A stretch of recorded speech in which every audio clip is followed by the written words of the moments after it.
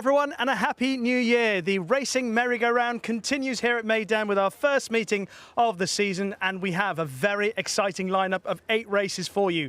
The 2 big races are quality contests all the way through. The Dubai Stakes featuring last year's Dubai Golden Shaheen winner Dark Saffron, but he's got to get back on track after a very disappointing run last time out in the Al Gahood Sprint. 3 of the horses who finished ahead of him on that occasion line up again tonight. El Nasib and Colour Up, the 2 principals. And the other big race tonight is the Zabil Mile, and a horse who finished runner-up in it 12 months ago, Holloway Boy, is hoping to go one better this time around. His trainer Carl Burke has a couple of interesting runners tonight, and Holloway Boy will take a lot of beating, but it's a competitive race. Couloir runs for Simon and Ed Crisford, and there are 1 or 2 outsiders that we might mention a little bit later on when we chat about the race that I think might run okay. We are set for a fabulous night, as we say, the first one of 2026 here at Meydan. It's time to get all the details with the big man, Pat Comerford. The New Year's meeting sees a familiar face return in the first event. It's Arabian Lights. The former Meydan winner makes his way back to the UAE, looking for another Dubai win. Richard Spencer's going to have a busy race 3, 4 for the stable, and Run Boy Run for George Wood looks the pick of the lot.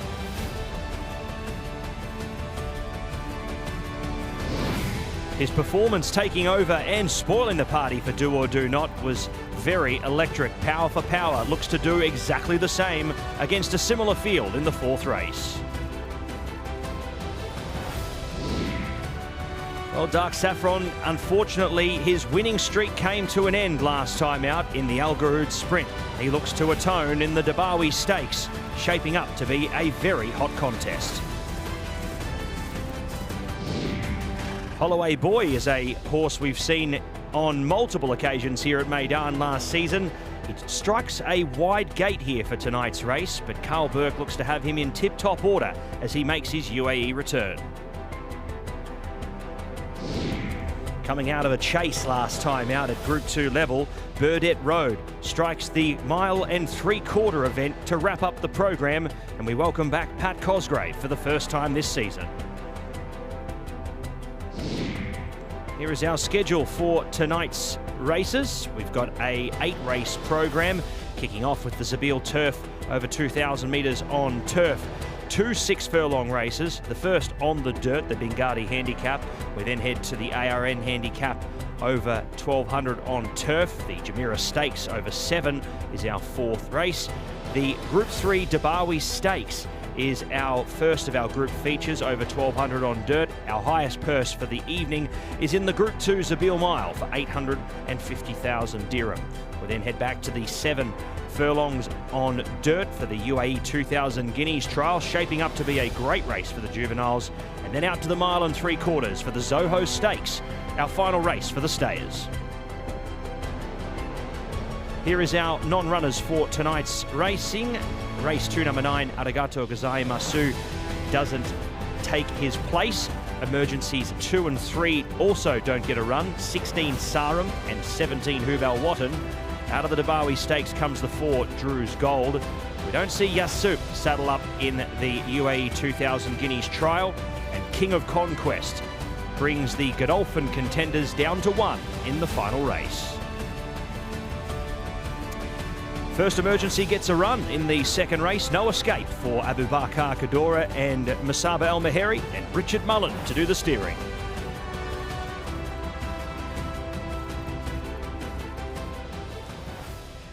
Yes, I'm delighted to be alongside Pat Comerford. First of all, to say Happy New Year and how exciting it is to start the new year with a fantastic race card. Yeah, thank you, Rishi. It's great to be here with you, and yeah, Happy New Year to you as well. It's a fantastic card. I mean, we've got 8 races as opposed to 9 here, but quality from start to finish, and competitive fields as well. It's it's a sign of the times of we really start to see that racing ramp up and take it to another level once we get into the new year period. And I mean, Dubai World Cup's going to be around the corner, quicker than we know it here. It's it's a nice little card to start the 2026 season, and yeah, really excited for this for this first race as well. I mean, it's action from literally from the first event. So it's it's a really nice card. Well, let's get into it straight away. The first race, as Pat says, the Zabeel Turf. It's over 10 furlongs, 2,000 metres, and it's a really competitive lineup. Charlie Appleby determined to win this race. He's coming out with a big team here: Arabian Light, Bedouin Prince, King's Charter, Alpine Train, all representing the boys in blue. A really intriguing contender for Hamid Al Jahani and Archivist. Move on to the next page, and there's some well-known names, the likes of Sean. He's back. Like I say all the time, Pat, how can there be a race meeting here at Meydan without Big Sean? Anyway, whether he'll get his head in front or not, it's another question, because it does appear that Charlie Appleby holds all the aces, and maybe he does with Arabian Light, who seems to be the choice of William Buick, but he's got an awkward draw.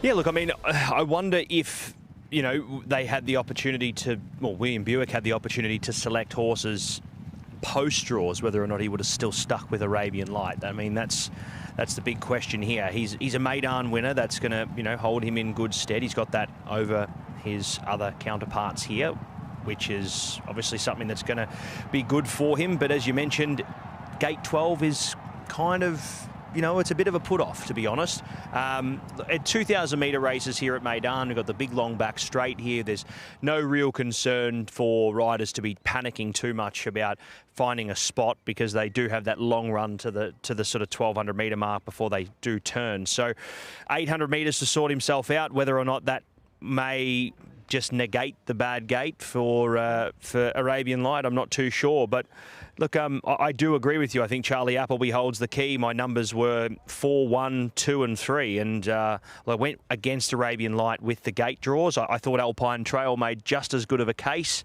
and Gate 1's going to see him go forward. Look, his listed performance and win at Newmarket was quite electric, and the best part is he will use the Gate 1 because he will go forward. So Alpine Trail gets an opportunity to find a pretty soft lead here in the event, and loses no admirers with Danny Tudhope jumping on board. I think you're right. Charlie Appleby has dominated, as he always does, the turf races here at Meydan as the season has progressed, and the likelihood is that the winner will come from one of those four. I like Alpine Trail as well. The other horse that I wanted to mention is Archivist, who was really progressive for William Haggas in the UK. He's been purchased by Wathnan Racing. He's got a very good draw in too. The only question mark I had about him is whether he truly stays 10 furlongs. He had every chance to win what was a very tough race last time out, admittedly back in July. He was very progressive. He's got a lovely pedigree. If he does eventually strengthen up and stay the trip, he would be a big danger for me. For sure. I mean, he's definitely got to be given respect. Will Scarlett as well is another interesting addition to the race. I mean, and there are other horses here who have won Meydan races already, albeit potentially a couple on the dirt. So, look, it makes for an interesting race. I'm siding with Alpine Trail here in the first. I'm thinking from Gate 1, he's going to get all the luck in running here. And, well, Arabian Light has to be good to beat him, has to come past him as well from the turn. And in fairness, he has probably also have had to improve a little bit from what we showed that win over Sean at Meydan last season. Okay, that's a look at race 1. Let's move on to race 2, the first of the day on the dirt. And this is the Bengati Developers, 1,200 metres the distance, and the field headed by Don Pacifico, Simon and Ed Crisford and William Buick, Lafarty, Welcome Dream columnist. A few of these obviously have met just recently. Moving on to the next page, and again, very familiar names. Smart System, no Arigato Gozaimasu, as you heard from Pat earlier on, but the likes of Royal Correspondent, who's run well, Action Point, No Escape, completing the lineup. Let's have a look at Welcome Dream beating Don Pacifico, Sir Harmony and Roadblock. Is this the key piece of form for this race? Look, I think you've got to say that, you know, considering that we've got multiple runners coming out of here, and you'd expect improvement from all of these, that this is one of the main replays that you'd be looking at for this event. Welcome Dream, I mean, it was a horror run for him last season with Doug Watson. He won that first up race, and I think honestly he probably should have won more races last season. He just had that bad run of obviously the bad luck with the false start, and then horses busting through the gates as well. So, you know, it wasn't really a good run. But look, he's hit the ground running here with a win this season. And look, it wouldn't shock me to see Welcome Dream run a really good race here again. Don Pacifico, Crisfords have been absolutely slaughtered by bad gates here tonight. It's unfortunately brought a few of their chances down a couple of pegs where you would have expected had they drawn gates to be sort of picking up 2 or 3 winners tonight, but you just don't know from these wide draws, especially on the dirt and over 1,200 metres. I mean, that is well and truly you've drawn the car park, so makes it hard for Don Pacifico to really get into this race. I've gone a bit different here, Rishi. Okay. I've gone with a maidener in this event in Royal Correspondent. Against some tough, hardened horses. I'm going with, obviously, Welcome Dream, different horse, 4 connections. Muzahim, unfortunately, brought him undone last time out, Royal Correspondent. Yeah. But I think drawing the inside, Kieran Schumacher's on board. I think he's a great booking for this horse. He will go forward. And I just like the manner in which he gave a nice kick towards the back of his races. He's a horse that doesn't lay down too easy, and I think that's going to hold him in good stead where a lot of his major competitors have drawn wide. It makes it a race where he's got less threats, and I know he's probably rated out of it a little bit with a couple of these horses well into the high 80s, but I mean he's a really nice horse, and I'm surprised he hasn't won a race yet. And I think if he takes improvement off that run behind Muzahim last time out where he was only just beaten, he could be giving a sight here. I've made him my value, so I think he's a real good top 3 contender, but I'd love to see him come out and win. I've gone a bit rogue in the second race with my top pick. I can see that. He ran so well last time out, as you said, behind Muzahim, and prior to that, obviously the run at Jebel at the end of November, not so good, but the 2 before that, showing plenty of speed to suggest the position in stall 2 can be utilised to huge advantage. I'm hoping that with a better draw, Welcome Dream can hold off Don Pacifico again with Tigo Shea and Bhupat Sima, who, as often we say it, could have a very good night here at Meydan. Race 3 is the ARN Network, or Arabian Radio Network, turf race over 1,200 metres. And this is so competitive. Cracking field. Probably one of the most competitive races I can remember. Probably one of the more exciting races. I'm one of the ones I'm most excited for on the card. There are so many angles here, aren't they? Richard Spencer and Phil Cunningham have got 4 runners in this race. 2 Tribes, Run Boy Run, Twilight Calls, and Right Here, Right Now, amongst others. Yatarid, who won here last time out, Seeing Off, Right Here, Right Now, also in the field. Familiar names like Vespasian, Hazim, Rassas, all lining up for this really exciting race on the turf. Let's have a look at a race that will have no doubt a significant bearing. Yatarid just holds off Right Here, Right Now. Hazim back in 3rd, Rassas and Vespasian also in the field. I remember you calling this race. I really fancied Right Here, Right Now, and I thought he was coming to win the race. I feel like you did as well in the call. If you're looking at it in running, you would have thought he was coming home with a wet sail. It was just, I think, the fact that he got there so soon up to Yatarid's eye line was probably the thing that unfortunately cost him. He didn't sort of let Yatarid sort of not have a time to respond, and that was what happened there. Yatarid saw the challenge, and that's what he needed, and he found a little bit more. So, look, he's got to be given a massive hope here again. Well, both of them, Right Here, Right Now, and also Yatarid. It's probably one of the main form lines from the race. I mean, you look at horses in that event who have got improvement in them. I'd say Yatarid definitely does. I mean, Right Here, Right Now had the disadvantage of being first time down the straight. Now he's had a look at the track and experienced night racing at Meydan under the big lights. It's probably only going to aid his chances as well. So there are multiple form lines you can look into, and I mean, we go back to the race as well with Cover Up winning that 1,000-metre race. We're seeing horses come out of that too that will only be aided by the extra 200 metres. So it's an absolute just a bowl full of different form lines to assess, and it's so many hypotheticals. Well, let's have a look at a couple extra bits of form. And first of all, the Air Gold Cup in the UK, in which Run Boy Run wins. It was a remarkable day of success for Phil Cunningham and Richard Spencer, and continuing their season of success in these types of races. Run Boy Run's here, 2 Tribes who'd won a couple of big races for them as well, and Twilight Calls, who's been A horse who at one point it looked as if his best was past him, but actually he runs really well over on the far side, even though he doesn't quite get involved. Run Boy Run, Two Tribes and Twilight Calls. You can make a case for all three of them here. There's 16 across the track there. That is as a race caller, that is potentially the most scary sight I've ever seen there. You would not know where to look, but You'd be fine, Pat, trust me. I think we'll be okay. But look, he's another great addition to this race, and I think of the horses for Richard Spencer, he's probably the one that you've got to give the most respect to, just with that form and those lead up races. So look, I think he's a welcoming addition to this race, and I mean, you thought right there, right now's run was probably was good. He's now got to deal with another threat, and that's his stablemate. So, look, I mean, very excited to have him in the race too. I wanted to mention one other horse, and that's because it involves Charlie Appleby and William Buick, and that, of course, is Indian Springs, who... He's clearly got more improvement to come. He's only had 4 starts.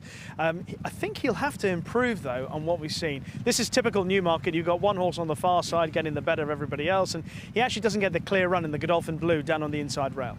Yeah, look, he's another great addition to the race. It's good to see Godolphin inclusion in the event. I see that he's shorter than even money on the international market, and I think he's got, from what we've seen, he's probably got to improve a little bit to be winning this race, to be honest. I didn't have him anywhere near as short as he was. I had him in the market as a potential top 3, top 4 in the market, but I mean that's just the weight of obviously Godolphin statistics here at Meydan. That just draws people to not really, and bookmakers overseas, to not really want to be putting too much meat on the bone there for people to get involved with. So look, I mean, I considered Indian Springs, but again, I could have him absolutely nowhere near the price that he is at the moment overseas. I went with Araby here in this race. Okay. UAE owned and makes its way out here. I think the statistics and the strength of Carl Burke's horses when he travels them is amazing. This horse has done his best work overseas when travelling, and as a result, I wouldn't expect him to be needing the run here for this upcoming race. Sam James jumps aboard. He's been on this horse only once for its first career start, so he has sat on the horse before in a race. But look, I mean, this runner just seems like he will suit the 1200 metres here at Meydan quite well. And look, to be honest with you, when I sort of priced this market up, I had him as at about a 4 or 5 to 1 shot, and he's opened up 17 to 1 overseas. So he's nearly triple those odds. And for top 3 players, he's actually the price that I thought he was to win. You can get for him to run top 3. So, I mean, I think Araby is well over the odds here in this race. And as you said, it's a very competitive event. You couldn't be stepping into anything here or tipping anything on top with a great deal of confidence. But look, I think Araby is definitely over the odds overseas. And I'd like to see him come out and win. I think he's a really nice horse, the son of Dandy Man, and he draws well in 3. Yeah, very smart 2-year-old. Not quite so good at 3 still. Some useful bits of form, but quite often you see when they've had that 3-year-old season, they come back better at 4. The 2 horses I liked against everybody else, both from Masaba Al-Mahiri's stable, Rabah and Hassim. I think there'll be a lot of pace in this race. I'm just worried about Rabah being quite as effective over 1200 metres as he is over 5. I feel he was idling down at the back end of that race last start. So, and cover up nailed him late on. The other one was Hassim, who finished behind the couple of principals we mentioned, Yatarin and Right Here, Right Now, where he had to just be checked in the run, and he was finishing off strongly. I'm hoping they go really fast in this race, and he's going to be one of the... He is so consistent. I mean, he always runs a good race. He always gives them a start, but he'll be rattling home, that's for sure. I hope he's rattling home well enough. Richie Mullen, you know what to do. That's Hassim. Race 4, let's move on and talk about the Jumeirah Stakes. It's over 1,400 metres on the turf, and again, some really good horses on show here. Charlie Appleby's got 2 really interesting runners in Catullus. William Buick seemingly choosing this horse, who's got another horrid draw in 14. But Trianmore, who was hugely impressive first time out in his career last year, he is drawn in 3 under Billy Loughnane, who's broken the modern day record for most number of wins in a calendar year in the UK. Not the overall record, the mighty Sir Gordon Richards still holds that. Let's move on and see some other horses that are lining up here. Ishtiar Kaido, Start Me Up, actually an interesting runner for Richard Spencer, Zumbizi, Callahan and Hanem. Let's have a look at Power for Power getting the better of Do or Do Not. I mean, Do or Do Not Pat, you know, he is obviously a very talented horse, and I think things went just about right until the last 50 yards. Yeah, look, I mean, I think he gets himself beat, to be honest. I mean, this is why he's a horse. Start me up, nearly unseating, by the way. Yeah, exactly. I mean, George Wood did a very good job to stay on board. I mean, he's got all the attributes of a horse that, you know, is going to go on and win some great races. I just don't think the pennies drop with him. And I said in the preview with Racing TV that if he just can win a race, I wouldn't be shocked to see him string 2 or 3 together in quick succession. It's just, you know, it just hasn't all fallen into place with him. And I know he's heading to Australia after this campaign, so, you know, they're going to want to see a great deal of maturity come out of him in this trip. They probably want to see him win a race as well, and, you know, shake out a few of those cobwebs before he makes his way down to hopefully target some nice races down there. So interested to see how Do or Do Not goes. I mean, Power for Power was amazing. Got checked at the start of the race and was still able to rattle over the top and win. It was an amazing thing. So I mean, you've got to give him plenty of respect. The wide draw won't be a concern. You'd say he'll be going back to the end of the field as well. There are so many unexposed horses here, as you know. I wanted to mention Trianmore before we talk about the 2 Appleby runners. Trianmore, as a 2-year-old, on his first start, he thumped his field. Now, it's not the strongest form, but Start Me Up was in there, and he was miles behind, and Trianmore was running away from them at the line. It meant that he went to Royal Ascot with huge hopes in the Chesham Stakes. He disappointed on that occasion. But the lead up to the race and the way he won had everyone talking about Trianmore in the UK as a potential superstar in waiting. And he's coming back, but not with William Buick on board. Well, this is the thing. I mean, this was one of the races where I looked at it. I'd had nothing really splitting these two. And again, I probably could look at this and go, William Buick would have picked Trianmore if he knew the draws. I actually picked Trianmore over the top in my selections of Catalyst for the simple fact that I think there's nothing between the two of them, and it wouldn't shock me to see him go, well, he's going to get a much more conservative run from the gate. I didn't put either of the Appleby runners on top, but I put Trianmore above Catalyst. Well, let's have a look at Catalyst. He's also up against Northern Champion in this race. This is the Tattersall Stakes at Newmarket, a race that threw up a very smart winner in Distant Storm, who looks like he could be a smart 3-year-old for the season ahead, and actually was well fancied for the Dewhurst Stakes at Newmarket. But Catalyst has had every chance. He's got some really good bits of form to his name. I mean, he cruised home to win at Yarmouth back in August after running Publish, beating Publish, who's a very talented hero. So his form is pretty strong, probably the best in the race, I'd say. I think his form is far superior to quite a few of these in the race. Again, it's just that age-old thing of 1,400 metres here at Meydan on the turf. It's such a short run into that first bend, and when you're drawn wide out, you've almost got to just sort of, I guess, take it there and say, you know what, I'm going to be 3 deep the trip. There's just no way I can get in unless you absolutely ping the lids and get across. And not even the fastest horses I've seen get across in recent seasons here. You've got to jump at least a couple of lengths clear of anything else, or you've got to go right back to the end. So I mean, just makes it very hard for him here in this race. I say he's got the best one. I mean, it's fair to say Do or Do Not, with the runs behind like Zavateri, etc., also matches him at least.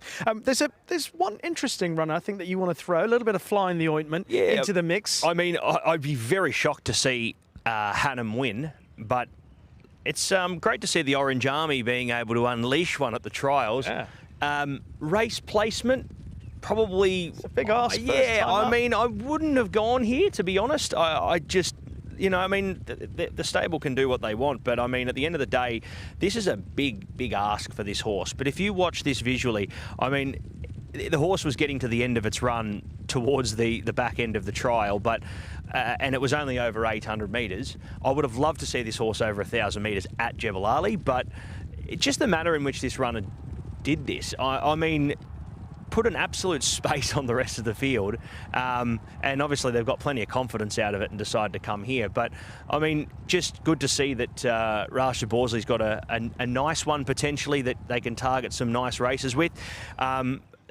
Is this the right starting point? Probably not, but I mean, it was very good to see the stable have a nice speedy type that they probably can probably find after this start tackling some, I guess, more suitable races in weeks to come. Well, thanks for highlighting it, because that was very impressive. When I was told that this was going to be included, I had a look at the race. Wow, what's that? Yeah, no, it's rocket out in front. I mean, it's the hard thing as well. It's on the turf as well. I mean, the trial was on the dirt. There's so many unknowns. But I mean, if we see Hannum take off and goes 10 lengths clear here, on that form, I'd say for potentially 700 or 800 metres of the race, we might see this 3-year-old filly well in front, and I'd say we'll be getting swallowed up pretty quickly, but we'll give a side, I'd say. Well, an exciting element added to race 4.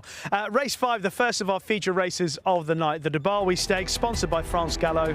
It's over 1,200 metres. It's worth 700,000 dirhams. The non-runner here is Drew's Gold, but 6 horses, all quality. Dark Saffron, the Golden Shaheen winner. Mufasa, compared to Tuz in some quarters. El Nasib, Colour Up, Apollo 1, and Pontos. Now, we're going to show you the Al Gahood Sprint. And Dark Saffron, from the start, Pat, things just did not work out. Look at stall 6, bangs his head coming out the gates, and his race chances in trouble straight away.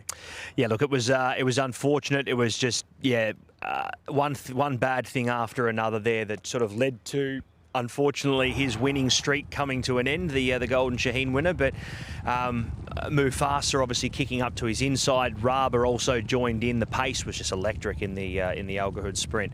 Now, take out the headbutt up onto the gates, which obviously was unfortunate. I mean, I don't see this Dubawi Stakes being run much differently to what we hear tonight, because, I mean, okay, there was speed to his outside. Dark Saffron was probably brought undone as well by the fact that there was just so much pressure there. But all you need to do in this race is, even if Mufasa's ridden more neutral, replace Mufasa in this situation with Pontos, who is going to sit to his outside, and he's going to absolutely burn the candle at both ends, or try to at least, and he's going to be a pain in the neck for Dark Saffron if he wants to try and take an uncontested lead here in the race. As a result, with Pontos in the race, Dark Saffron, they don't even need Mufasa to run into the equation. It's going to rally. It's going to be horses like El Nasib and Colour Up in this race, who we saw, back markers, relishing this race and relishing the pace that's been put into the race early.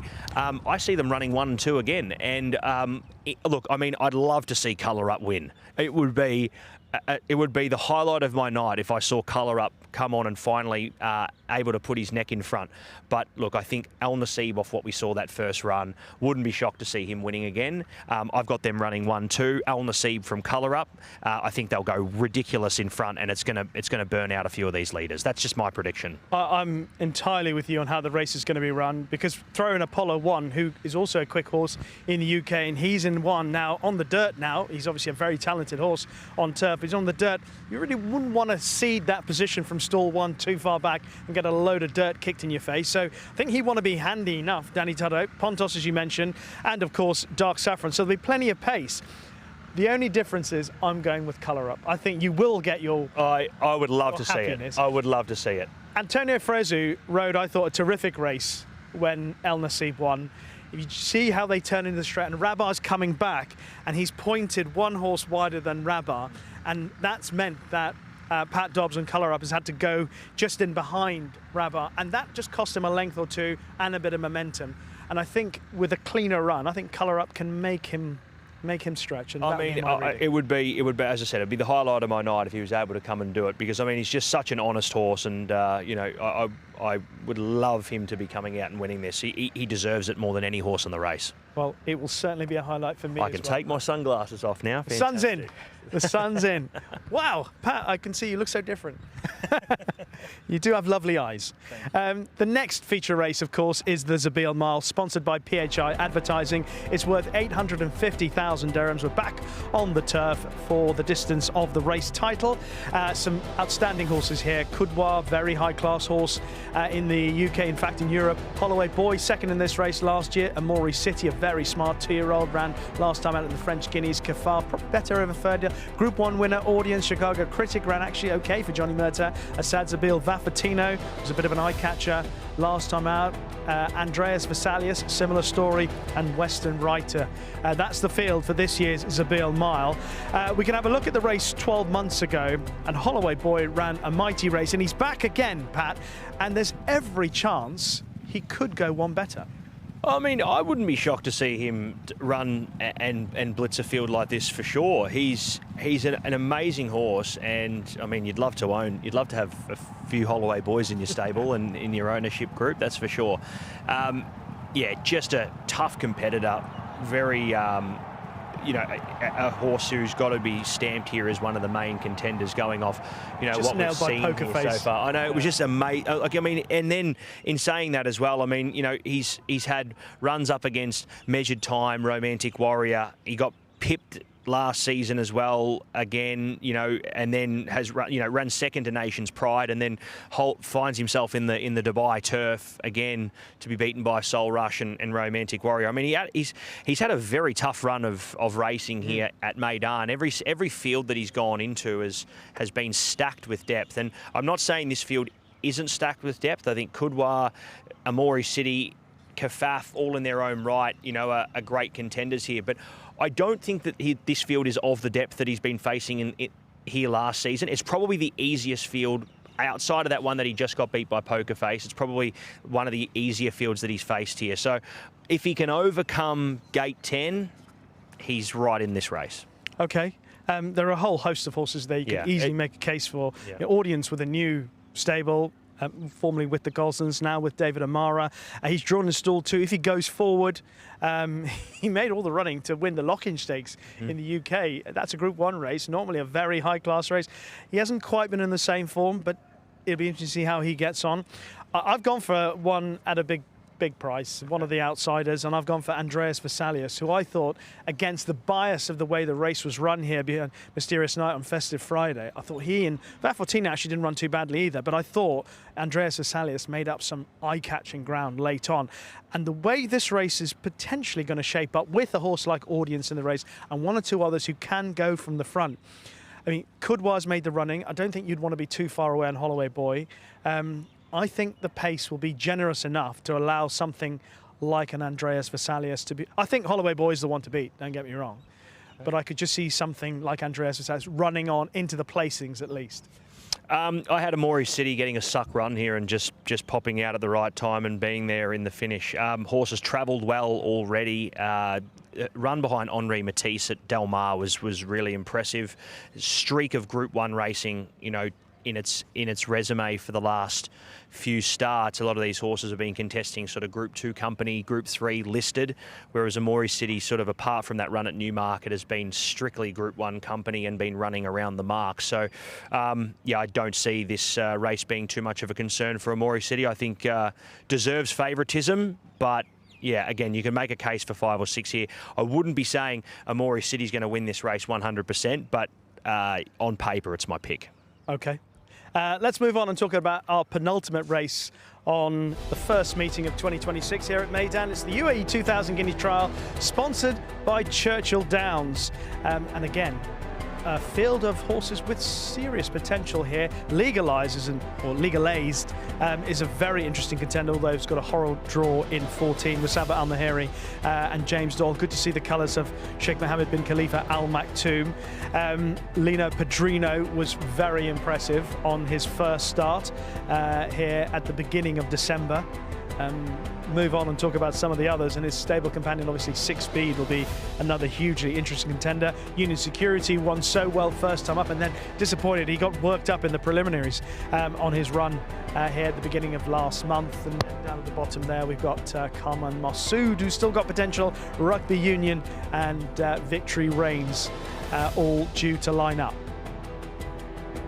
Let's have a look at 6 Speed first of all, beating Masood, Al Kawanij and Union Security here. And I mentioned Union Security. I think he ran his race before the off. Nonetheless, this was a good step forward for 6 Speed. It was. It was good to see him come out and win. I mean, he took massive improvement from just that experience at the races the first time. He again had to battle a wide draw here and was able to come out on top regardless. Nice horse, but as you can see here, getting to the end of his run, and I think 1,400 metres in a race that's going to be, I guess, a little bit more crowded at the front end, yes, is going to make it a little bit more difficult for him to be, finding the winning post first here without a few horses around him. So, I mean, if he's able to absorb that pressure and deliver on the back end, I mean, 6 speed's a logical chance in this event. But a lot of these horses in this race are probably going to see their best come out at 1,400 metres and are potentially looking for a little bit more towards the mile. And if it's a grueling race, they're going to come to the fore in this event. Not a horse who's probably a 1,200 to 1,400 metre specialist. So getting to the end of his distance range, 6 speed, and that was why I've got him in the numbers, but I was against him. I didn't have him on top. Okay, then what about his stable companion, Lino Padrino, seemingly the choice of Tiger Shea? How impressed were you by this performance? Very impressed. Visibly in its racing, mid-race, a very lazy horse. Doesn't have a tendency to do anything more than required, but had to sit 3 deep parked here for a fair while of the race, and then when asked for an effort, just a sustained gallop for about 1,100 metres on the dirt and put this to bed quite impressively. I think with gate 2 and a more economical run in transit, although the horse was probably getting to the end of his run, I mean, he may as well have run 1,600 metres in this 1,400 metre contest. So he's screaming for a mile. He's going to, with his fitness now that he's going to get from this race, he's going to see this 1,400 metres out a lot better than he did last time out. He's my nap for the night, Lino Padrino. I expect him to... because he doesn't have to lead. He can sit behind them. He's very versatile in what we saw, because he didn't get the lead last time out, but was able to, you know, he's a press button horse, and that's going to see him held in good stead. I'm not going to knock Legalized, which has got to carry the extra weight here, 62 kilos. Very impressive victories in his South American runs. So very excited to see how he'll go.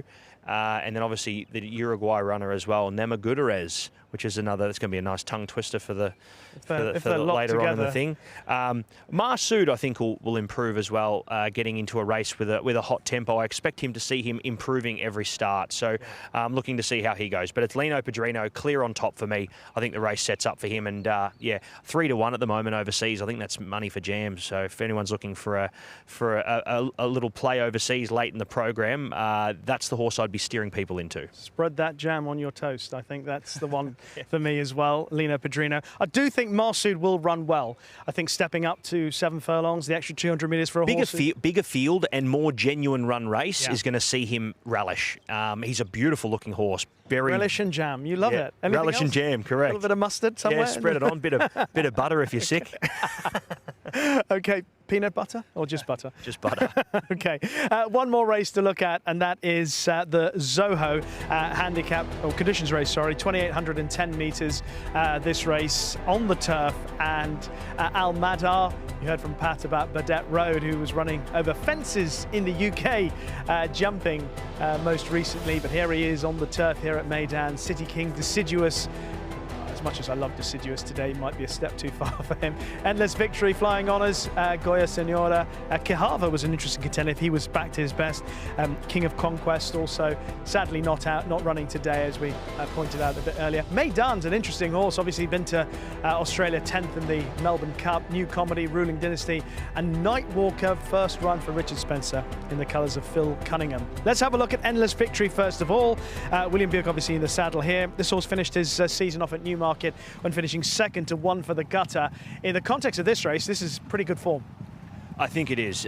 He's been very well placed for this, and I expect to see him, you know, tackling, you know, that sort of this series of races over these distances. I mean, he's probably the horse that Godolphin have got in their arsenal to sort of head towards and hopefully pick a fair few of these races off. Yeah, he's just a grinding stayer, isn't he? So I mean, that's gonna really help him in here. These races have a tendency to be quite stop-start. You know, riders sort of looking around to try and figure out who's going to pull the trigger first. But he seems to be very adaptable, Endless Victory, and it wouldn't shock me to see him in the finish for sure. I love his attitude as well. When he's under pressure, he drops his head, neck stretched fully out, giving his absolute best. So I'm sure William Buick will want to make sure that his ability to see out this trip is utilised. I quite like the look of Nightwalker in this race myself, Pat. This is a horse who at one point was a Derby contender in the UK. He was with Sir Michael Stout as a 2-year-old, went to the Gosden team. It's taken him a while to really settle into his stride, really, for them. But he's shown promise. And I thought he ran a cracking race at Ascot on his most recent run when stepped up to this sort of trip. And I thought from stall 2, if he's able to take a handy position under Saffie Osborne, I could see him playing a significant role here.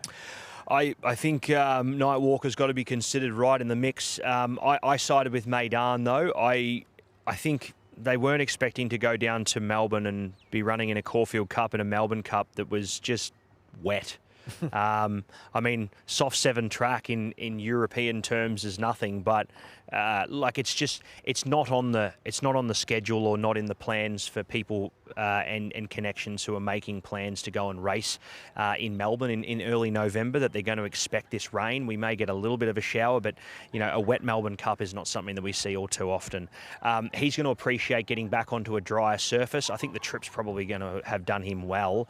Reports from the stable are he's in fine order, and yeah, I think with a nice ride here from James Doyle, I can expect to see him in the race as well, fighting out the finish. So, yeah, Meydan on top for me here, but I found it was an open enough race. There's certainly about 4 or 5 horses in this race that have got a good chance of winning.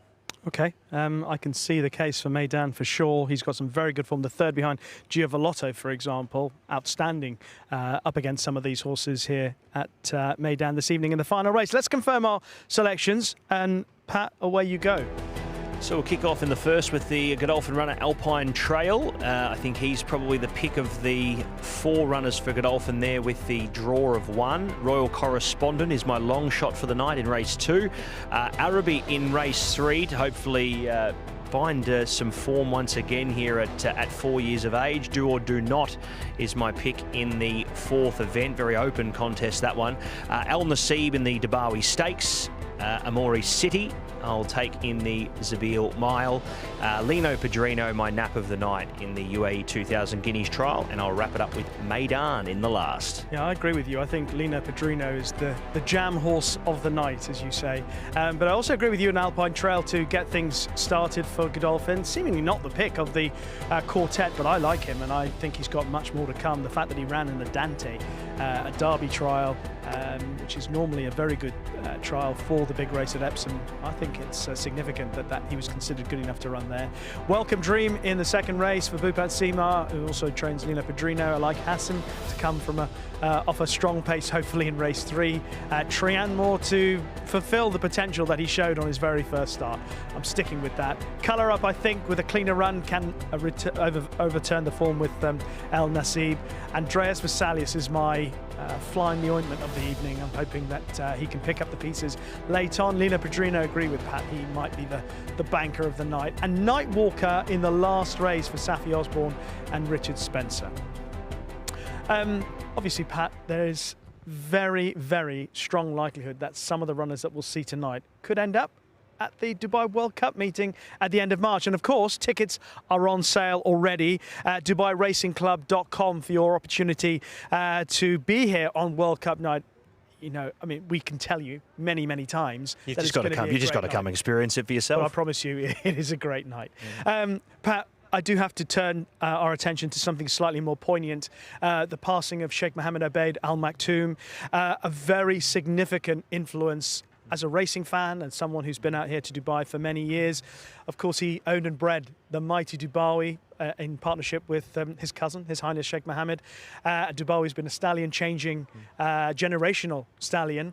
But apart from that, it's the success around the world, those famous colours, those yellow with the black spots. Racing fans all over the world. You're from Australia, even in Australia, to America, all over Europe, a significant memory that is going to be left behind. Amazing man, and a wonderful contributor to, not, as you said, not only racing here in the UAE, but racing around the world. And as you mentioned, I mean, without a fight, victories in Australia will be considered, you know, of the modern era, one of some of the most exciting Caulfield Cup and Melbourne Cup victories. So, you know, he's a man who puts so much into the sport, and you know, and obviously he will be remembered by many for his contribution, and you know, obviously his assistance in keeping this wonderful sport going in not only here but many places around the world by being such a great contributor. And it's been such a long time as well. We've enjoyed seeing his colours carry to victory, as we say, in so many great races around the world. So we'll take this opportunity to pay our own tribute to the late Sheikh Mohammed Obaid Al Maktoum.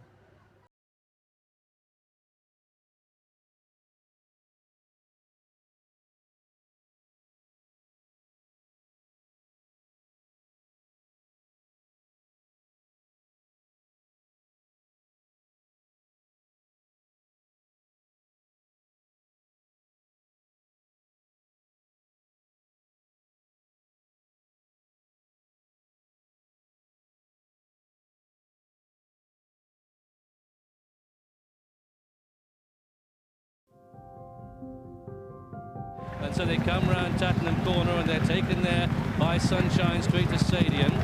Back in third is Greek Dance, Gulland angling out. Here comes Cape Verde, but ridden along. Behind these come City Honours and Saratoga Springs and High Rise. And still the rank outsider has the call in the Vodafone Derby, and it's Sunshine Street in the lead. City Honours with a run. Here on the outside, the yellow jacket, High Rise, sees daylight and Olivier Pellier. Could he claim his first derby? He's come to pass City Honours. The outside of Sunshine Street, the rails. They're inside the final furlong. And it's the white cap City Honours, the yellow colours High Rise. And these two are the battlers as they race inside the last 150 yards. It's High Rise who's edging on. And High Rise, City Honours fights back on the line. And it's High Rise, City Honours 1 and 2. Highland Reel on the rail. Galo chopped the outside with Postponed, peeling 3 deep, about to give chase to them. One and only on the fence behind the speed, then Sheikh Zayed Road. Duramente on the outside, and Darien. Postponed went up to Highland Reel in the straight, and Postponed ran to the front, passing the 300 metres mark from Highland Reel. Duramante's running on in the middle, but it's Postponed in front with 150 metres left to go. Duramante's giving chase, but he can't make up any ground on Postponed, and Postponed is too good. Postponed wins the Dubai Shima Classic. Heading down into the most famous bend in the world of horse racing, Tattenham Corner. Communique round the inside of Salouin. They've got a good gallop here. Old Persian in third goes well, followed by Cypress Creek. Marmello towards the outside. Defoe is running on behind these. Then Kew Gardens, and they're chased by Mirando. And out the back is Lati Dar. It's Communique and Salouin. These two head and head, chased hard by Marmello and Old Persian, and Kew Gardens running on very strongly down the outside. Defoe on the inside. Kew Gardens is coming through to challenge Salouin and Communique, and Defoe getting through up the inside the grey. Kew Gardens from Defoe inside the final furlong. Kew Gardens just in front, but Defoe is running on very strongly on the far side and beginning to get up here in the hands of Andrea Azzini, and Defoe won the Coronation Cup.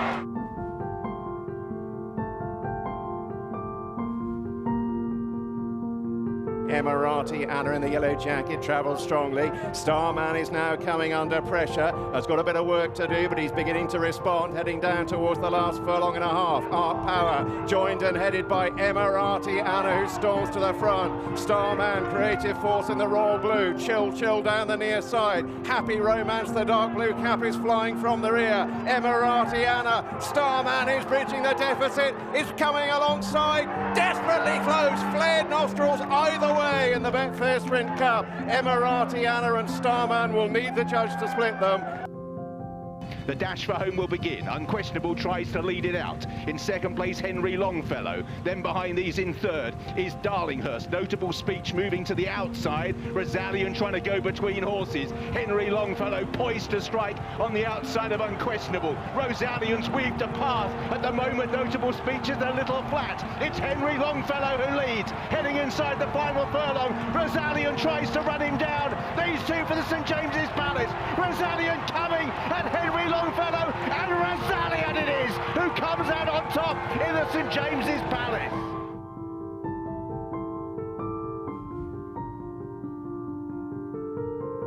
They're racing down inside the final quarter of a mile. It is Sherrin over on the far side with Starlock. All is now beginning to lose ground, making ground just over on the far side. But it's Innis Sherrin and Tom Eves who have got the lead on the near side. Kind of Blue now begins to rally once again, having a flat spot, but out in front it is Innis Sherrin, clear by 2.5 lengths on the run to line, and it will be Innis Sherrin in the Commonwealth Cup. Into the the straight in the Lexus Melbourne Cup. And here's Vauban on the outside of Future History and Vow and Declare between them. Absurd is also chiming in. 400 metres to go. It's Absurd moving up on the outside for Zach Purden. A length in front, but without a fight, is running on right down the centre of the track. Without a fight up to Absurd, Vow and Declare and Shiraz the bolter. It's without a fight. 100 metres to go. 2 or 3 lengths in front, coming away from Shiraz and also Sulcombe. Without a fight, Mark Zara, a Melbourne Cup champion, wins it by 2 lengths.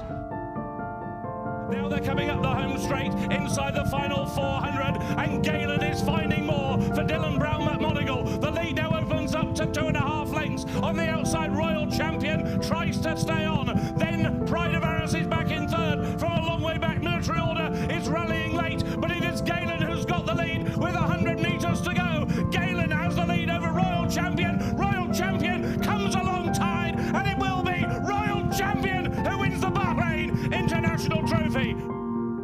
Next in turn, Western Rider, Tamburrata, El Patriota, Ezunico, Bright Melody, Sandonato, Sean and Marshall Plan still the whipper-inner as they straighten here in the Zabeel Mile of 2024. And up on the outside, Real World takes over. In crowd gets his run. Marban shooting through on the inside. And up there as well, deeper out, Tamburrata along with El Patriota. Thrilling finish. Here's Sandonato on the inside, storming through for Pat Dobbs. Sandonato claiming Marban and also El Patriota and Sandonato Zabeel Mile. Sandonato a weaving passage, a 10 out of 10 ride by Pat Dobbs, and he takes the Group 2. Racing out of the dip with a furlong to go. Opera Ballet's off the bridle. Here comes Zeus Olympios now beginning to take aim. And now he's hit the front, racing inside the final half a furlong. And Zeus Olympios, he'll remain unbeaten. He strides away to win the Joel Stakes. They're racing down towards the final furlong and a half. Humidity joined and passed now by near-sided Bo Echo, who's grabbed the lead. Pacific Avenue, the grey, keeping on. Action trying to get rolling as well. Inside the final furlong, it's Bo Echo by length over Humidity. Action looking to get organised in third. Racing up to the line, though, it's Bo Echo. Looks like remaining unbeaten and do so in the Royal Lodge. Bo Echo the winner. Infantry has the lead. Inspiral on the left-hand side with Berkshire Shadow, then Modern Games, Angel Blur, Native Trail and Cash, and it's Triple Time who leads with 2 furlongs to go. Inspiral on the left-hand side, then Light Infantry, Modern Games and Chindit both trying to close. Triple Time at a big price still has the lead. Frankie Dettori on Inspiral throws down the challenge. Modern Games gets going, but it's late in the day. Inspiral over on the far side. Triple Time not lying down. The two of them have the Queen Anne between them. Triple Time back at Inspiral and gets up to win. What a gutsy success, Neil Cannon and Kevin Ryan.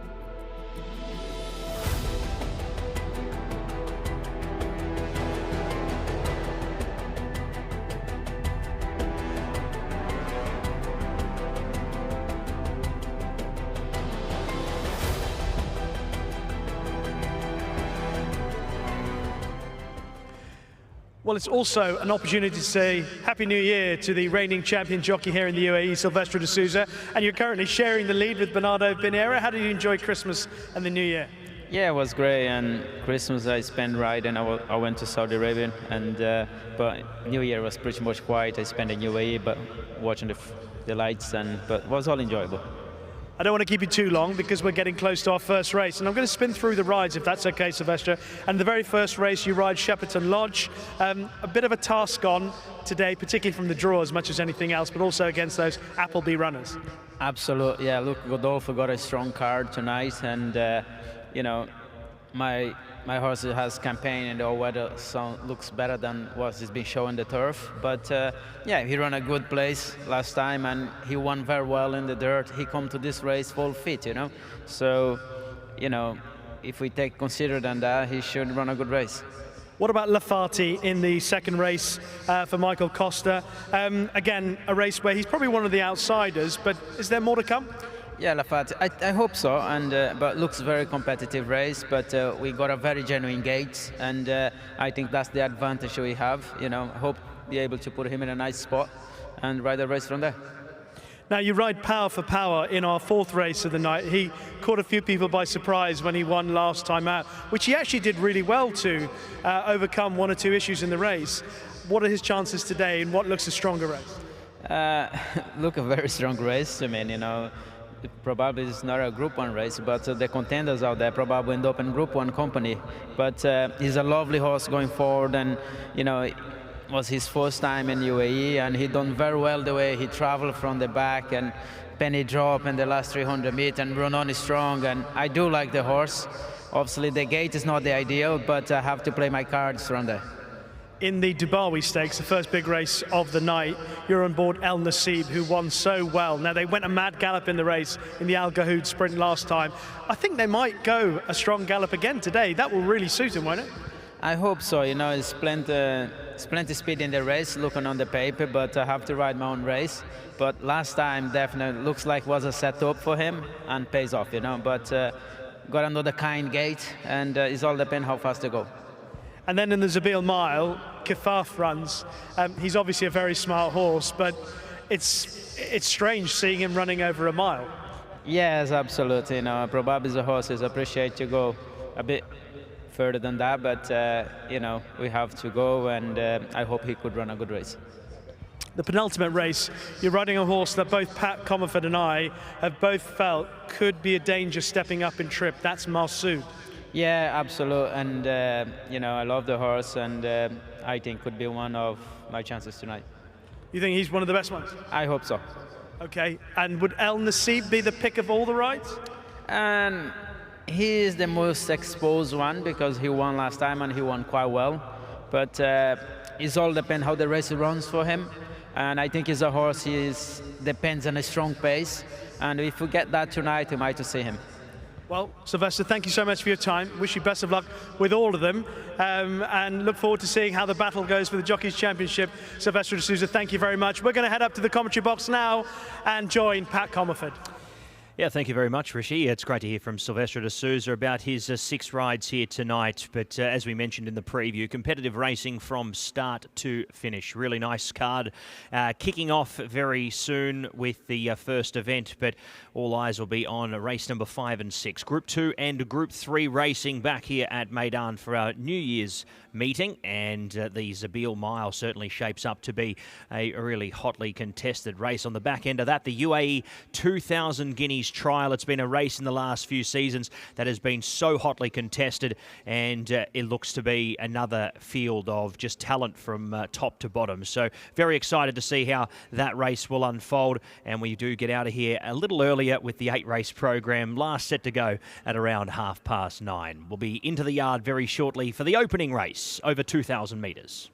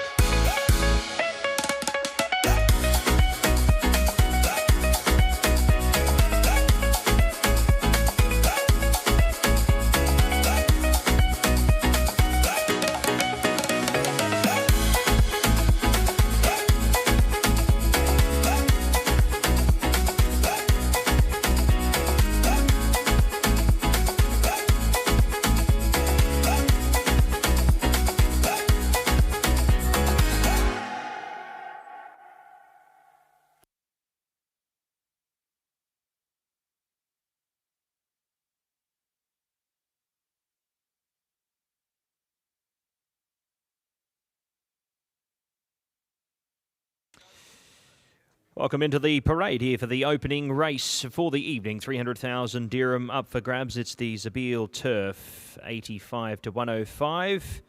We head into the parade as the runners make their way in.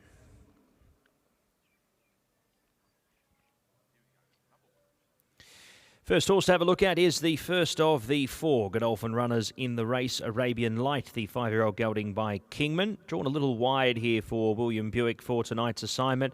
Comes in off the rating of a 105, carrying the 62 kilos. The three-time winner from 8 starts has his 9th career start here this evening. Number 2, Bedouin Prince. He'll spot the red cap here for Charlie Appleby and Billy Lofnan, 61.5 kilos, also off the rating of a 105. He's also drawn wide, gate 13 for tonight's assignment, yet to miss the top 2 in his 4 runs to date.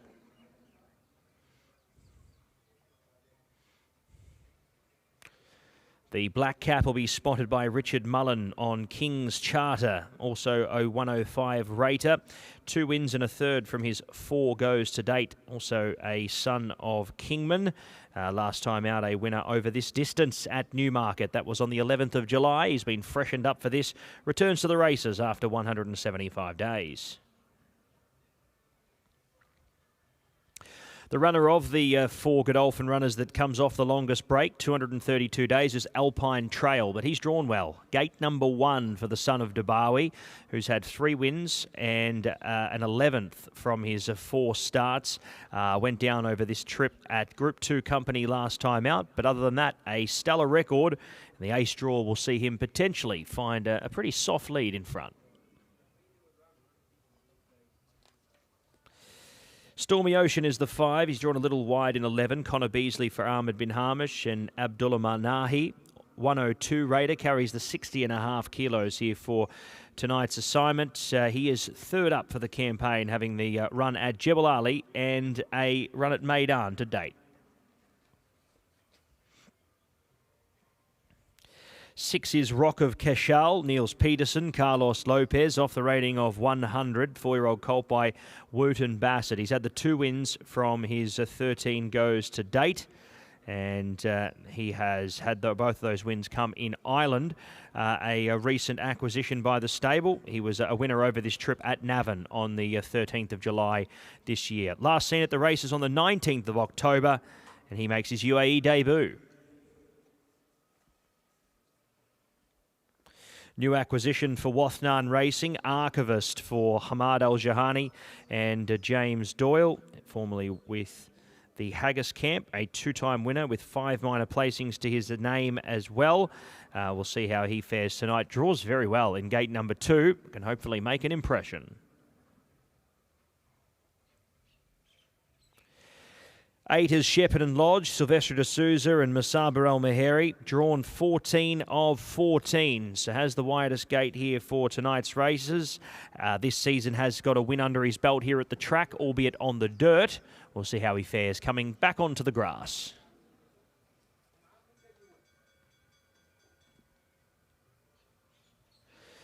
Former French galloper in Will Scarlett is a 5-year-old gelding by Massar. Pat Dobbs rides for Simon and Ed Crisford. 4 wins, 4 minors from 9 starts. Brings a good record from France. He comes over for his first run in the UAE. 10 is Dante's Lad, Pat Cosgrave. We welcome Pat Cosgrave back to the races here for the first time this season. For Ian Williams and Diva Racing, the son of Wooten Bassett, has had 3 wins and 3 minors from his 12 starts. Draws in 4. 4-year-old gelding is Jenny Lat Bright. He's a gelding by Birchwood. This one here for Miroslav Neslenik and Ray Dawson to do the riding here. 1 win and a second from his 8 starts to date. Hasn't accrued more than 100,000. He's probably the lowest earner in the field, but draws well in 3 and hopefully can improve on his first Meydan performance. This is his first run at Meydan, though, on the grass. He makes a switch of surfaces here. 12 is Green Triangle for Simon and Ed Crisford. Ardrey de Vries rides off the rating of 93. He had a win in June back over in the UK. Has had one run back here since then, was behind Silver Sword there running 7th. Hopefully he comes on from that race, the son of Glen Eagles. You'd say some improvement is expected.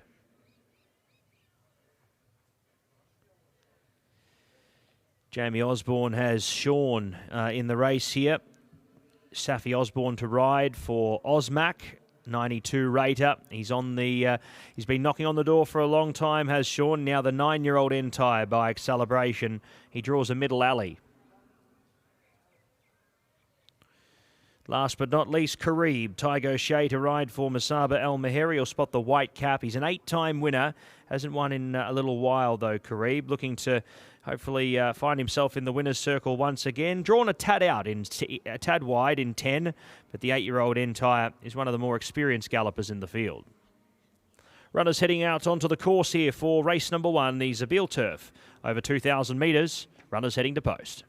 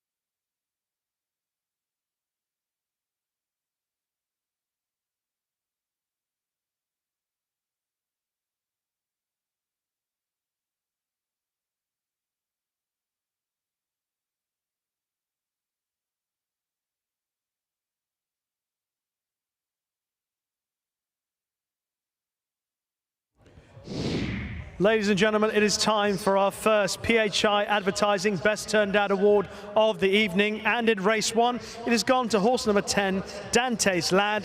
Dante's Lad is looked after by Fakr Uz Zaman, and he is currently in the winner's enclosure now, alongside Aliesa, the CEO of PHI Advertising. We thank him. We wish connections of Dante's Lad and Fakr Uz Zaman the best of luck in our opening race. Dante's Lad, the best turned out horse.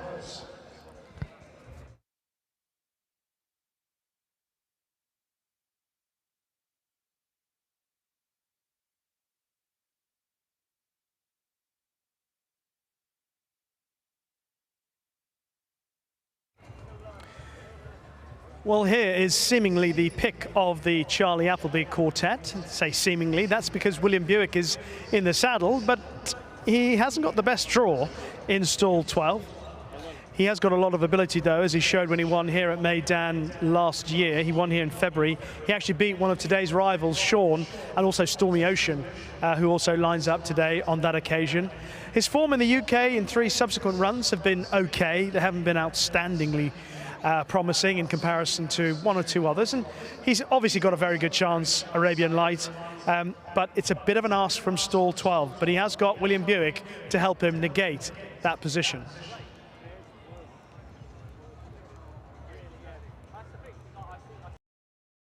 Well, his stable companion has got a slightly worse draw than Arabian Light, who's in 12, because Bedouin Prince, with the red cap on, is in stall 13. Billy Loughnane, who is, of course, now the jockey who has set a modern-day record in the UK for most number of wins in a season. That's the modern-day record.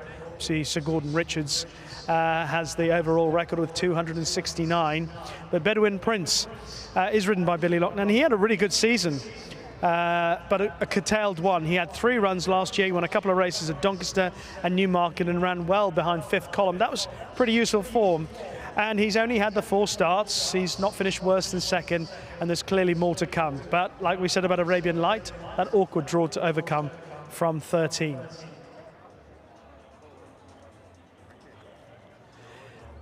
A really interesting contender here for Ahmed Al Jahani and Wathnan Racing is number 7, Archivist.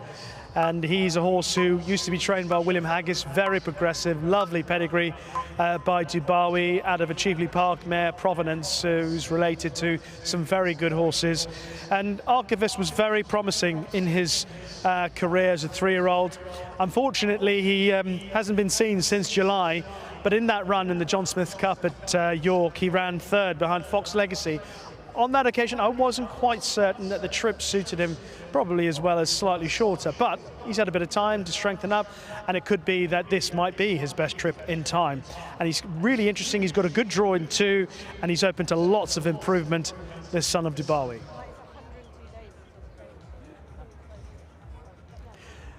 Another of the Godolphin contenders here for Charlie Appleby, this time ridden by Richard Mullen, is King's Charter. Again, another horse who's open to bundles of improvement. He's only had the 4 starts. He won his 2 most recent runs. One was at Doncaster in a novice race, and then he graduated into handicap company. William Buick was on board when he beat Mahaba Gayeth. Again, pretty useful form, but more is required. He has got a better draw than a couple of his stable companions, and it's just a question of just how much he has improved since we last saw him in July. They are starting to load up. Mentioned one other from the Appleby stable, the 4th of the Charlie Appleby Godolphin contenders, and that's Alpine Trail, who'll be going into stall number 1. Danny Tuddup is riding Alpine Trail. He's had 4 starts. He's won 3 of them. His only defeat came when he was stepped into the classic trial at York, the Dante Stakes, and unfortunately he was never able to show his best. He wasn't actually beaten that far, but it was a race I don't think that probably suited him that well, and also he hasn't been seen, so must have been an issue, and he returns here gelded. He's got a good draw in stall 1. He can go forward, so it wouldn't be a surprise to see him at or near the lead. So that's some of the principles for our opening race here, and what promises to be a fabulous night of racing, the first of the year here at Meydan. Let's head up to the commentary box and join Pat. Thank you, Rishi. Yeah, it's a cracking card of racing, and we kick off with a fantastic race here in the opener. Very hotly contested, and the 2,000 metres in play here. Runners are set to go. And away, racing now here in the opener from Meydan, and it's Carib, who was one of the first to show, with Bedouin Prince and deeper out Shepparton Lodge trying to overcome the wide draw. Archivist getting fizzed up on the inside, wants to go a lot faster. He's under a stranglehold here, trying to reef and tear for more rain up in front. Then came Alpine Trail, who's happy to sit in behind and get the box seat. Followed by Will Scarlett, then came Genelad Bright. Carib now back to about 7th or 8th. To his outside, Arabian Light forced to race wide. A length to Dante's Lad from Stormy Ocean. Then came Sean, Green Triangle, King of Cashel, King's Charter last. Inside the 1400 they go, and Archivist has eventually got his own way. Wanted to find the lead, and I don't think James Doyle had much to say about it. He wanted the lead, and he's got it clearly. A length and a half here to Shepparton Lodge, who's worked across from that wide draw to sit second. He's a length and a half off the leader. Third was Alpine Trail, and fourth Bedouin Prince. He's a little deep off the track. Will Scarlett keeping him 3 wide. Then came Genelat Bright, followed by Kareeb.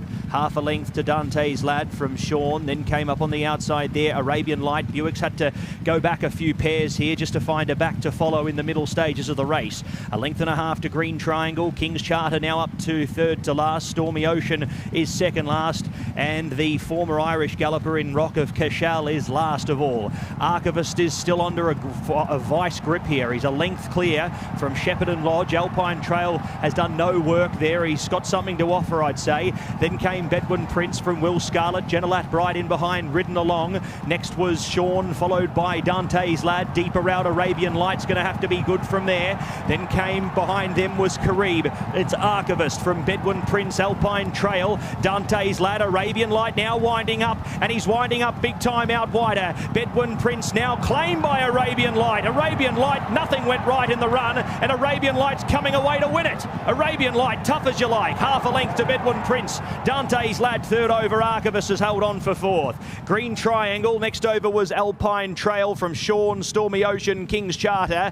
Then came King of Cashel, Rock of Cashel from Will Scarlett, Genelat Bright, Shepparton Lodge, and Kareeb, the last one home. That's a tough win. Forced to be 3 deep. And he was shuffled back a few pairs as well. I think he realised, William Buick, that he wasn't going to be having to win the race and wasn't going to be able to win the race being 3 deep and parked without cover. Very, very good decision to head back in the field, back the horse to reel them in, and didn't he ever? Arabian Light goes on to win here, and that is a very impressive performance in the Zabeel Turf, sponsored by Bingati. Numbers 1, 2, 10. I think you'll see the 7 hold on for fourth here. We'll confirm that shortly. Archivist and Green Triangle came down to the line together. Green Triangle's actually ended up getting it in the photo. 1, 2, 10 and 12. 1, 2, 10 and 12. Arabian Light, your winner, 201.1.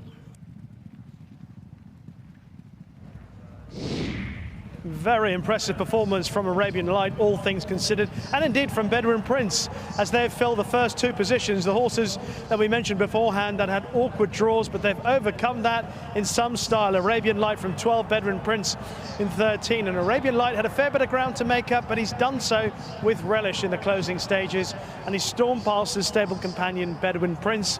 A fine run from Dante's Lad, the best turned out before the race, Ian Williams and Pat Cosgrave in third, and Green Triangle for Simon and Ed Chris and Andrew de Vries just getting the better of Archivist, who's run well, having been keen back in 5th. Alpine Trail had a good run down on the inside, but unfortunately didn't really pick up, had every chance. King's Charter, the other Godolphin runner, was at the back of the field and actually did start to make up a bit of ground late on. But Pat was right. Arabian Light never had that comfortable position in the early part of the race. William Buick was stuck 3 wide. Eventually he managed to get 1 off the rail on the run for home, and then he had to switch out wide, and he has picked them up in pretty impressive fashion with top weight here. All in all, this is a really good return to action. His first run since July for this son of Kingman, and it's likely that he could be a big player for the rest of the season here through the Dubai Carnival. That was a very impressive performance from Arabian Light. Bedouin Prince, on just his 5th career start, has finished a fine second, and that bodes well again for what could be coming his way. And Dante's Lad, we mentioned about him for Ian Williams. That was his first run since York back in October, and that's a step up on what he did at the back end of last season in the UK. But overall, I'd say that this was a pretty dominating performance from Arabian Light and William Buick. And the unofficial numbers in the Zabeel Turf, sponsored by Bingati: 1, 2, 10, 12. 1, 2, 10, 12. Arabian Light, your winner, 201.1. Margins a half by 1. 1, 2, 10, 12. Race number 1.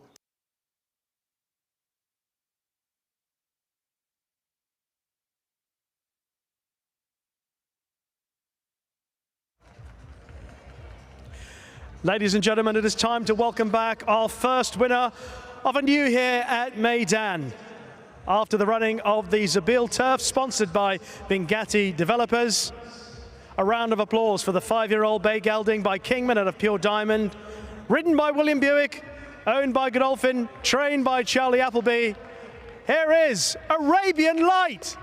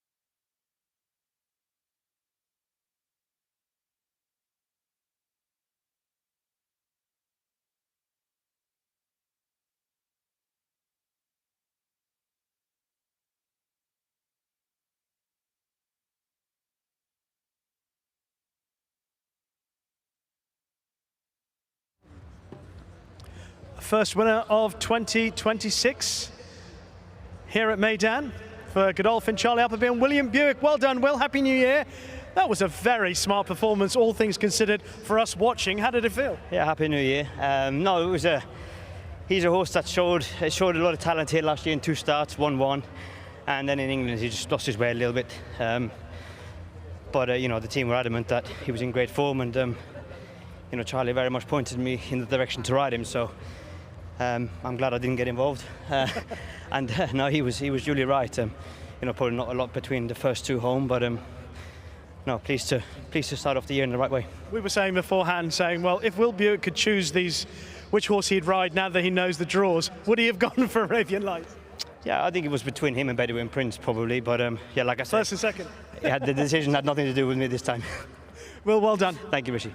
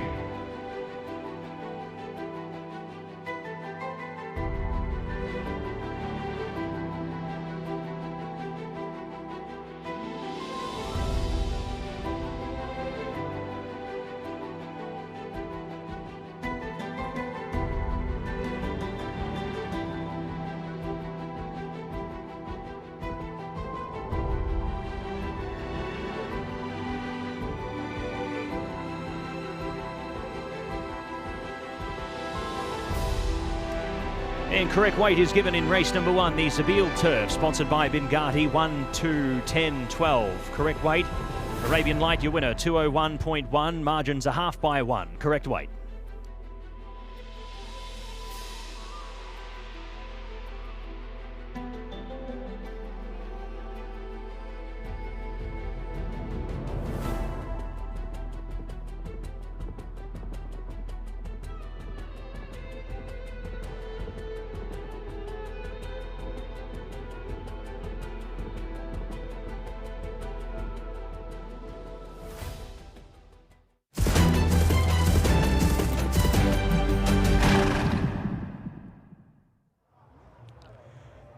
Ladies and gentlemen, it is time for our first presentation of 2026 after the running of the Zabil Turf, sponsored by Bengati Developers. And we are delighted to welcome to the stage Katronada Bengati, the CEO.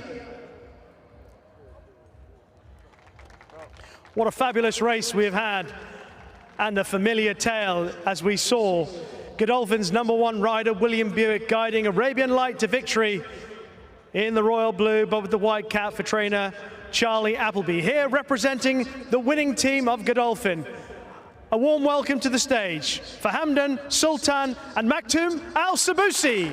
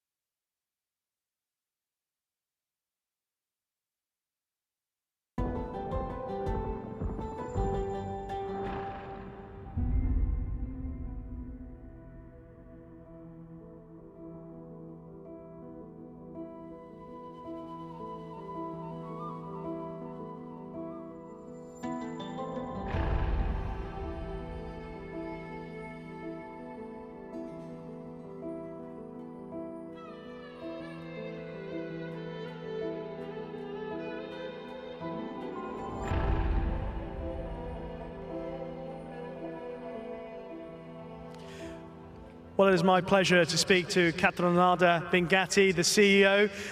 Well done on the presentation. I just wanted to ask you a little bit more about Bengati and the developers, because of course in the current climate that we see, around the world developing, it's a tough time for a lot of businesses. But I've just noticed that Bengati have announced a sale of a penthouse for rather a lot of money.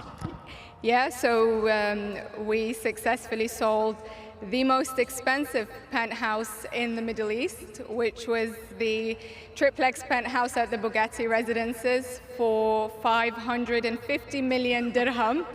But that's not just the most impressive that Bengati's delivered. We've had a very good year. We beat our full year 2024 in only the first half of 2025. So we'll be publishing our figures very soon. So we've had a fantastic year. What would be the secret to that success? I think speed is at the core of our DNA. We not only build very quickly, we sell very quickly as well. So, as you've seen from our content as well, speed is an essential part of our DNA.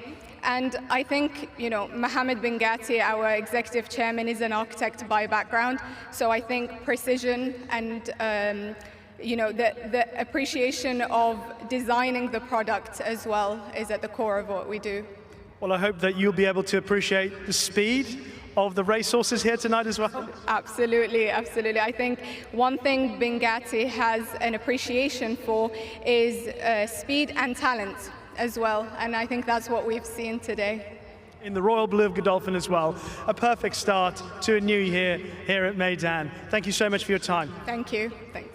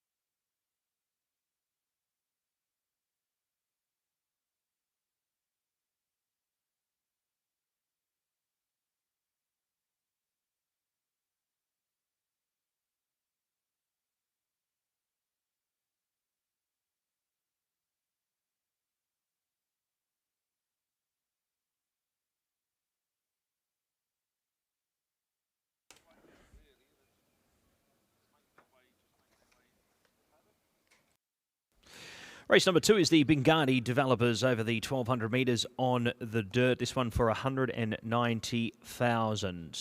We have a field of 14 runners, and the runners make their way into the parade here for the second.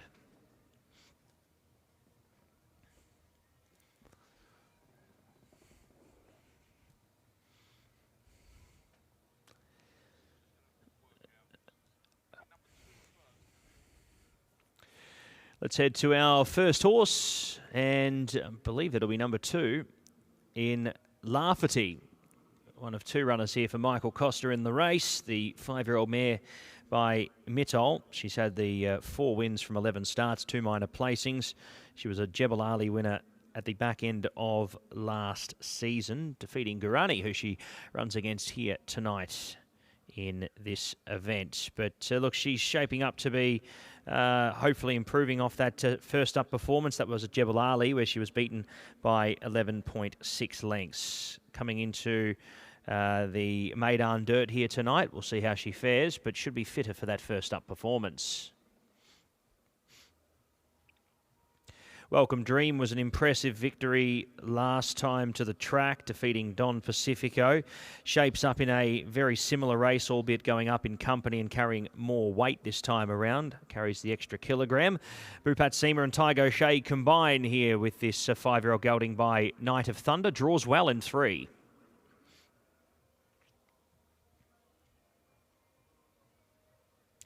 4 is Columnist, the 4-year-old gelding by Ardad for Mahd Al-Jahani and James Doyle. One-time winner from the 11 starts. Beaten by Yatarid on the turf over 1,200 metres last time out. Makes the switch over onto the dirt for this second run in the UAE. 5 is Nahash. He'll spot the black cap here for Sheikh Ahmed bin Rashid Al Maktoum.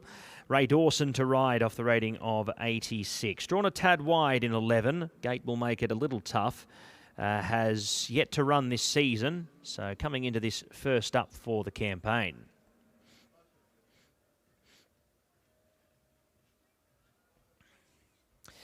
Dapper Valley is the 6th, the 5-year-old gelding by Dandyman for Diva Racing. Bupat Seema, Andrew Slattery to ride. Drawn a little wide in 12 also here. Has had the 1 run in the country. Was beaten by 16.5 lengths, running 8th to Drew's Gold, who was going to line up in tonight's feature, but has since been scratched. Unlike a lot of these horses stepping up, Dapper Valley coming down in grade here for this race tonight. So this should find it a little bit easier than that first up run. 7 is Sir Harmony. Arguably hasn't come back the same horse this season so far. He's had a few runs yet to break through, but he's certainly one of those horses when everyone counts him out, he'll come out and win, the son of Speedster. So you've always got to give him plenty of respect. Ahmed bin Hamish and Connor Beasley combine for this runner here tonight, having his 10th start. He's off the rating of 85. Smart System will appreciate the draw of gate number 1 here. Mirzabek Kapushev does the riding off the rating of 85. This is the kind of race we'll see Smart System running well in. Always got to give him respect around this grade. He's a multiple winner at this sort of class, and it wouldn't shock to see the son of the Factor being in the finish here in a race like this. 9 is out, Arigato Gozaimasu. We move to the 10, Force and Valor, who has the return run here at Meydan. Last seen in February, has since gone back and had 3 runs in the UK. Returns here to the UAE for George Scott. Ardri de Vries rides for Victorious and Fauzinas.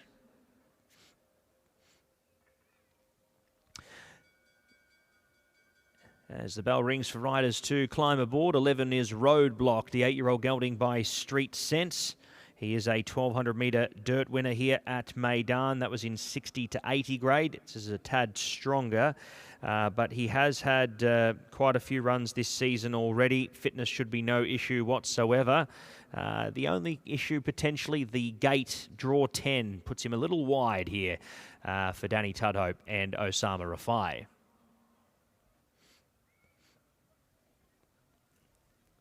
12 is Gurani.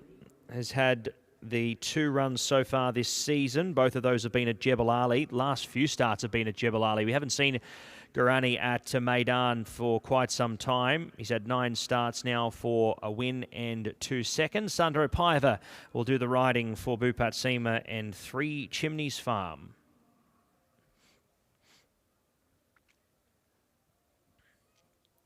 We have a Maidener joining the field. Royal Correspondent, the son of Blue Point, Kieran Schumark to ride for Musaba El Maheri. Drawn well in 2. Very brave and gallant in defeat behind Muzahim. Finding himself in the finish here, even though he's up in class out of maiden company. Well, certainly wouldn't shock.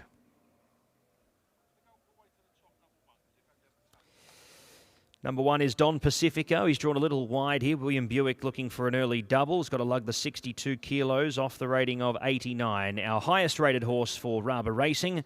He's got the 1 win to his name with 5 minor placings. Looking to add to that tonight. 2 to go. We head to 14. Action Point. Bernardo Pinheiro for Salam bin Gadaya. Draws a middle alley.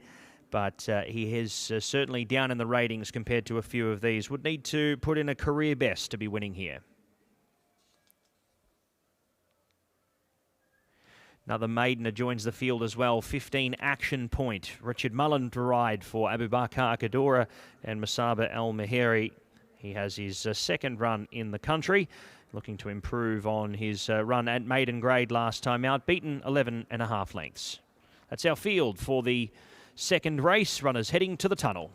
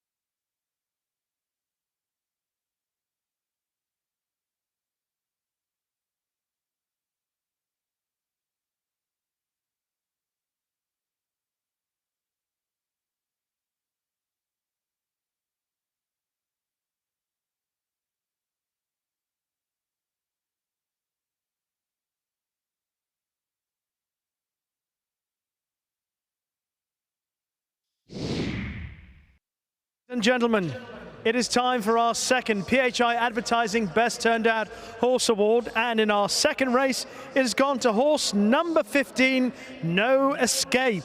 No Escape is looked after by Mukhan Singh Champawat Singh.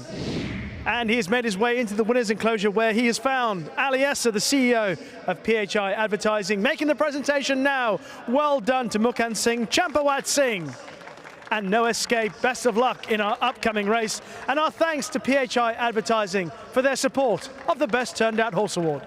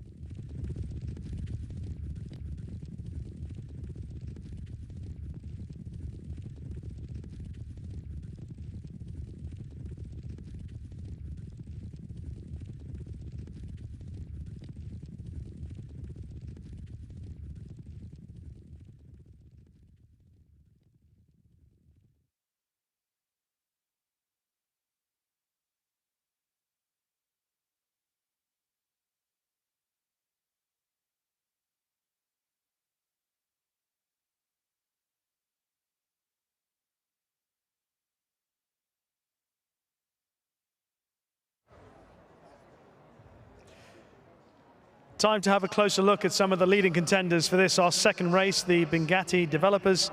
This race is over 1,200 meters, and we're looking at Don Pacifico for Simon and Ed Crisford in the colors of Rabbo Racing. William Buick looking for his second winner on the card. This horse ran a fine race behind Welcome Dream, was thundering home late on, didn't quite get there, but he has got, now I know we said this going into our first race, awkward draws, double-figure draws.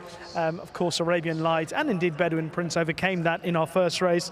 But this is a different test over 1,200 meters on the dirt. It's a little bit harder to win from a wide draw.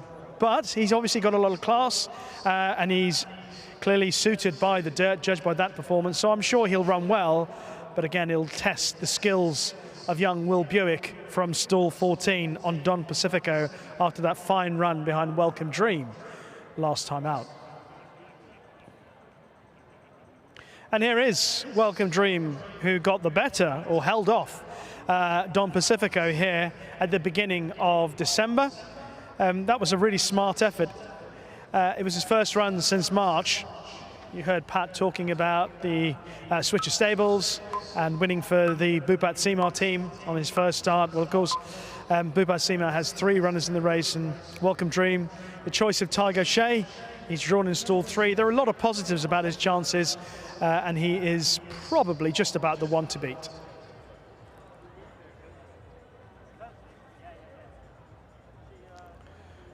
Well, Welcome Dream has got a good draw in stall 3. So has Royal Correspondent in stall 2. This was the horse that Pat made a very solid case for at the start of the discussions on the racing tonight. Royal Correspondent has put together quite a few good runs this season, a couple of good runs at Jebel Ali, one disappointing effort subsequently when dropped back again to 5 furlongs at Jebel Ali. But last time out here at Meydan, he ran a fine race behind Muzahim. He has got pace. Just watching him going around the paddock as well beforehand. He's a really strong, lengthy individual. If he can get into a good rhythm from stall number 2, then he could certainly be a horse that will be in contention going into the closing stages. Well, the loading up process is well underway. Just going forward there is horse number 10, Force and Valor, another horse with a decent draw as he makes his first start here. Finished off his season running in the UK on the all-weather. Was down the field on that occasion behind a horse called the Dragon King. His form's been okay, Force and Valor. Not entirely certain that this would be his surface, but we're about to find out tonight. He's got some useful form, probably has to improve just a shade were he to win this race tonight against the likes of Welcome Dream and Don Pacifico, judged by what they've done so far on the dirt surface. So a little bit of a challenge for him, for George Scott. He's obviously had a fine time of things with his international runners over the last 12 months. There's the one of the other Bupat Simar runners going forward. Guarani with Sandro Paeva in stall number 7. Ran well at Jebel Ali last time out behind Atwal. Not too many more left to come forward for our second race. Time to head up to Pat once again. Smart System coming forward into gate number 1 here. There's Abek Karpashev looking for that first winner here. Welcome Dream, the last to come up into 3. 14, nice big field here. They go 6. Ready. And racing. They all got a nice start. Roadblock was the best out with Lafferty, Action Point and Sir Harmony. Welcome Dream working up through the middle. And then came Smart System, Royal Correspondent in the mid-pack. Dapper Valley deeper out with No Escape. Then came Nahash, Columnist is on the back foot early. Same can be said for Don Pacifico, who's had to take his medicine from 14. Guarani is second to last. Force and Valor is the last one. So off the back they travel inside the 700 metres, and Welcome Dream works through to take over the lead. A length and a half to Lafferty in second. Third there was Sir Harmony. Fourth to Smart System.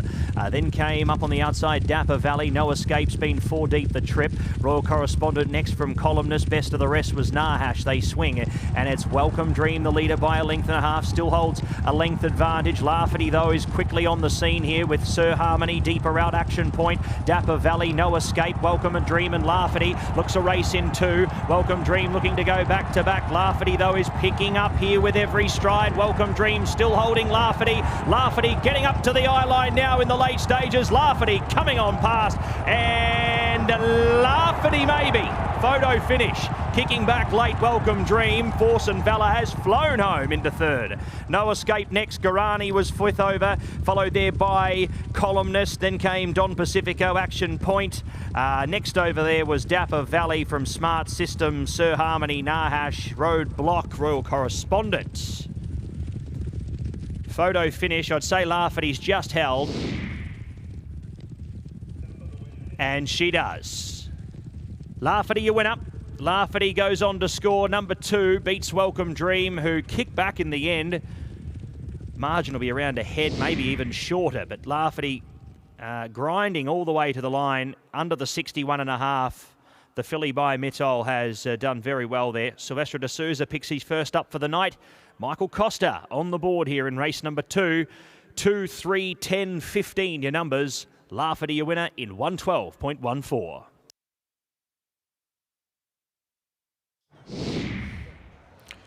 Terrific finish for the Bengati developers here. Turning for home, Welcome Dream, who had been on the speed from the off, looked like he might have got a couple of lengths up on Lafferty, but this mare, who's still relatively lightly raced, this 5-year-old on her 12th start, has really knuckled down, and she's collared Welcome Dream, who has stuck on well, but they were getting tired after setting the fractions they did in the closing stages, and Force and Valor and No Escape running on strongly with Guarani. In the end, Force and Valor got close, but still back in third. When they turned for home, Welcome Dream, Tiger O'Shea had to use up a little bit of petrol, probably didn't get the kick that he ideally wanted on Welcome Dream, and just had to use a little bit of petrol to get into a prominent position and take the lead, and Lafferty just let him roll along from stall 5 under Silvestre de Souza. And Silvestre has rated this race just about to perfection tonight, and he's just got the better of Welcome Dream and just had enough to hold off the closers. Not a bad effort from No Escape, who's stuck on well. Look at where he is on the outside at the moment, and in the red cap, and he's gone past a few tired horses. So Harmony was the other horse who sat with the 2 leaders turning for home, but he weakened quickly to show you just what a fine effort the front 2 have put in. But Lafferty confirmed the winner under Silvestre de Souza. He did feel that there was more to come from this 5-year-old daughter of Mitoli. Welcome Dream has run well back in second, Force and Valor in third, No Escape, Guarani, and they were comfortably clear of Columnist. Silvestre de Souza, first winner of the night for him. Unofficial numbers in the second event on the program: 2, 3, 10, 15. 2, 3, 10, 15. Lafferty, your winner. 112.14. Margins ahead by a head unofficially. 2, 3, 10, 15. Race 2.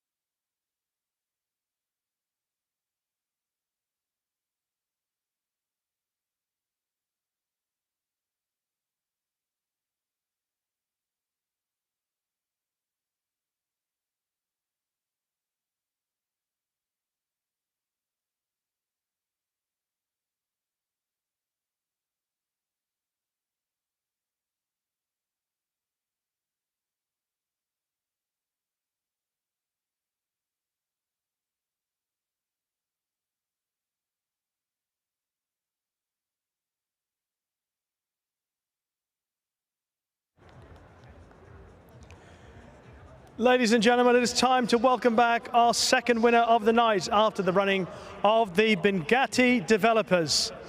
taking a first prize home for connections of 114,000 dirhams as a 5-year-old chestnut mare by Matoli out of Magic Bell, ridden by Silvestre de Souza, trained by Michael Costa, owned by His Highness Sheikh Ahmed bin Rashid Al Maktoum. A round of applause for Lafferty!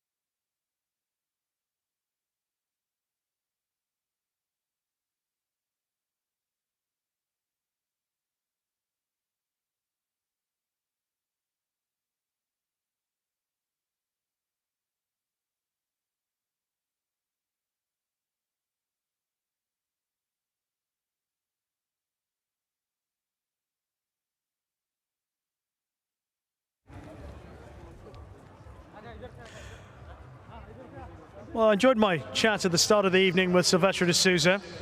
I think we both agreed, Silvestre, there was more to come from her. She only had 11 starts prior to tonight. But did you feel confident the way the race unfolded in the first couple of furlongs to think she would pick up Welcome Dream? Absolutely, yeah. You know, I was pleased, and she can be a little bit tricky at the gate. But obviously, she bounced out. I helped her out from the gate. I was able to just get one off the fence. I was quite happy when, you know, Tiger Shane came and forced in the inside to get to the lead. It's okay, I'll pick you up. I just have to worry the ones come from the back, you know. Obviously, she digging very deep out there to pass a nice horse. And, you know, she done a bit of pulled up. She was going by the line, you know. So she thought she just done enough. But I'm just pleased to have win for your Highness. And what about the fractions the two of you were setting? Because right at the end, we could see all the other horses beginning to close. Were you always confident that you would have enough in hand? I thought it went pretty quick from the 800. It starts, you know, the race starts picking up. But hey, I was pushing right to the line, and you never know who's come from the back because we was going almost too quick. Well done. Thank you.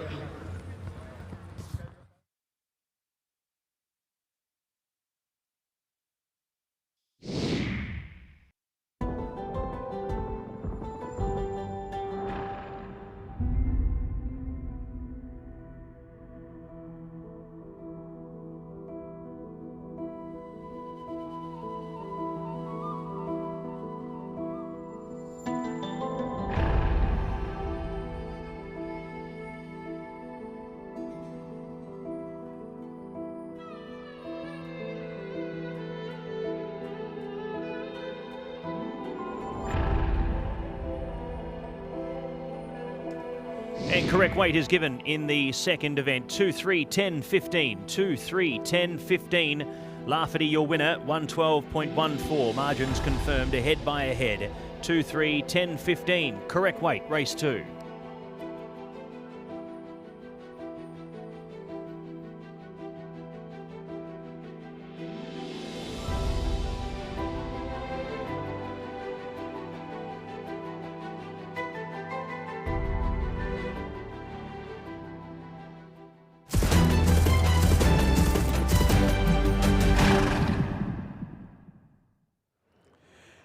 Ladies and gentlemen, it's time for the presentation for our second race of the evening, the Bengati Developers, and what a fabulous race it was, with Lafferty just getting the better of Welcome Dream in a dash to the line. And once again, we are delighted to welcome to the stage Katranada Bengati, CEO.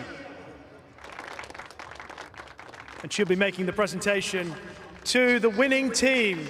This horse owned by His Highness Sheikh Ahmed bin Rashid Al Maktoum and trained by Michael Costa, who's stepping forward now to receive, on behalf of all concerned, with Lafferty.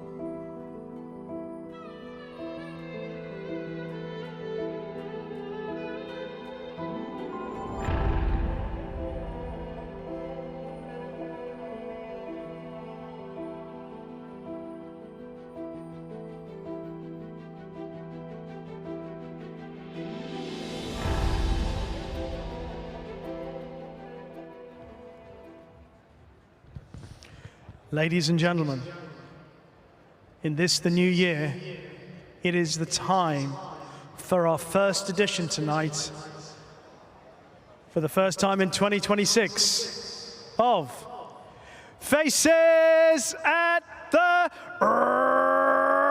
Races. All we need to do is put our camera on the biggest, best, most beautiful, beaming smile at Meydan. We have got some great contenders already. Here we go. We are now closing in, because you're going to win 500 dirhams. All you got to do afterwards is battle your way through the crowds here at Meydan to Reward Centre Concourse 2. I think we found our winner. My goodness. And just to protect himself from the glare of success, he's still got his sunglasses on tonight, but he is our first winner of Faces at the Races. 500 dirhams to that fine gentleman with that beautiful hat and those lovely sunglasses on. Congratulations, sir. All you have to do now is head over to Reward Centre Concourse 2 and pick up your prize. What a way to start Faces at the Races in 2026. Boom!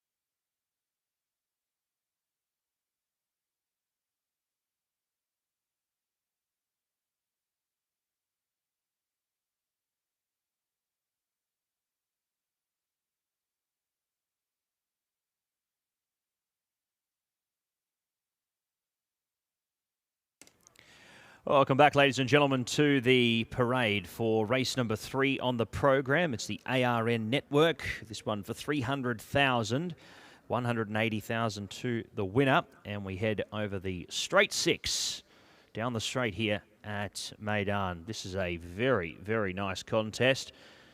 One stable engaged with 4 runners. That is the stable of Richard Spencer and owner Phil Cunningham, with 4 runners here in the race.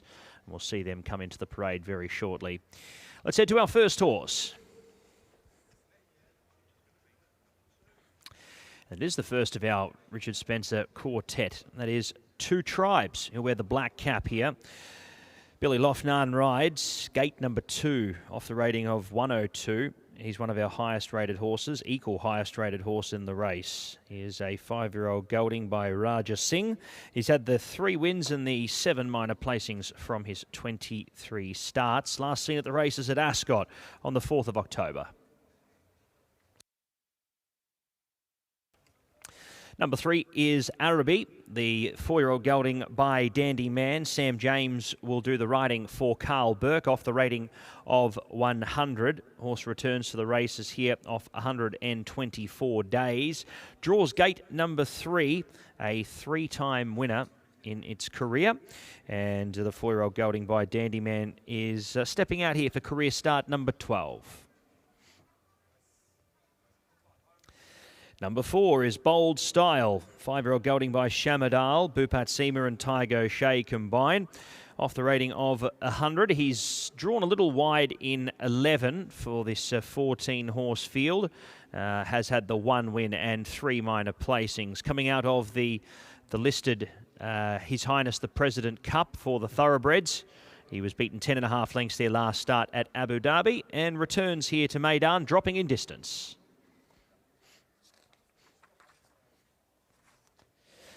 5 is Run Boy Run for George Wood. Off the rating of 100 as well. He's a 5-time winner with 10 minors from his 28 starts. Quite an accomplished runner. And last winning at Ayr 2 starts ago. Over 1,200 metres here. He looks potentially the pick of the Richard Spencer quartet. And he'll be looking to make his presence felt here in this race. Certainly a winning hope. Number 6 is Yatarid. Ray Dawson rides for Michael Costa, looking for an early double on the card. The last start winner was Brave to defeat Right Here, Right Now, who he also faces once again. Taking progression from that run, you'd say he's certainly in with a winning chance here in his 7th career start. Raba was a little slow out of the gates last time, out over 1,000, and it was ultimately costly. He made good ground to run second to cover up. A little bit more ground here and a bit more of a genuine tempo may see him a little more suited. Going off his sprinting so far, 1,200 might see him at the back end of his distance range for sprinting. Danny Tudhope stays on board for Masaba El Meheri. Number 8 is our short price international market favourite, Indian Springs, the 4-year-old gelding by Too Darn Hot. William Buick to ride for Charlie Appleby. He draws out in 12 for tonight's assignment. Career start number 5 with the 2 wins already. 9 is Caldero. Sabina Mokrasova will do as the riding here. We welcome Sabina to the races here tonight. Miroslav Nizlanek, the trainer, 5-time winner, this 6-year-old son of Morandi, has had the 1 run here and was down the track. Would need to improve on the first run, but has seen the track now, so likely to improve. 10 is Vespasian. James Doyle rides for Simon and Ed Crisford and Raba Racing. Draws in 10, the 5-time winner. He is a Meydan 1,200 metre winner in the past. Has got good form here, and being a winner here already holds him in good stead.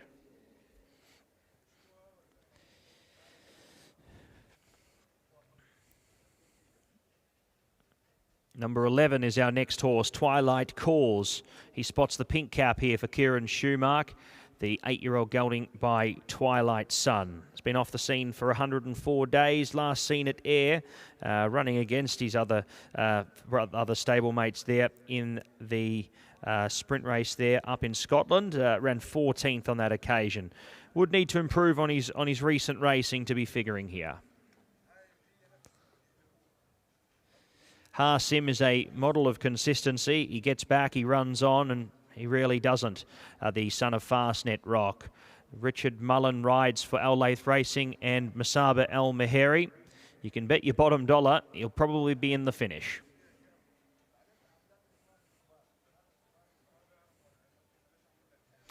"13 Rasas. Connor Beasley and Ahmed bin Hamish combine here with Sky Racing.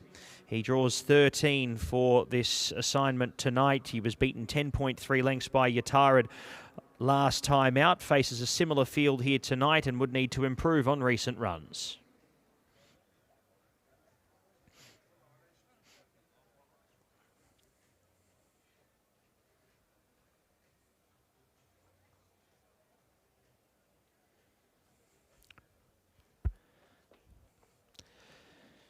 One more to look at, that is the 14 here, right now. Safi Osborne to ride once again for Richard Spencer. Draws the ace, so he'll be over on the far side this time around, unlike last time out. Narrowly defeated by Yatarid. Comes out tonight here in the orange cap to distinguish him from the others.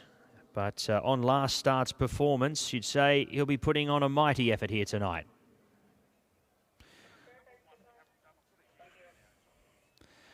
And our final horse heading out onto the course is number 1, McGarry, the 5-year-old entire by Inns of Court for LT Racing. Veronica Jandova, Ardra de Vries draws to the near side in 14. That's our field heading out for the ARN network. Over the 1,200 metres, we race for 300,000.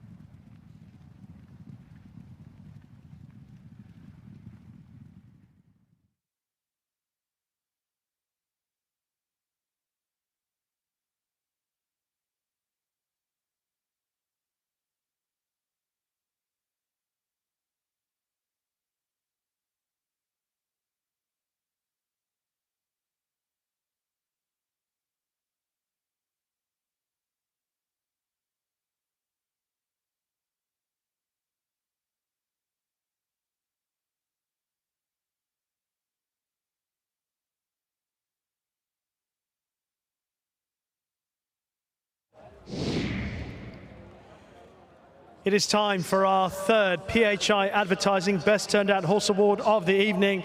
And in this, our third race, it has gone to horse number 4, Bold Style, turned out stylishly by Burma Ramjat. And he is currently in the winner's enclosure now, receiving his prize from Aliesa, the CEO of PHI Advertising. Our thanks to PHI Advertising for their generous support of the Best Turned Out Horse Award. And best of luck to Bold Style and Burma Ramjat.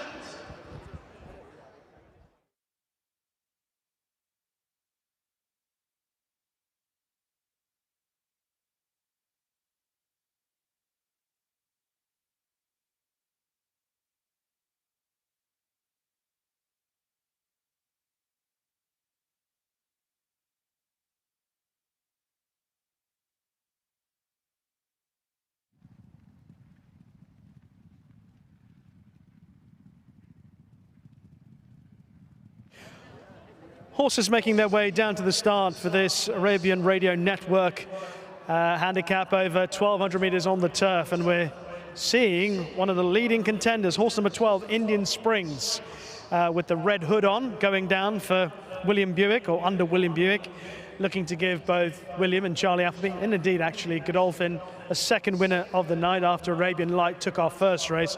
This horse is a very lightly raced and very well-bred individual. He's had 4 starts, he's won 2 of them. He's also been placed a couple of times. He's a really talented horse. The Dam Floristry with a smart performer back in the day in the colours of Godolphin, and she's proved to be quite a good mare as well. He's got more to come. He's got to step up on what he did last time out behind Elarak, but he was a bit unlucky at Newmarket. He got trapped in on the rail and couldn't get a clean run till late on, but he'll have a very good chance. He's drawn and stalled 12 here. Hard to be adamant whether or not that's a strong positive or not. Just hearing news, by the way, that number 2, Two Tribes, is having to be resaddled. Just a very minor issue. So Two Tribes is being resaddled. That might mean a few seconds delay, but nothing untoward for one of 4 runners in this race for Richard Spencer and Phil Cunningham, and all 4 in with a pretty good chance. Just having a closer look on one arriving down at the start, another one with the red hood on. That appears to be a Rabba in the colours of Shadwell, one of a couple in this race from Musab El Mahiri that would be considered strong candidates. Rabba has had a really good time of things since coming to Dubai, had a long layoff, and in the end, there he is. There is Rabba, making his way down to the start in the blue cap. And he ran really well behind Cover Up here on the straight track. That was over 5 furlongs. Is stepping up in distance tonight to 6. I think that'll suit him overall if he can just get a good pace and be delivered later. He was a good winner at Jebel Ali on his first start after a long layoff and his first start in the UAE. Followed that up with a run on the dirt behind El Nasib, where was one of the few horses in the race to go off too fast. Better last time out. Got a good pedigree for life here in Dubai, and I think there's more to come from this 6-year-old gelding by Dubawi.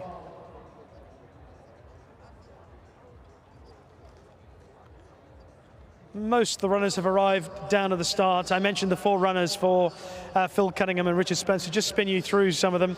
Two Tribes, who we said was just being resaddled a few moments ago. This is a horse who won a couple of big handicaps in the UK last season. This sort of contest wouldn't be an issue. He's at the top end of the handicap, though, which would make life a little bit tough. He's drawn and stalled 2. The Richard Spencer horses that have run out here in the UAE, here at Meydan so far this season, have all run with a dealer credit, and Two Tribes will certainly be a fair contender. Run Boy Run, who won the Air Gold Cup at the back end of last season in the UK, and then followed that with a pretty decent run in Group Company at Ascot behind Anaf. Well, he might be the choice, might be the pick of the quartet.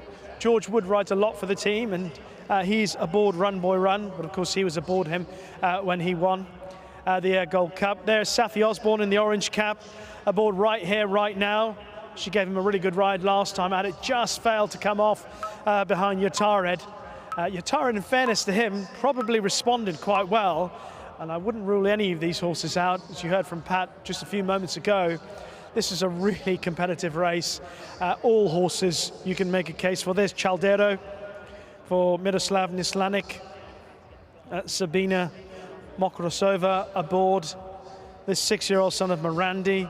He actually ran here behind Drew's Gold in December and finished down the field on that occasion. I think we'll enjoy being back on the turf. Has got fair form in Europe. I think Chaldero, I remember watching the race at Longchamp that he won in September, where he got out in front. He's drawn in 5. He could be one of the horses that will go forward to tow them along, but there should be some pace in this race. A lot of horses like to go forward, and I think there'll be enough of it for a race to suit closers. I mentioned Right Here, Right Now, one of the horses that will probably enjoy that. So will Harsim. Yatared, in fairness, was in front a long way from home last time out when he won and saw off Right Here, Right Now. He showed a really good attitude in the closing stages. The 4th horse of the Spencer Cunningham team is Twilight Calls, who's now 8. But what a horse he's been over the years. Used to be with Cheveley Park and Henry Candy. Was somewhat rejuvenated by Richard Spencer last season. He looked pretty well going around the paddock here beforehand, his first run here at Meydan this season, and his first start since the Stewards Cup behind Run Boy Run. This is a race where every single runner has a chance. Arabi, just going forward on his best form, will also have a good chance. Wonder what will happen? Well, thankfully we've got the ace up in the commentary box, Pat Comerford, to describe it all. Thank you, Rishi. Yes, interesting race. Look, they won't see it all too often, but there's a potential chance this field might split here. I mean, right here, right now, made good ground up the near side. We don't see them come up the near side in recent seasons all too often, but it seemed to play even right across the track here. So wouldn't be shocked to see them go into two groups, or they may just all stick as one. We will have to wait and see. Rasas coming forward. Here is Twilight Calls in the pink cap. McGarry coming forward. And that looks like we're about ready to go. Set to run, away in the ARN network. Right here, right now, jumped quickly, was best away with Arabi. They all come across now as one. Then came working through Run Boy Run up into the leading division with Caldero, Yatarid. Harsim a lot closer today. He's in the first half dozen. We don't see that all too often. Then came next in running Two Tribes from Rasas coming down the centre. He leads up, tracked by Vistasian. Then came McGarry. Next in running was Twilight Calls from Raba, who's third to last, along with Indian Spring and Bold Style is last. 650 to go. It's Run Boy Run and George Wood who now lead. Arabi in second position. Harsim third. Fourth was Rasas.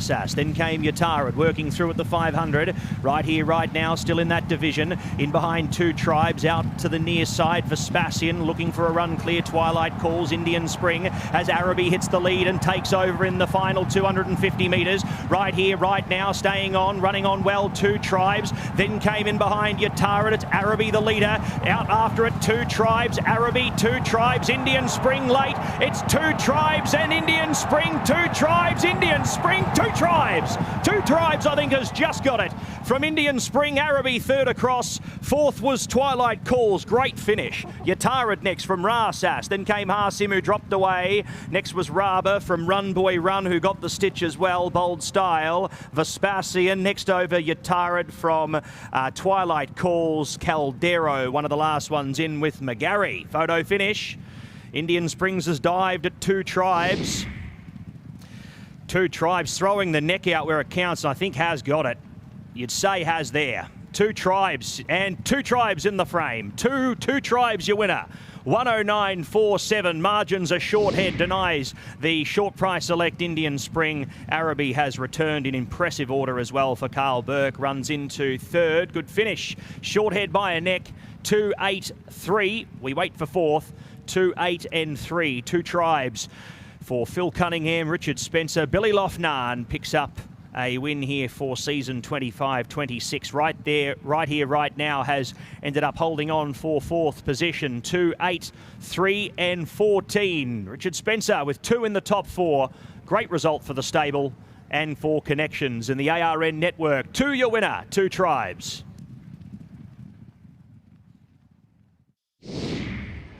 Oh, what a horse Two Tribes has been for the team. He had a fabulous time of things last season, and at the first time of asking here at Meydan, he has produced a really gutsy performance to pick up Arabi in the closing stages and his stable companion right here, right now. And then he's had to hold off the challenge of Indian Spring, who was thundering home under William Buick. William was going quite well, but he's a bit detached from the principal horses, and in the end he's done well to get as close as he has. And really on the bob, he's just failed to pick up Two Tribes.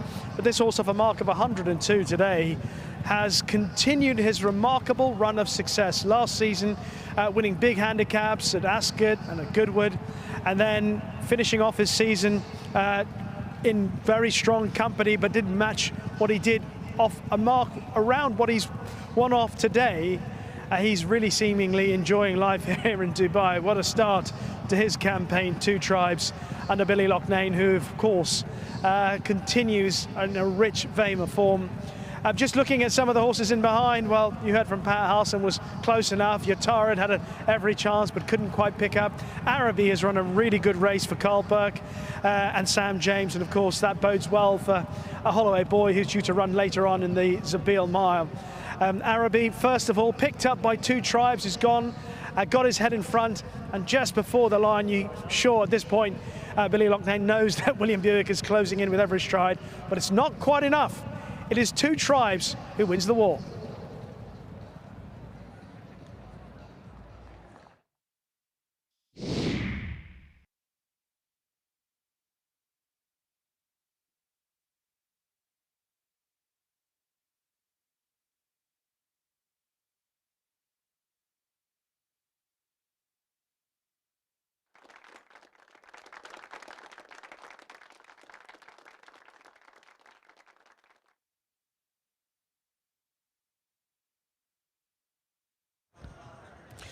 It's time to welcome back the winner of the Arabian Radio Network.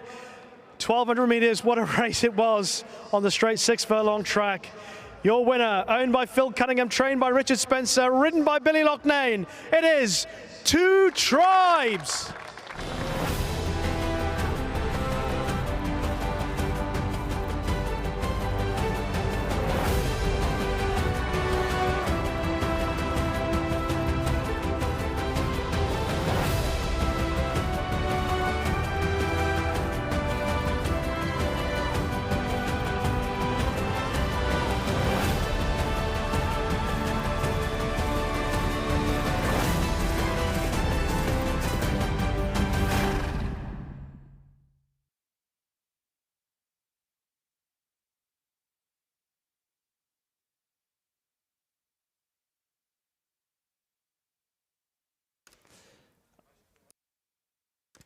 Unofficial numbers in the third event, 2, 8, 3 and 14 confirmed, along with margins, 2, 8, 3, 14. Two Tribes, your winner, 109.47. Margins short head by a neck by 3 1/4. 2, 8, 3, 14 in numbers, race 3.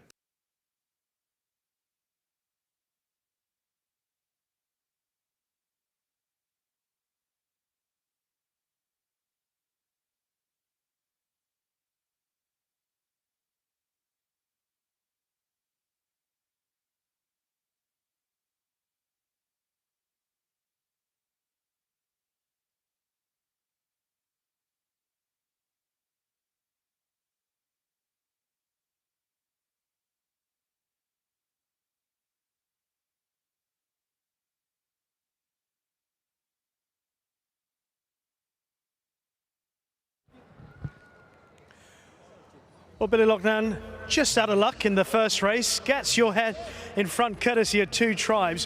What a great performance. I was worried about him picking up Arabi first of all, and then worried about him holding off Will Buick.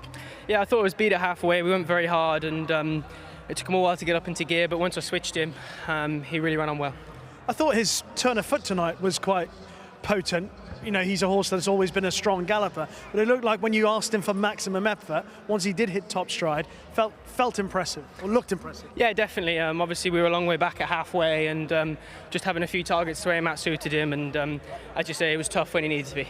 So beforehand, speaking to connections about wanting to win this race, I mean, you saw right here, right now, I mean, it was a competitive race beforehand. He's won here for mark 102.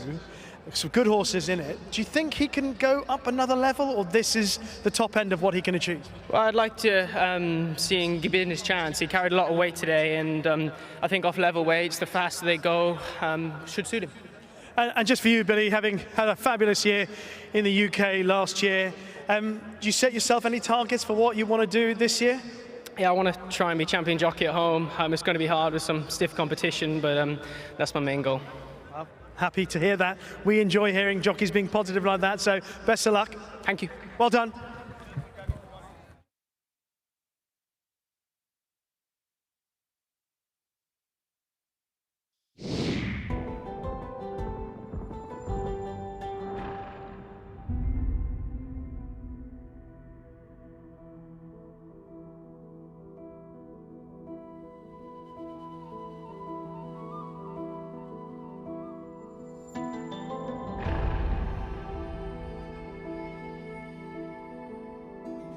Correct weight given in the third event here, 2, 8, 3 and 14. 2, 8, 3, 14. Two Tribes, your official winner, 109.47. Margins are short head by a neck, 2, 8, 3, 14. Correct weight.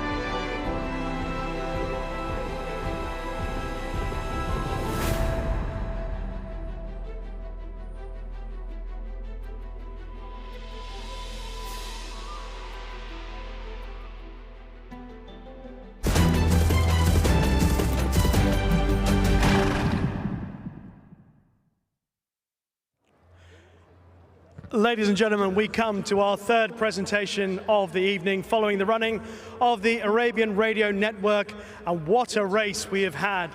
Fabulous effort from two tribes to win in a dashing finish, seeing off Indian Springs. And we welcome to the stage to make the presentation Mohammed Al Rashid, the General Manager of Arabian Radio Network.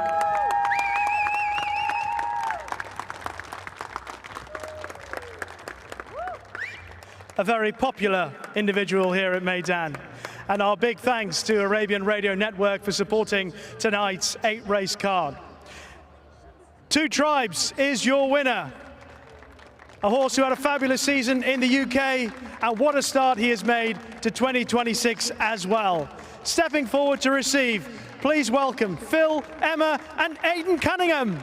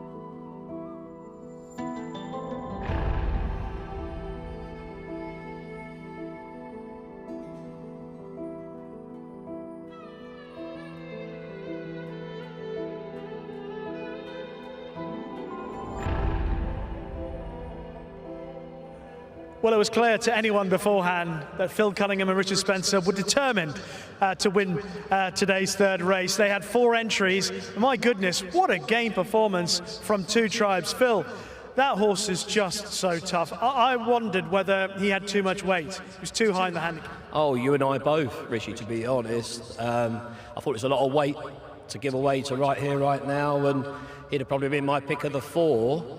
Two Tribes, obviously the better horse of the 4, and what a super ride. Super ride. He's taken you on some journey through his wins at Goodwood, Ascot, etc. last season. Could you expect him to have taken to life in Dubai quite as well as he has? Well, Rich said he's been working, as well as he does at home, and, it's a first venture for us, and we've had some very kind friends that have said, look, some will take to it, some won't. Fortunately, I think so far they all seem to have done, and we're learning every week as we go along. I was about to ask, how much are you enjoying this Dubai adventure? Oh, it's amazing, but to get the winner, that was the dream, and this is our second fixture, and we've got a couple more tonight, and a good couple of months to look forward to, I hope. What would be the plan with Two Tribes? Could you take, he's stuck to heritage handicaps mostly in the UK. Could you take him into a high level? Would you want to take him into a high level? Well, we were keen, and look, we ran 4 tonight. It's a 3-month programme, and we thought that they'll all start to find their own level, and obviously carrying that weight, he needs to be stepped up now. We'll sit down with Richard. We've got a little bit of a loose plan throughout the calendar, and we'll see where we go from there. And it's even more exciting for us that he's by Horseracing as well. Yes, what a joy that must be, having bred him and owned him when he won the Coventry and was a fabulous racehorse. Oh, it's just amazing, and he's an underutilised stallion by other people, and long may that continue. It lets me have an advantage, I think. Well, enjoy it while you can, and good luck with the rest of the runners, but well done with Two Tribes. Lovely, thank you very much. Cheers. Thank you.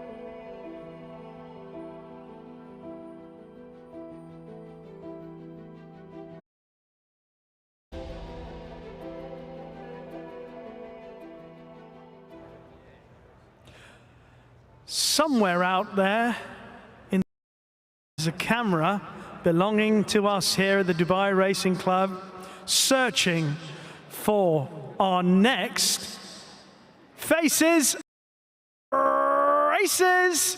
Who's it going to be?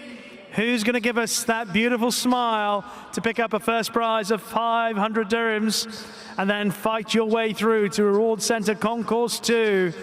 Who's it going to be? Our cameras are locking in on one of the winners. Down the line of smiles, we call it. Wow! That's one reason not to win it. But keep going. Keep going.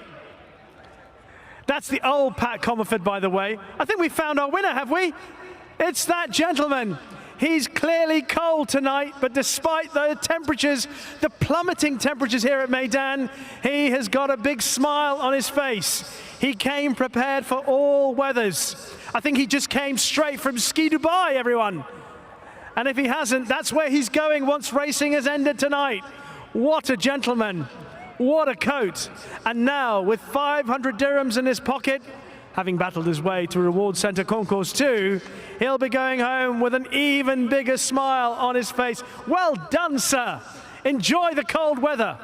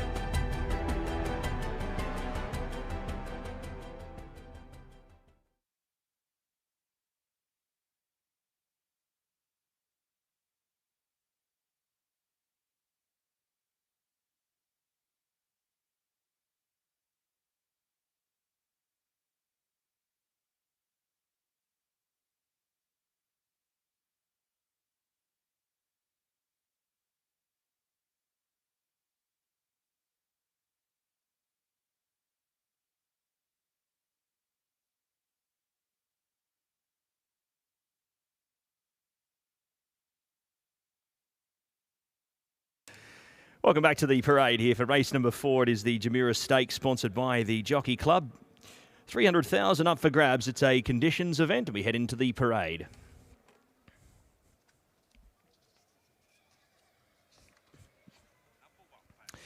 Let's head to our first horse, Bruce Almighty, number 1 for Niels Peterson and Carlos Lopez, off the rating of 80. Comes into this having its 4th career start. 3 runs in Scandinavia for a win and a 3rd, and has come into this hoping to kick off well here in its first run in the UAE. Has to carry 58 here for the assignment tonight, but is a little bit lowly rated compared to a few others. Would need to be putting in a career best to be figuring in the finish.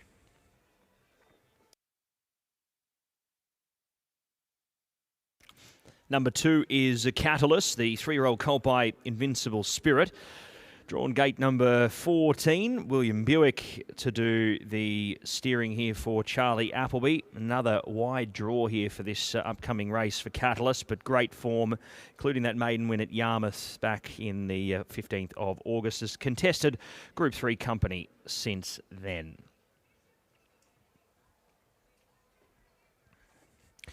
Number 3, Northern Champion, the 3-year-old colt by Wooten Bassett, Kieran Schumark, Ed Walker. They combine here with TBT Racing. Runners had a couple of runs already for a win also. That came at Deauville on the turf. That was back in August of 2025. Has had the 3 runs, makes its UAE debut tonight. 4 is our last start winner, Power for Power, who was electric, storming over the top of Do or Do Not to win. The 3-year-old colt by Blue Point. Sylvester de Souza rides off the rating here of 87 for Bupat Seema. And we'll look to do it all again. And we'll be heading back, you'd say, from the draw, looking to make that big run late in the race.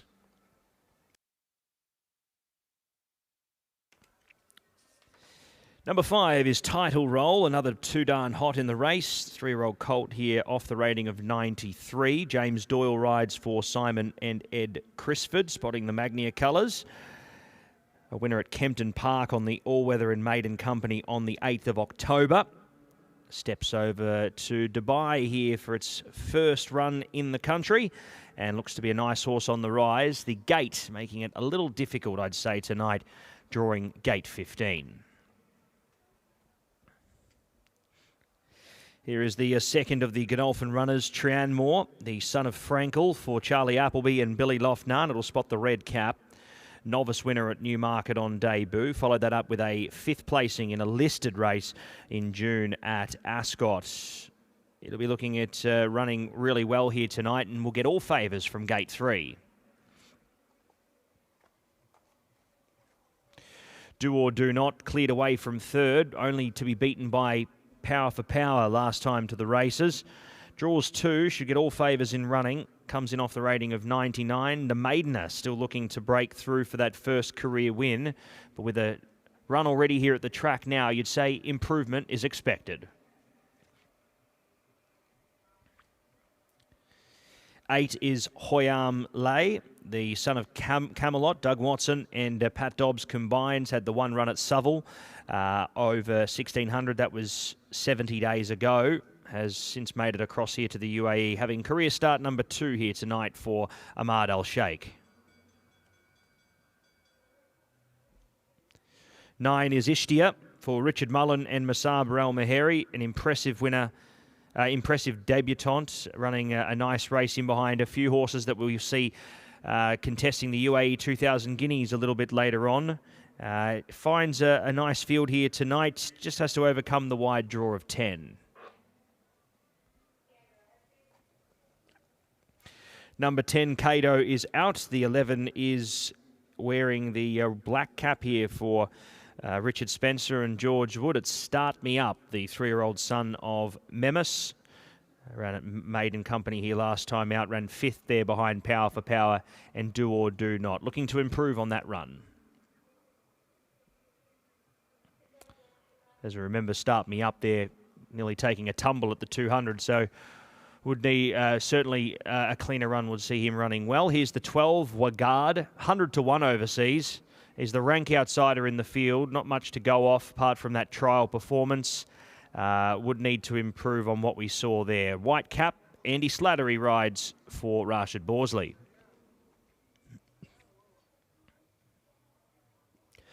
Zumbezi is the 13. Ray Dawson rides for Miroslav Neslenik. He's had the one run here, third behind Power for Power. Caught the eye as well there late in the race, and although it got beat by 5.5 lengths, was to the eye certainly a pass mark performance. Expect improvement there off the rating of 75.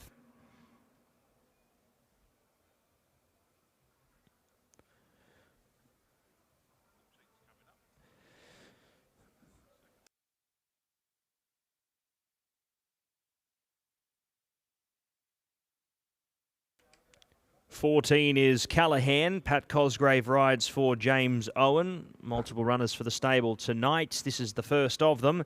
Last start winner at Kempton Park on the all-weather at novice grade.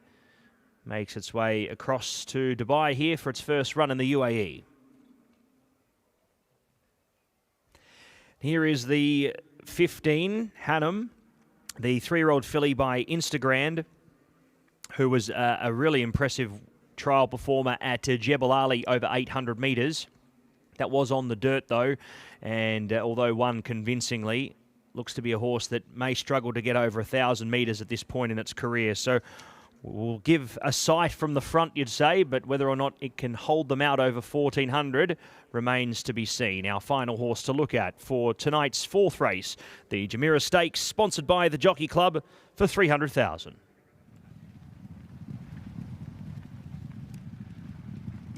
And take note, ladies and gentlemen, Tranmore now wearing a white cap instead of a red cap. Tranmore in a white cap for the fourth race.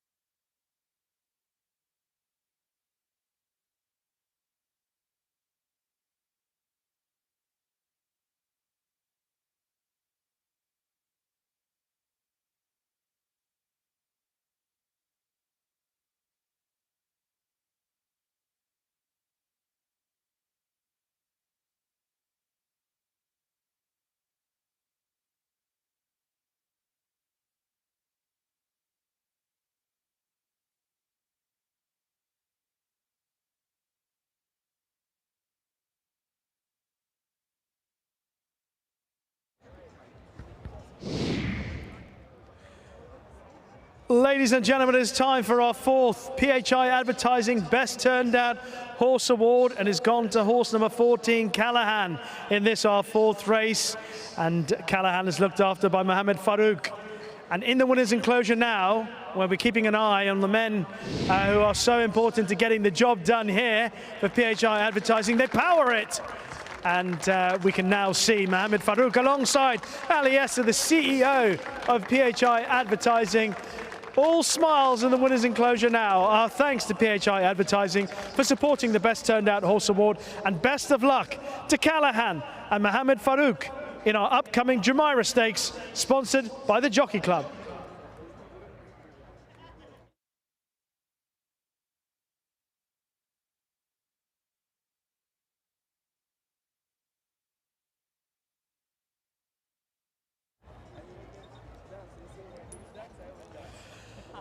Well, here's a leading contender for this Jumeirah Stakes, sponsored by the Jockey Club. It is Catullus, who produced some really good runs in the UK last year.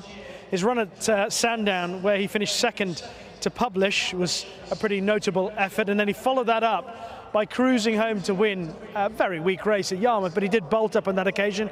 And then he finished his season off by running fourth behind his stable companion Distant Storm, who is a horse that I think it's fair to say that Connections would have fairly high hopes for this season. And Catullus ran pretty well on that occasion in the Tattersall Stakes when he was fourth to Distant Storm. He's drawn in stall 14. We talked about the draw being awkward for William Buick in the opening race, Arabian Light. He and Arabian Light were able to overcome that. Whether he'll be able to do it with Catullus, every chance. He's a class act in this race. Horse number 6 is Trianmore. Cost a lot of money and was very, very impressive on his first start here in the UK when he won at Newmarket in May. He bolted up from Vlad. Vlad didn't go on to win and perhaps didn't quite live up to expectations, but showed a fair level of form. And third that day was Start Me Up, who is reopposing tonight. And Trianmore clearly has got a lot of talent, judged by that first effort. But he disappointed in the Chesham Stakes, and he hasn't been seen since. The Chesham was at Royal Ascot, but he retains lots of potential. And he is the mount of Billy Loughnane. So sort of assumed that William Buick has chosen to ride Catullus, or as he suggested in the first race, Charlie Appleby suggested maybe he rides Catullus. But still, hopefully, more to come from Trianmore. And he, in contrast to Catullus, has got a better draw. He's in stall number 3. Another unexposed horse is number 5, Title Roll.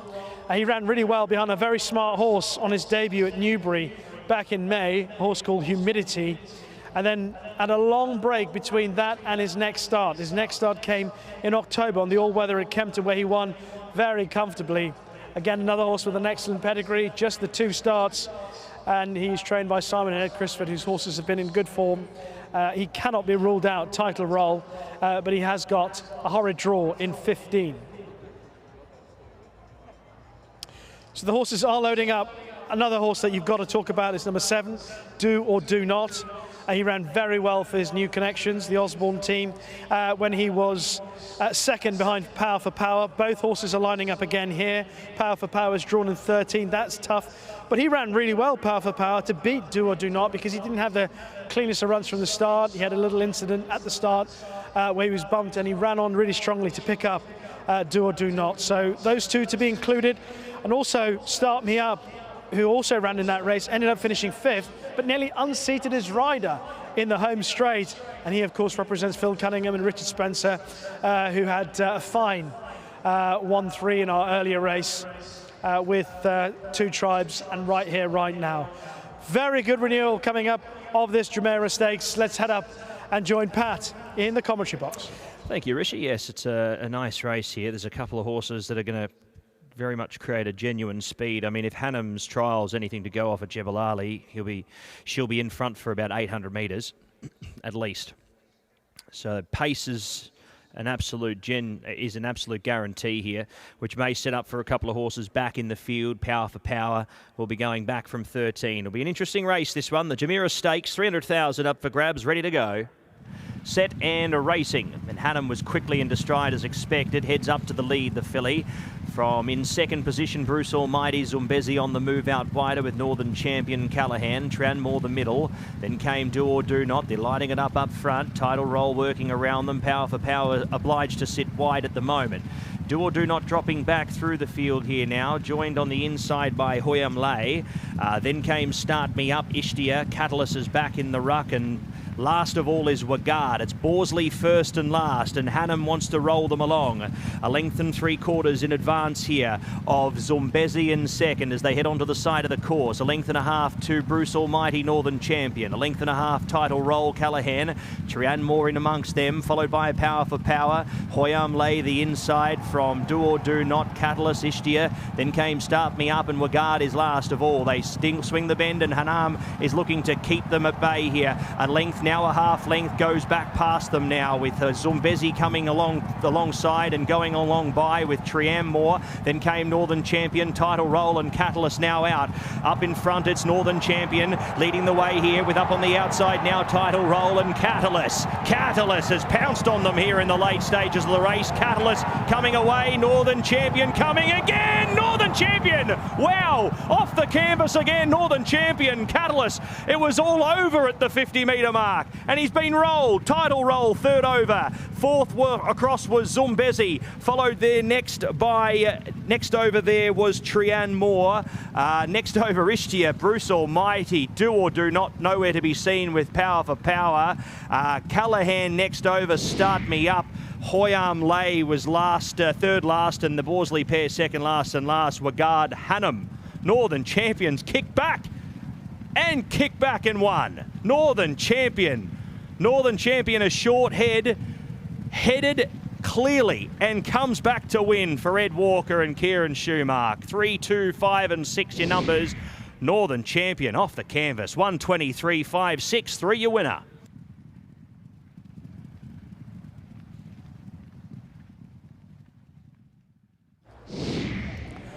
What a dramatic end to the Jumeirah Stakes, turning for home. Northern Champion going well alongside Title Roll, and then on the outside Catalyst is starting to close in. Northern Champion gets to the front.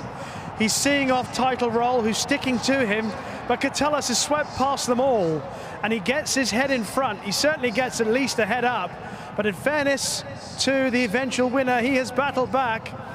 In fairness to Catalyst as well, he's also had a wide trip round coming into challenge. He's turned into the straight widest of all. It wasn't easy for William Buick in stall 14. And in fairness to the horse, he has run an absolute belter in defeat. But Northern Champion has battled back. His first run here in the UAE, he also had an awkward draw in 11, but Kieran Schumark was able to take a slightly more forward roll on this son of Wootton Bassett, and he has got the better of Catalyst. It was a fine race. Title Roll has run with a great deal of credit back in third, and also mention to Zambezi, who turned for home and just took the lead off Hanem.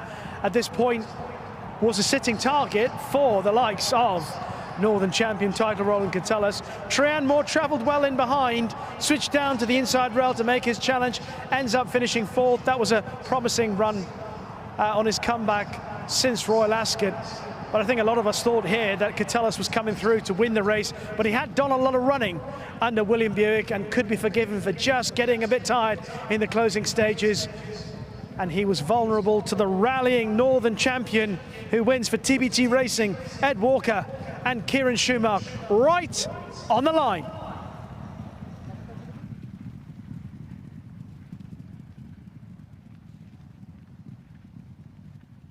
Unofficial numbers in the fourth event: 3, 2, 5 and 6. 3, 2, 5 and 6. Northern Champion gets up to win. 123.56. Margins a short head by 3/4. 3, 2, 5 and 6. Race 4.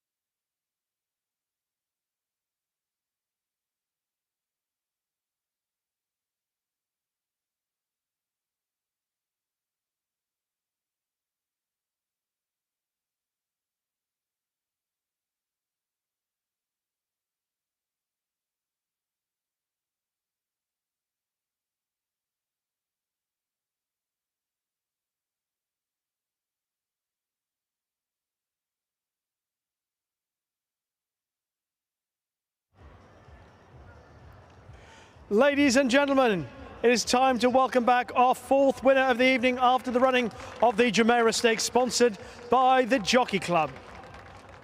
Returning to the winner's enclosure is a 3-year-old bay colt by Wootton Bassett out of Zargos, owned by TBT Racing, trained by Ed Walker and ridden by Kieran Schumacher. A round of applause for your winner. Here he comes. It is Northern Champion.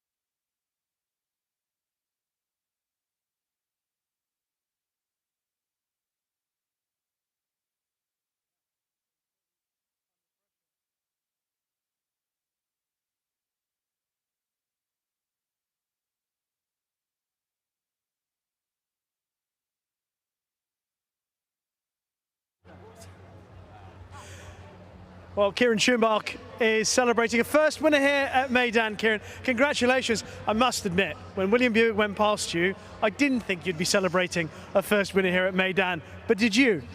No, I thought William Buick, I thought he went 3/4 of a length up on us anyway. But my lad, he's gutsy and he showed a lot of determination today, and he hit the line strong, really. He was keen enough throughout, really, as well. And you were drawn in 11. Drawn 11, so he did a lot wrong today, and still came out on top. So he's an improving horse. When they hit the line, commentator called it. Lots of us around down here went, well, I'm not sure. Obviously, no. When Pat calls it, he's often right. Did you know when they hit the line that you'd won it? I actually did, Rishi, and I'm not just saying that, but I did know I won. I was in a little bit of disbelief, really, because I thought he did far too much early, and the way he hit the line was remarkable, really, considering. But yeah, a likeable horse.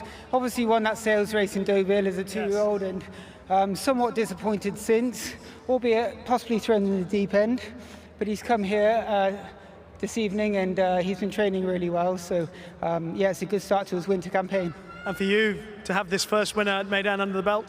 Oh, of course, yeah, I'm thrilled. You want to be riding winners at places like this, and I'm over here now for 2 months. I'm doing a winter stint here, so it's a good. I arrived this morning, so it's a good way to kick it off. No jet lag then? No, straight to it. Well done. Thank you, Rishi.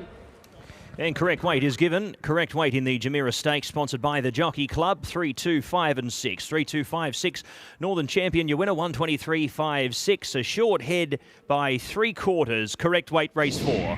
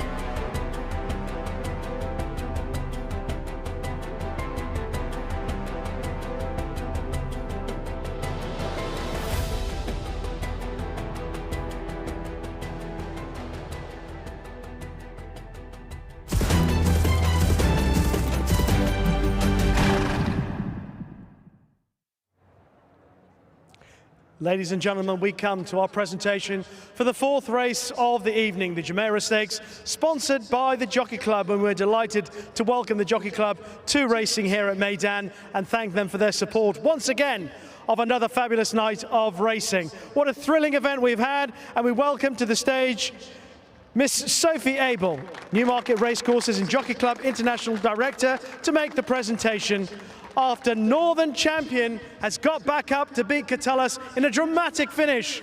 Representing the winning team of TBT Racing, Ed Walker, put your hands together for Eloise O'Hart.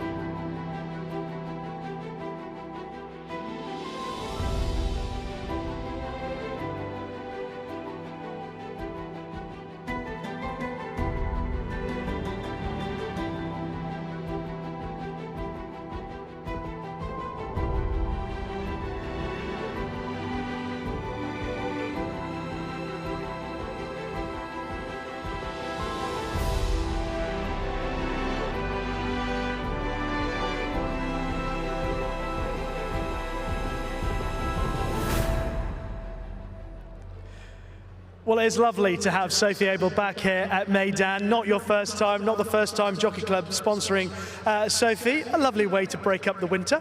It certainly is, and it's fantastic to be back here in Meydan for the second year of our partnership with Dubai Racing Club. And that's an important relationship. Tonight here at Meydan, we're talking about the Jockey Club sponsoring France Gallo, Churchill Downs, the Kentucky Derby. It is all part of a very small network of relationships, but it is so important to have those relationships. Just tell me about the thinking behind the Jockey Clubs connecting all the dots together. Well, I think the relationship between British racing and Dubai is such an important one, and nowhere more so than Newmarket, where His Highness Sheikh Mohammed has generously supported not just through breeding and racing, but through many community projects. So we felt it was only a natural synergy to continue that partnership. So the Jockey Club are sponsoring the Jumeirah Stakes here tonight, and then the Dubai Racing Club will be joining us next July at the July Festival, where they'll be sponsoring a race on the Friday. Excellent. Looking ahead to, obviously you're involved with Newmarket, but the Jockey Club in general, and I know the Jockey Club have announced great plans for other racecourses, Epsom, etc., Cheltenham. What about Newmarket in particular? How excited are you about what's to come in 2026? I'm incredibly excited. We've got 102 days before our season starts, so we'll be starting with the Craven, shortly followed by the Guineas. But I think what's great is being out here is seeing the different ideas and initiatives that Ali Al-Ali and his incredible team are delivering, because racing's a global sport and it's so important that we're sharing best practice and we're learning from each other. So I'll definitely be taking back some great ideas to Newmarket for the 2026 season. We wish you the very best of luck with that. Thank you for being here once again tonight. Enjoy the rest of the racing. Thank you very much indeed.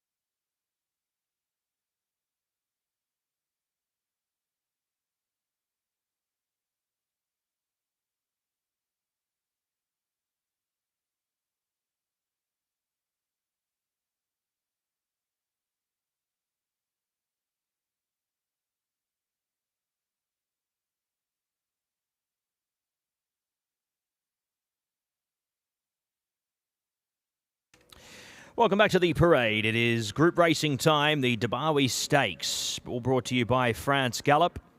Group 3 level, 700,000 dirham up for grabs, 420,000 to the winner. Let's head into the parade. Here's our first horse. It is the Al Ghrood Sprint winner in Al Nassib, the 5-year-old colt by Profitable, who was able to reel in the leaders off a hot tempo and win last time out under Antonio Fresu. Silvestre de Souza takes the ride tonight on the entire 109 rater and draws 4, looking to make it 5 from 8 if he's able to win tonight. Number 5 is our next runner, Colour Up, who was a runner-up in the Al Ghrood Sprint last time out, going down by 3.5 lengths. Very impressive. and will relish the hot tempo brought in by other runners in the race. The 8-year-old gelding by Memis for Syed Hashish. Doug Watson and Pat Dobbs to do the riding off 106.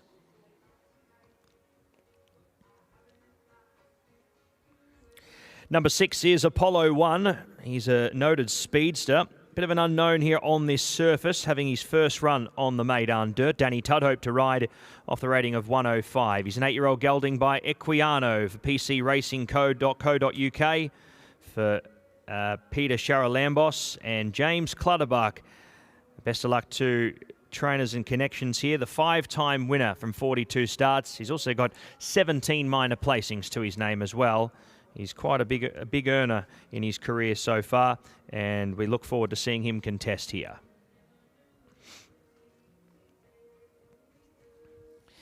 Another big earner, 2.5 million dirham accrued in his career so far. The 8-year-old Entire by Power. It is Pontos, the 11-time winner from 52 starts. Ray Dawson does the riding for Miroslav Neslenik, and will be looking to improve on the run last time out on the turf. He heads over onto the dirt, though, which is going to be an interesting element for him, having not run on this surface in quite a while. So best of luck to connections here as they make the bold changeover to dirt here for career start number 53.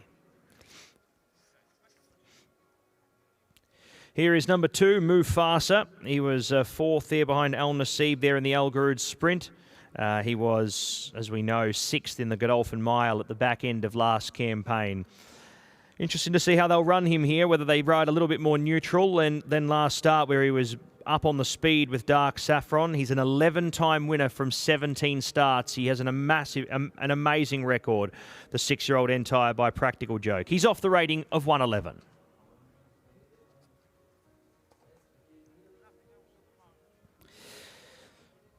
Our final horse, who will be potentially a little late to the parade, is a Dark Saffron, the 4-year-old gelding by Flame Away, the 112 Raider, and he'll be a late arrival here for Ahmed bin Hamish, Connor Beasley, Sultan Ali, looking to get back to his winning ways after running 7th last time out in the Al Garud sprint. He is our final horse, Dark Saffron, for the 700,000 dirham Dabawi Stakes at Group 3, brought to you by France Gallop.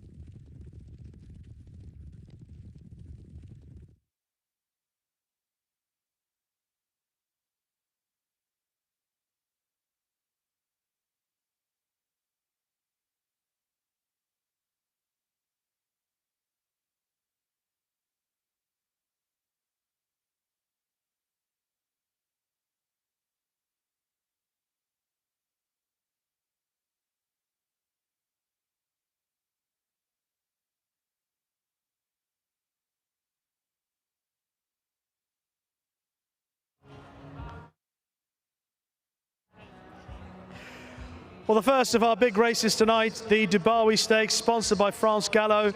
It's worth 700,000 dirhams, and we're looking at a horse who will have a big chance, and that is number 3, El Nasib. El Nasib beat Colour Up in the Al Gahoud Stakes here at the beginning of December, benefiting from a really strong pace. Dark Saffron, Mufasa, Rabar all went perhaps too hard. Well, I say perhaps, they did go too hard. That allowed El Nasib and Colour Up to sweep past them in the closing stages. El Nasib is without question a big player tonight.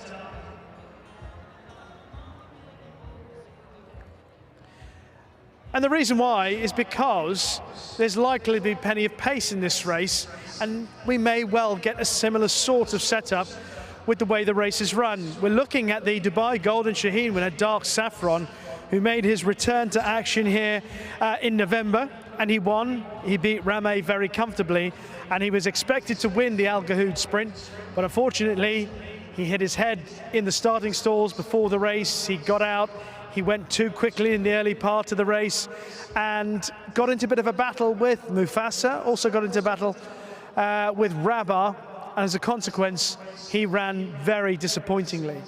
If he's back to his Dubai Golden Shaheen form, then obviously he's a huge player, but he has that disappointment last time out to put behind him. Extremely talented, drawn in stall 6. It's only a small field. If he was able to get out, he'll be on the pace and he will set a very high standard. That's number 1, Dark Saffron, the winner of the Dubai Golden Shaheen.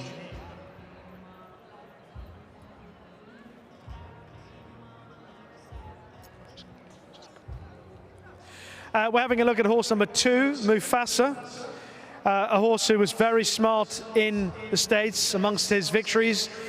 He overcame a horse called White Barrio, who of course won the Pegasus just recently, last year. And Mufasa was expected to go very close last time out after his comeback run, or his run here on his comeback run when he was behind El Nasib. And unfortunately, he got drawn into that speed duel with Dark Saffron and Rabar, and that was the best of him gone. In the meantime, by the way, as the runners load up, just to tell you that the best turned out award in this race has gone to horse number 7, Pontos. Aliesa, the CEO of PHI Advertising, making the presentation right now to Bom Singh. He's in the winner's enclosure now, receiving his prize. Well done to Bom Singh. And Pontos did look very well beforehand, but he's also expected to be one of the pace angles in this race. There he is, just going forward. We're getting ready for the Dubawi. Here's Pat. Group 3 level, 700,000 dirham up for grabs. They're going to fly here, ready to go. Set, racing. They all got a clean break. Apollo 1, good speed with Pontos. Dark Saffron hustled forward out deeper. El Nasib settles down 4th. Mufasa further back in a more neutral spot today, and it was 4 lengths to Colour Up, who's last of the 6. Dark Saffron's going to get the lead here, and nothing in his eye line at the moment as they work off the back. 1.5 lengths to Pontos, who's getting closer. Then came Apollo 1 up on the inside, getting on the leader's back. Mufasa around them 3 wide. Then came El Nasib, followed by Colour Up. 10-6-1. 13-4-5, 10-6-1 as they work down the side of the course here in the Dubawi Stakes. And it's Dark Saffron, 3/4 to Pontos. Tracking up 3 wide is Mufasa in the small field. He's still covered a bit of territory. Apollo 1 4th, El Nasib 5th, and Colour Up is last of all. Dark Saffron met up on the outside by Mufasa, who's left him for dead here at the 200-metre marker. Mufasa from Dark Saffron. Here's El Nasib. Mufasa, he's getting a little bit tired. El Nasib pouncing the outside. It's the Al Gahoud sprint all over again. El Nasib coming away. El Nasib relished the hot tempo, and he goes back to back. Group 3 win for El Nasib. 2.5 to Mufasa. Photo 3rd, Colour Up from Apollo 1. Then came Pontos and Dark Saffron, last of the 6. El Nasib, Silvestre de Souza, he just relishes the hot tempo up in front, and he has swallowed them up. Mufasa has loomed up and looked like he was all over a winner, but got tired with 100 to go. And El Nasib hasn't just got there. He has come away to win by 3.5.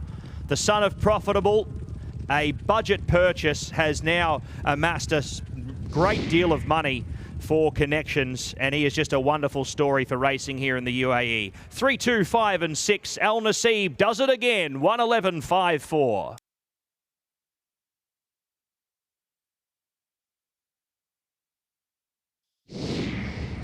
Well, what a performance from Al Nassib once again. Getting a setup like he did in the Al Gahoud sprint. Dark Saffron going hard, Pontos sitting to his outside, Apollo 1 in behind, and Mufasa, who at this point looked as if he might be taking control, but all the while Al Nassib was picking up his stride, or at least keeping going faster than Mufasa was able to go. And Mufasa tiring in the closing stage, and Al Nassib sweeping past him. Colour Up was back in third just from Apollo 1, who stuck on quite well, having him down on the inside rail. But turning for home, Dark Saffron was in trouble again. He has not been in the same form. I know he had excuses last time out. This time he had a better run of things, but he did have trouble on the lead with Pontos and Mufasa not that far away. Mufasa has been close enough to the pace, and in the end he's got tired, and that has allowed Silvestre de Sousa to come through to win his second race of the night on Al Nassib. A pat down the neck from the champion jockey here in the UAE for Al Nassib, Musaba Al Mahiri. His 5-year-old chestnut horse has certainly enjoyed the way the race has been run here. Mufasa gets on the right lead, and he starts to go away from his two rivals that led him in the early part of the race, Dark Saffron and Pontos, but he's now running on fumes in the closing stages, and Al Nassib comes through, as he did last time out in the Al Gahoud sprint. Then it was under Antonio Fresu, now it's under Silvestre de Sousa, who's winning his second race of the night, and Al Nassib wins the Dubawi Stakes, sponsored by France Gallo.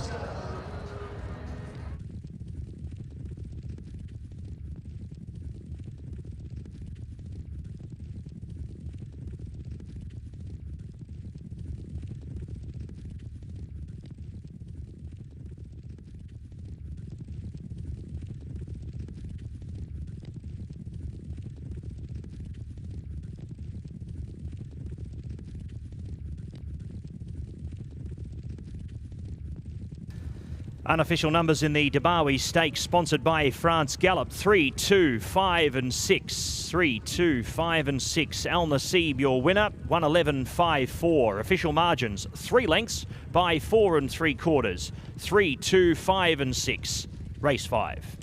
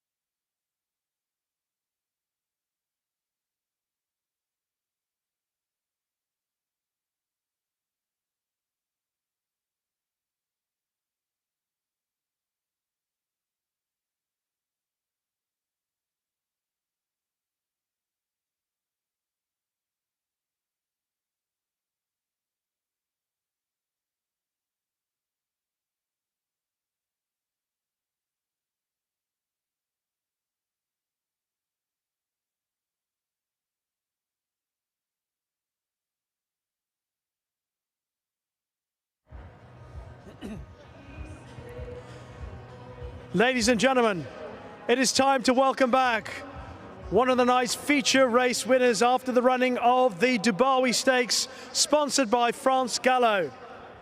Your winner is a 5-year-old chestnut horse by Profitable out of Jafetica, owned by Mohammed Abdullah Mohammed Rashid Al-Shehi, ridden by Silvestre de Sousa, second win for him tonight, and trained by Musaba Al Mahiri. A round of applause for the winner of the Dubawi Stakes, Al Nassib.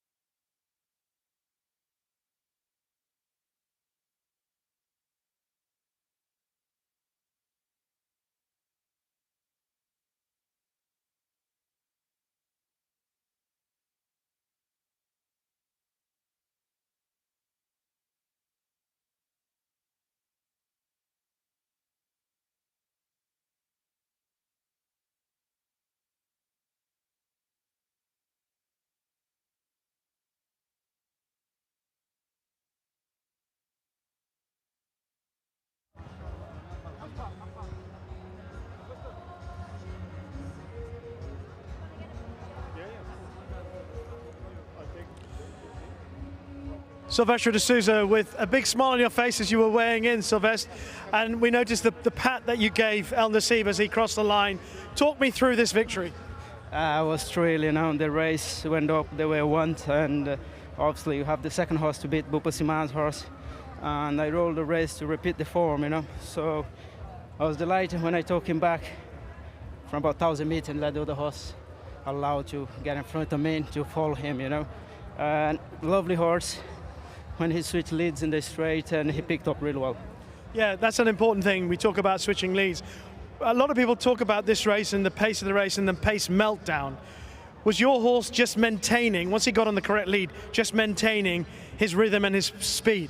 Absolutely, yeah, you know, it's, you know, last time things went up different, but this time he broke in terms. I was able to dictate a little bit the speed for half of the race the way I want to go, and yeah, he's a lovely horse going forward, and he has improved, and he should come on a bit for that. I mean, he must be a big Golden Shaheen player. I think so. He's a big player. Well done. Thank you.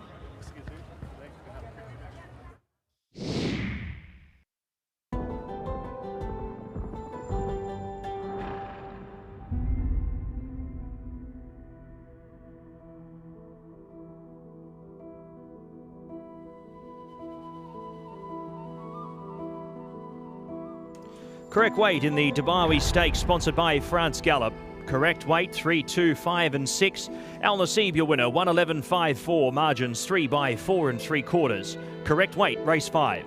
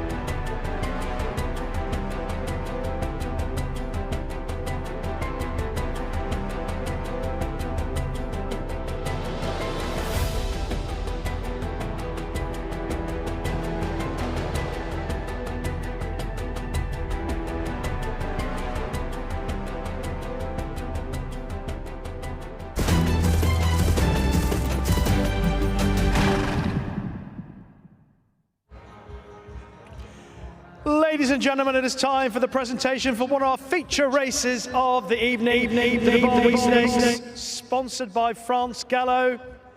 Won in brilliant style by El Nassib, beating Mufasa. and it is time for the presentation. So we welcome to the stage Mr. Erwin Sharpie, Head of Racing Operations and International Relations of Dubai Racing Club, and Mr. Salam Mohammed Karnib, Head of Corporate Affairs, Logistics and Security of the Dubai Racing Club. And stepping forward to receive, on behalf of the winning team, Mohammed Abdullah Mohammed Rashid Al-Shehi, put your hands together for Ali Al-Rashid Al-Rahi.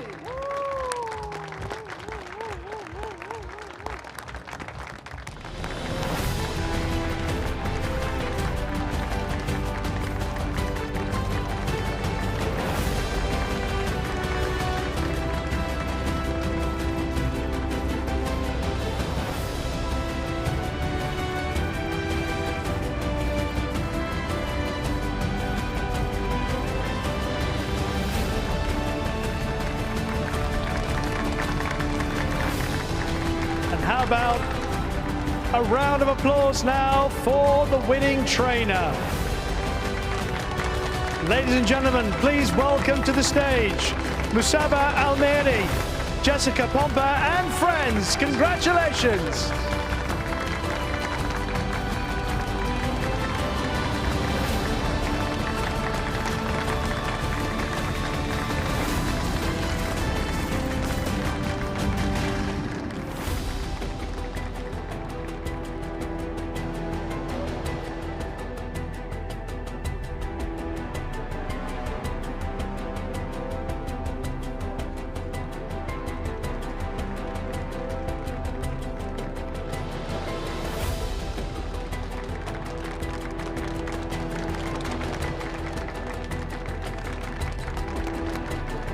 And the man on board has started off 2026 in fine style. A second winner tonight for the reigning champion jockey in the UAE, Sylvester de Souza.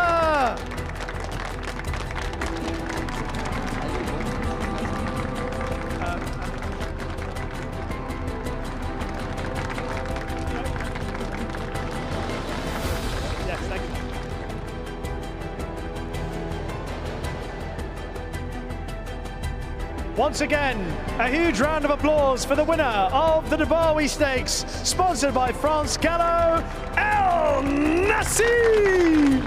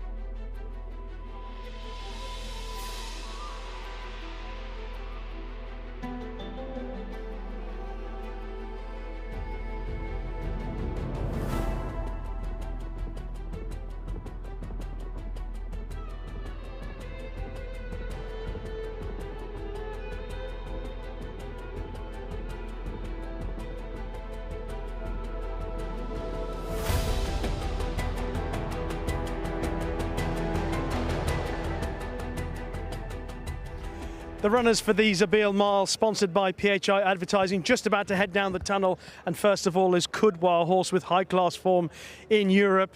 And he will represent Simon and Ed Crisford here. Look at the skin on him, it looks magnificent. Just behind him is the horse that is expected to take all the beating. This is Holloway Boy. He was second in the race last year behind Poker Face, and he has got a huge chance, having returned to action late on in the season. Pretty well. There's 3 Amori City for Charlie Appleby and Godolphin. Then Kafaf, probably running over a trip too short for him. Horse number 5 is the former Lockinge winner, Audience, now with David Amara. He's got the red hood on. He's got a good draw in 2, could go forward. Here's horse number 6, Chicago Critic, trained by Johnny Murter, another with a red hood on. Cheston actually showed a little bit here when he ran last month on Festive Friday. Horse 7 is Assad Zabil. 8 is Vafotino. Here's the horse that I like, a bit of an outsider, 9, Andreas Vesalius, but I thought he ran an eye-catching race last time. And finally, the last horse to go down the tunnel will be number 10, Western Writer, and I'll be following him on the way down.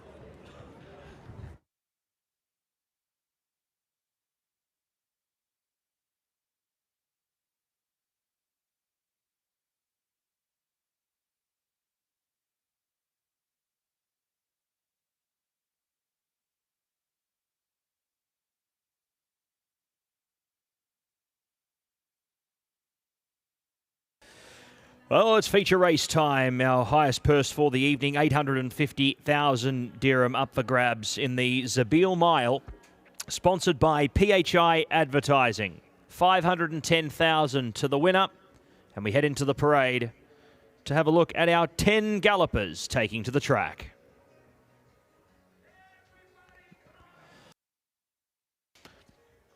Our first horse is Kudwa, the 6-year-old Entire by Kingman.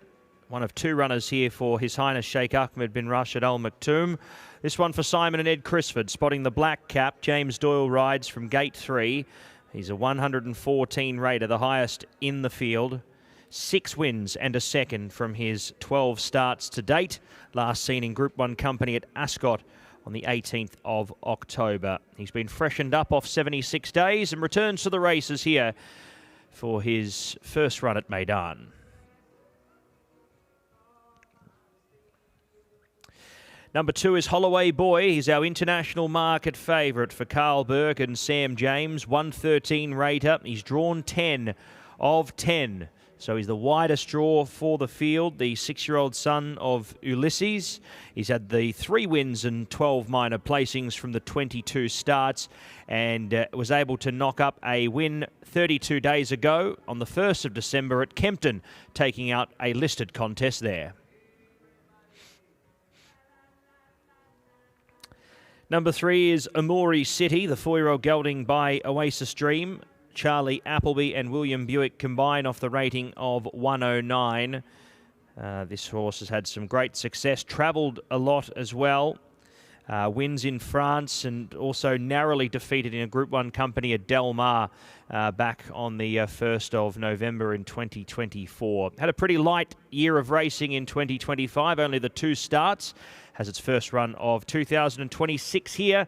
Career start number 8 for the 4-year-old gelding.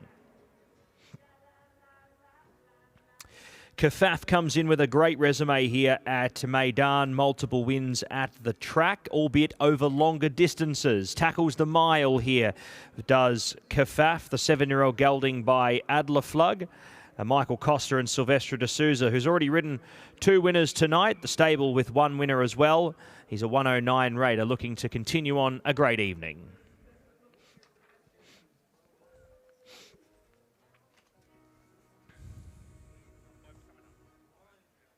The colours of Hamad Rashid Gadaya are on the horse Audience here for David O'Mara and Danny Tudhope. 107 rater, the 7-year-old gelding by Ifraj. He's had 5 wins and 9 minor placings from the 23 starts. Last seen at Newmarket in Group 2 company, ran 5th on that occasion. Coming into this race off an 84-day break. Chicago Critic comes into this after running here 2 weeks ago, the son of Knight of Thunder, for Johnny Murtaugh, Tony Smurfett, and Ben Cohen to do the riding off the rating of 107. 3-time winner from 14 starts, looking to make it a 5th here in his 2nd Meydan run.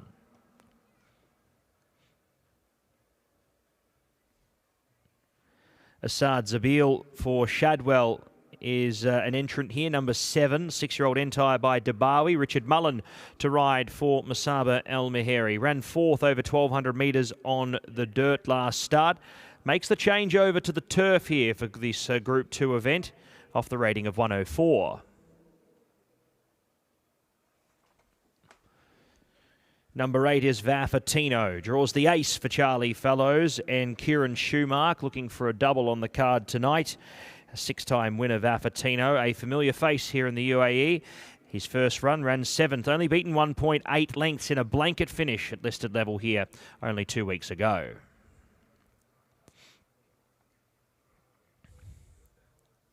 Andreas Versalius, the 9, comes out of the same race behind Mysterious Night, running 4th, beaten around about the same amount as Vaffatino. He's a 2-time winner, but certainly put the writing on the wall that a win may not be too far away, the 7-year-old gelding by Caravaggio, off the rating of 99.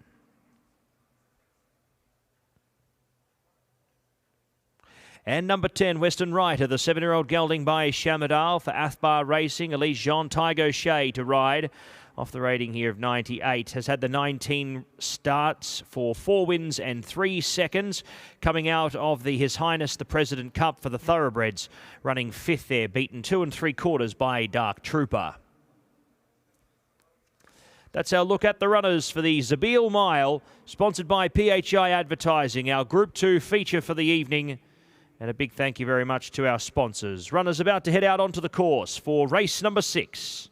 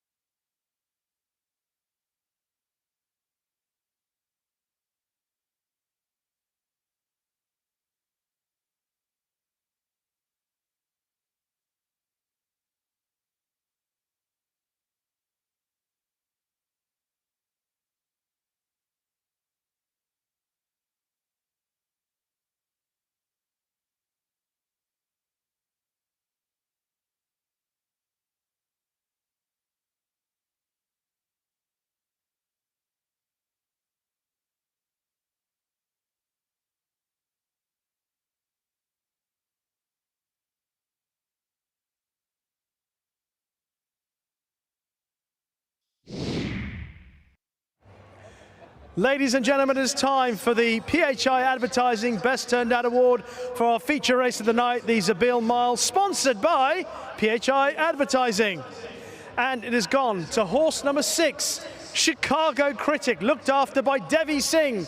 And Devi Singh is now in the winner's enclosure, receiving his prize from Ali Esser, the CEO of PHI Advertising. We thank them for their support of the Best Turned Out Award, the support of the feature race as Zabil Mile, and best of luck to Devi Singh and Chicago Critic in our upcoming feature race of the night.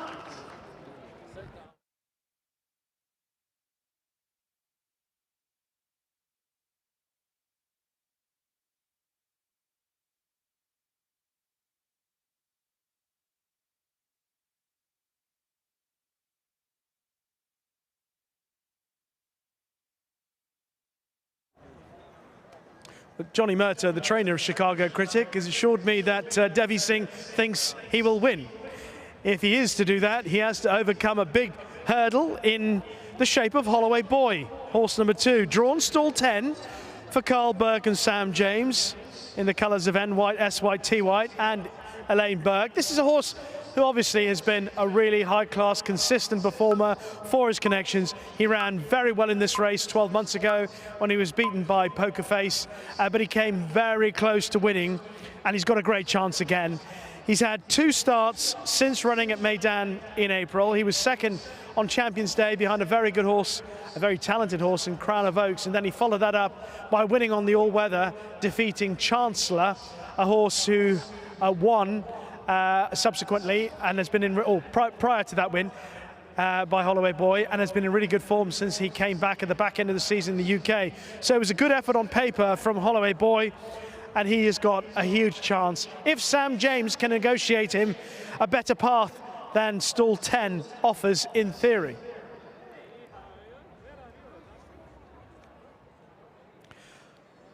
Horse number 1 is Kudwa. He's always been a high-class horse for connections. I think he's always been really well regarded. And he's won a series of pattern races in Europe. Earlier in the season, he won at Chantilly, finished second at Longchamp behind Radari on Arc Weekend. A fine effort that was.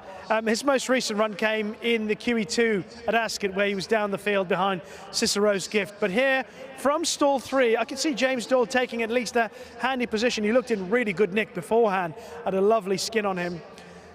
Looks like he's really taken to the sunshine here in Dubai, and he's got a big chance. That is number 1, Kudwa. The loading up process well underway. Amori City, another horse that I think has to enter calculations for Charlie Appleby and William Buick. He was last seen running in the French Guineas behind Henri Matisse. Disappointed on that occasion, but he's got much better form than that. The run in the Breeders' Cup Juvenile Turf the year before, but he has to prove it all again. Not too many more left to go forward. They will include the horse I like, Andreas Vesalius, at a big price on the international markets. And the best turned out, Chicago Critic. Let's head up and join our commentator, Pat Comerford. The Group 2 Zabil Mile, sponsored by PHI Advertising. Ben Cohen, the last one to come forward on Chicago Critic. 5-year-old gelding by Night of Thunder. Loading away with the barrier blanket. The runners are set here for the Group 2 feature tonight. Ready to run. Set, away now. Kafaf was a little slow, heads out the back with Western Rider, Andreas Versalius and Chicago Critic in the back half. Audience was away quickly, and he's going to lead them up by a length and a half. Leads clearly into second position, working through the middle. Kudwa, Assad Zabil 3 wide, and Vafatino 4th defence. A length and 3/4 back to Amori City, working alongside Western Rider. A length back on the outside, Holloway Boy, racing 3 wide without cover. Chicago Critic next from Kafaf, and Andreas Versalius is last. 14.29, 11.54. It's Danny Tudhope and Audience who lead them off the back. In search of the 900-metre peg, 2 lengths in advance of Assad Zabil. Vafatino is third on the inside. 4th was Kudwa. 5th, Holloway Boy, obliged to race 3 deep, and he will be cut with 3 deep without cover for the journey, you'd say, at the moment. Amori City keeping him out there. Western right of the fence. Chicago Critic is third to last from Kafaf, and Andreas Versalius is last of all. Inside the 500 they travel and they wheel the bend in the Zabil Mile, sponsored by PHI Advertising, and it's Audience the one to chase. A length and a half to Vaffatino. Coudoir, Audience giving a good sight in front. Audience from Vaffatino, Coudoir down the outside, Amori City, Holloway Boy, Chicago Critic, Audience from Coudoir, who's on the scene late here. Coudoir from Audience, then came Amori City. Coudoir still with a length at bay. Coudoir in the Zabil Mile, a length and a half to Amori City. Photo third. Maybe Vaffatino from Audience will wait for the photo. Then came Holloway Boy from Chicago Critic, Andreas Versalius. Next over was Western Writer, Kafaf, Assad Zabil, the last one home. Coudoir, highest rated horse, 114, and he honours the rating and gets home to score from Amori City. Another second for Godolphin after their win in the first. They've had a monumental amount of placings here tonight. 1 length and a quarter will be the unofficial margin there, 135.81. But it's James Doyle for Simon and Ned Crisford. Coudoir taking out the Group 2 feature for the night. One your winner.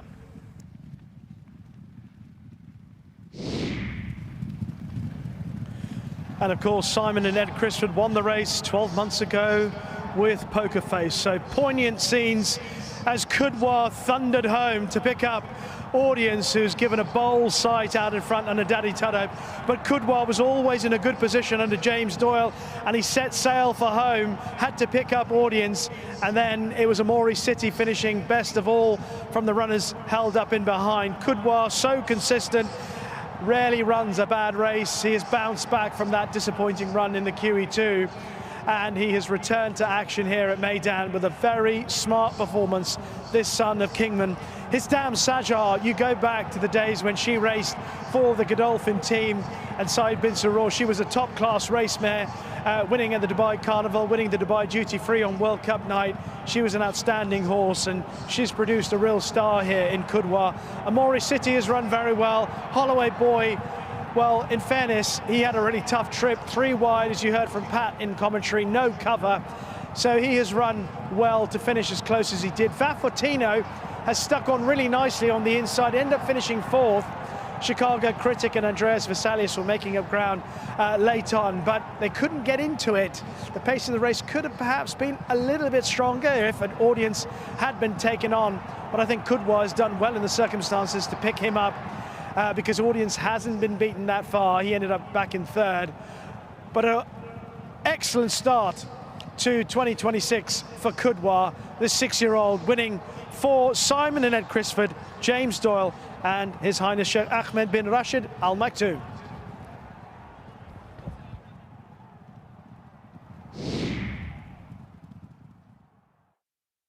And the unofficial numbers in the Zabil Mile, 1, 3, 5 and 8. 1, 3, 5 and 8. Coudoir, your winner, 135.81. Margins 1 1/4 by a half length. 1, 3, 5 and 8. Race 6.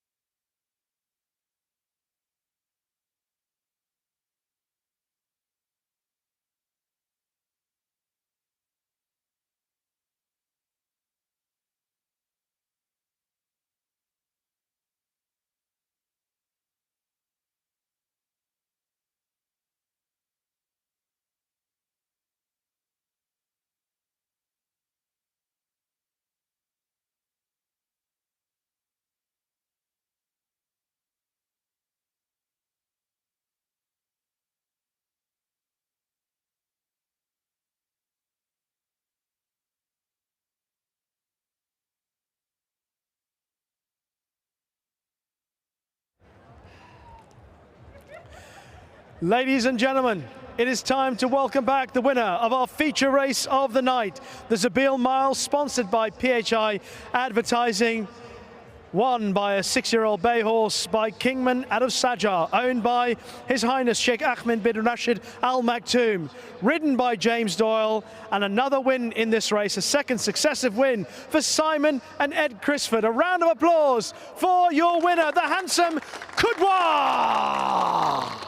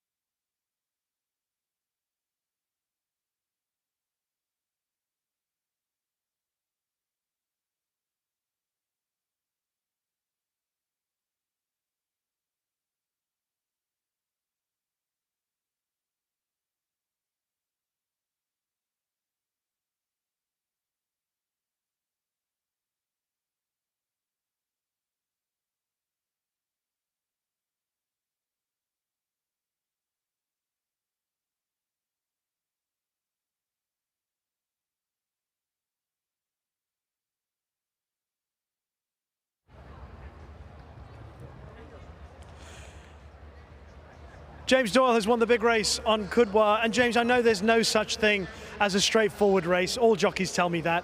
But the way the race panned out, it was as close to straightforward as you want. Nice position, and you had lots of space to strike turning into the straight.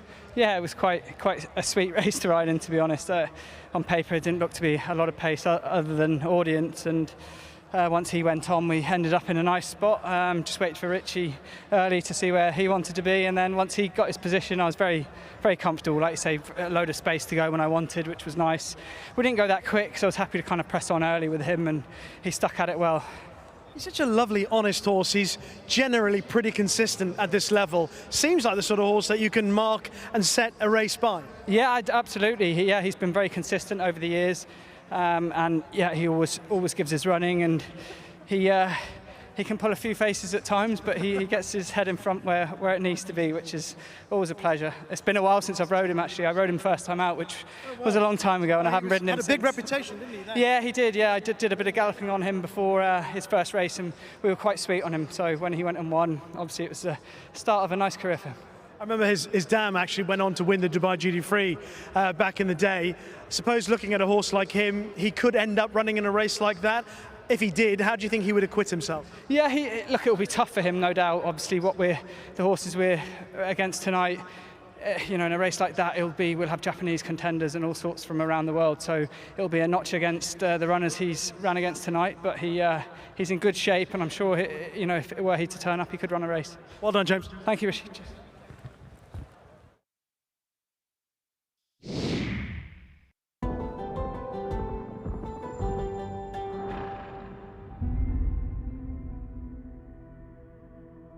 And correct weight is given in the Zabeel Mile, sponsored by PHI Advertising. 1, 3, 5 and 8. 1, 3, 5 and 8. Kudwa, your winner. 135.81. Margins confirmed. 1 1/4 by a half length. Correct weight in the Zabeel Mile.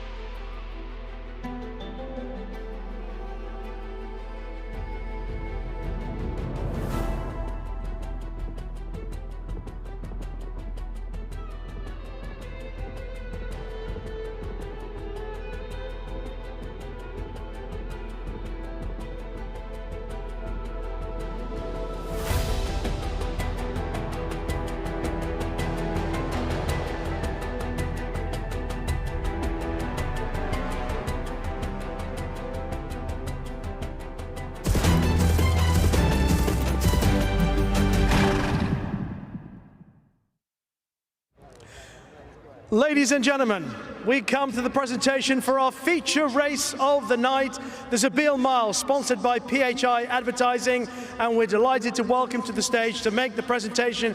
Oh, he's had a very busy night doing all the best turned out horse awards, but he's here for our big race. It is Mr. Ali Essa, the CEO of PHI Advertising.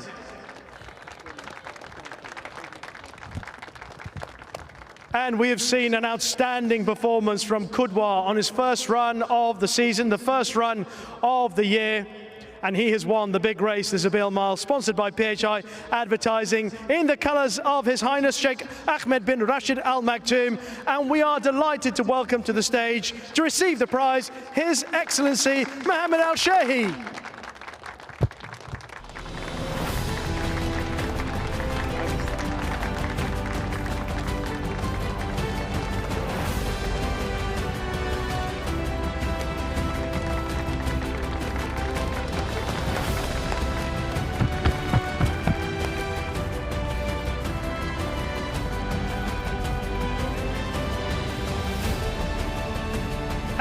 It's a second successive win in the race for the training combination of Simon and Ed Crisford. Please welcome to the stage, Ed Crisford.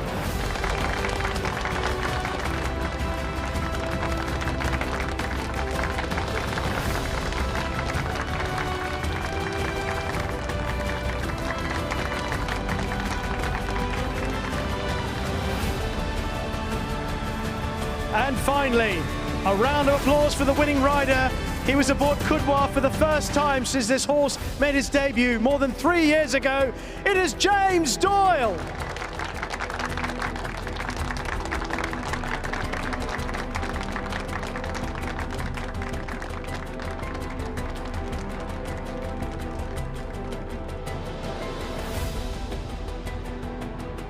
Ladies and gentlemen, one more round of applause for your winner of the Zabeel Mile, sponsored by PHI Advertising.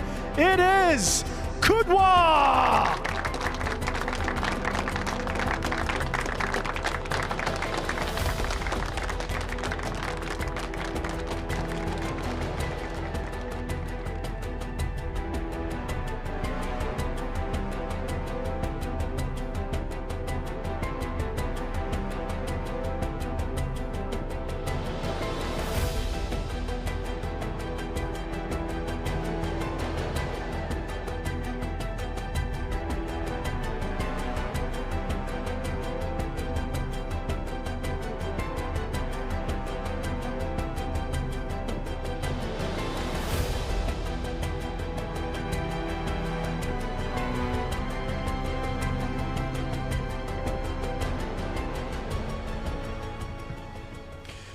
Well, alongside me is Ed Crisford, part of the training combination of Simon and Ed Crisford, who've won this race for the second successive year. I said when this horse crossed the line, poignant memories, of course. Last year you won it with Poker Face, Ed. Yeah, no, absolutely. You know, and to win it like the way he did, really pleasing. He's a high-quality horse, Kudwa. He's won Group 2s before, but to come out here and win like that, you know, it shows he goes on the track for one, and he settled in nicely here, and he's got bigger and better things ahead, hopefully. James was saying he had almost everything go right in terms of the draw, how he got out, got a good position. But I guess one of his strengths is that because of the way he goes through a race, he actually gives you the opportunity to take advantages of those good draws and pace. Yeah, no, you can sort of put him where you want in a race. And you know, he at the beginning of the year, he sort of was in front in a few of his races, so we sort of thought we just want to drop him in a little bit, and actually it came to good effect. And in Paris, when he nearly won, he actually ran a super race that day, and he was quite far back. So today we didn't really want to go forward, but we thought audience might. But actually there was a bit of pace on, and he just managed to get a lovely toe into it, and you know, finished off lovely. And is it simply a case of we'll run him here in races that will suit him, the racing season sort of maps itself out, and hope we end up in something like the Dubai Turf on World Cup night? Well, exactly. I mean, you've got that option to go there, but I think there are races. There's a race at Abu Dhabi potentially you could go for. And then, yeah, I mean, obviously we have to speak to Sheikh Ahmed and the team and, you know, decide whether, you know, how far we go and whether we're going to go for World Cup night. Ed, congratulations and a Happy New Year to you and your dad. Thank you very much, Rishi.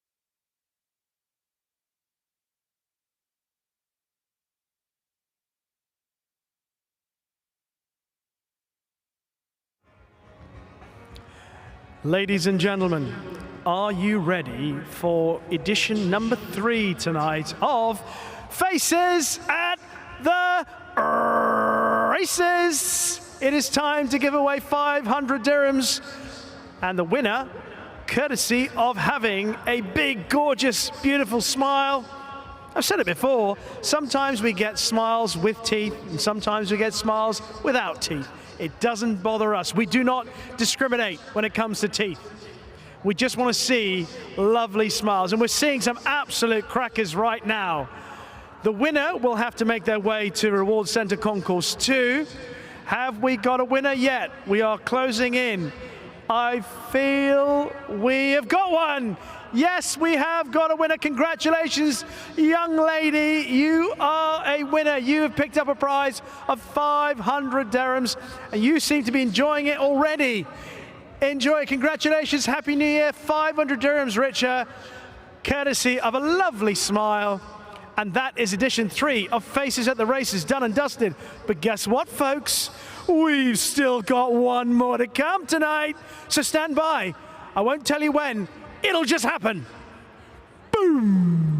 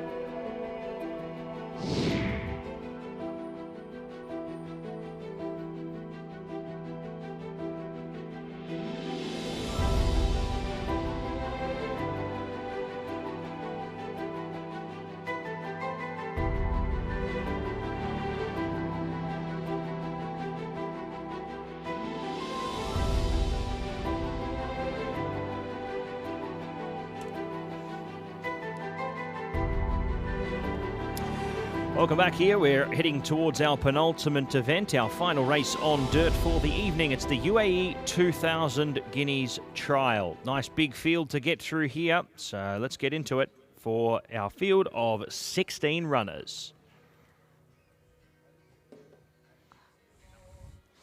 First horse is Legalized, comes across from Argentina with a wonderful track record, undefeated.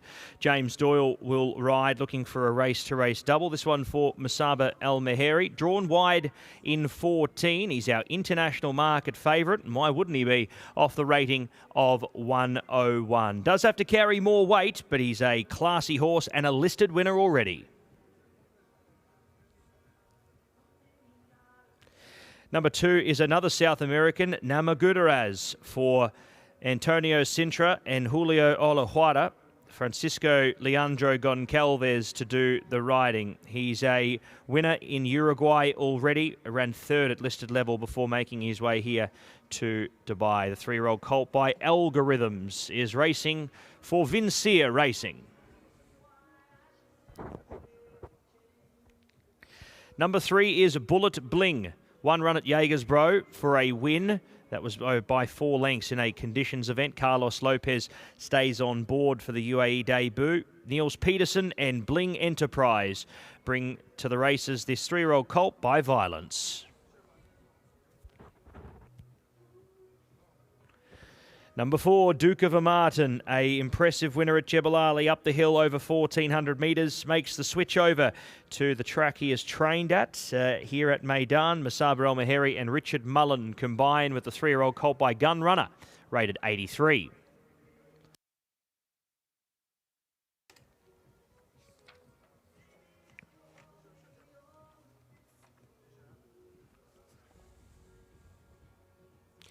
Here is Night of Glory. He's a maiden winner at Lingfield. That was on the 2nd of December. He comes back to the races after 31 days. The 3-year-old colt by Nix Go. Ardry de Vries to ride for David Manoussier. Number 6 is Lino Padrino. An impressive maiden victory here, sitting wide the trip and then taking the bull by the horns in the late stages to win by 4.1 lengths. He comes to the races here once again and on paper looks potentially one of the horses to beat in the event.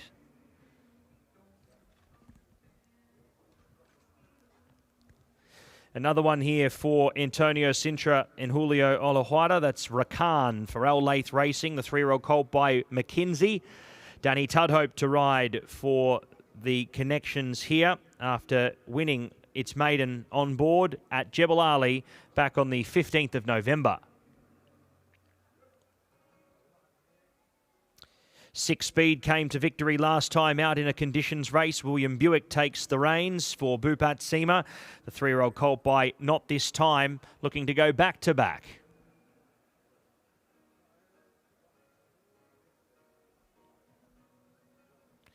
Tail Gunner Joe's had one run on the track. He ran 7th on that occasion. He drops back in trip here for his second run. Drawn in 12 for tonight's assignment, which could make it a little tough. George Wood to ride for Dylan Cunha.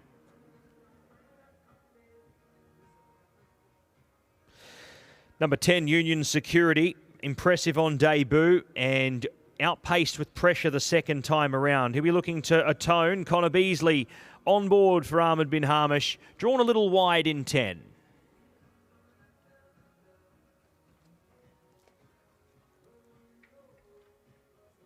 Eleven is Al Karwani. She's also drawn in 11, so a tad off the track. Ray Dawson for Marwan Al Badehi. He ran 4th on debut behind 6 Speed here at the Meydan track, over 1,200 metres.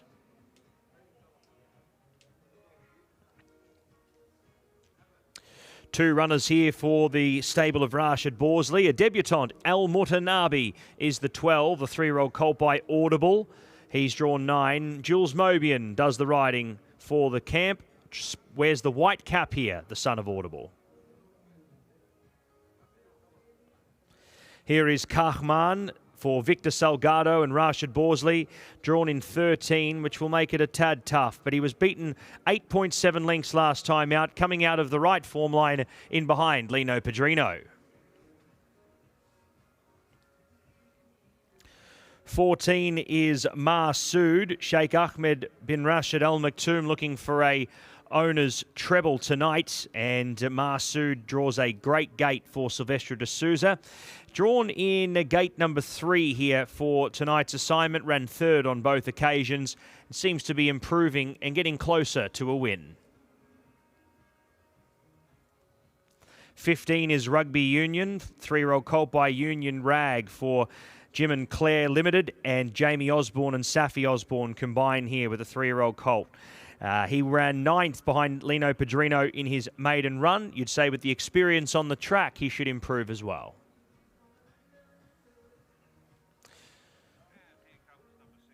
And our last horse is the 16, Victory Reigns, the 3-year-old colt by 10 Sovereigns, running 7th behind Raja on debut and returns here after 2 weeks to contest this. He is in the widest gate of 16 for his second career start.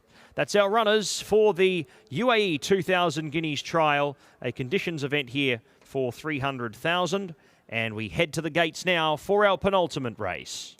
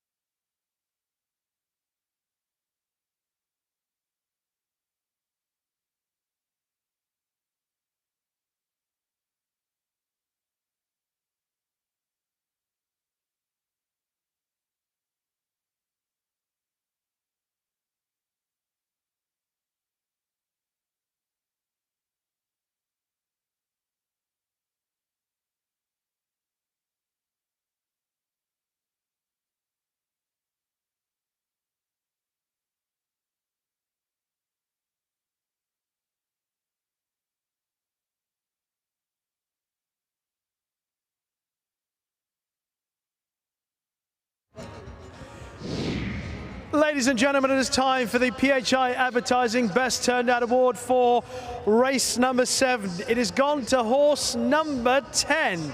That is Union Security. Union Security is looked after by Makan Khan.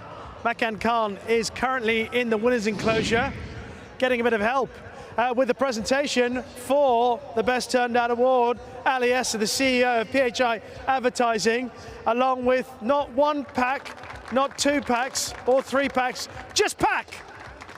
Just pack, my friend. That's my friend. And he is helping make the presentation now to Makan Khan. Well done to Makan Khan, and good luck to Union Security in this UAE 2000 Guineas Trial, sponsored by Churchill Downs. And our thanks to Ali Esser, the CEO of PHI Advertising, and PAC for their help in making this presentation.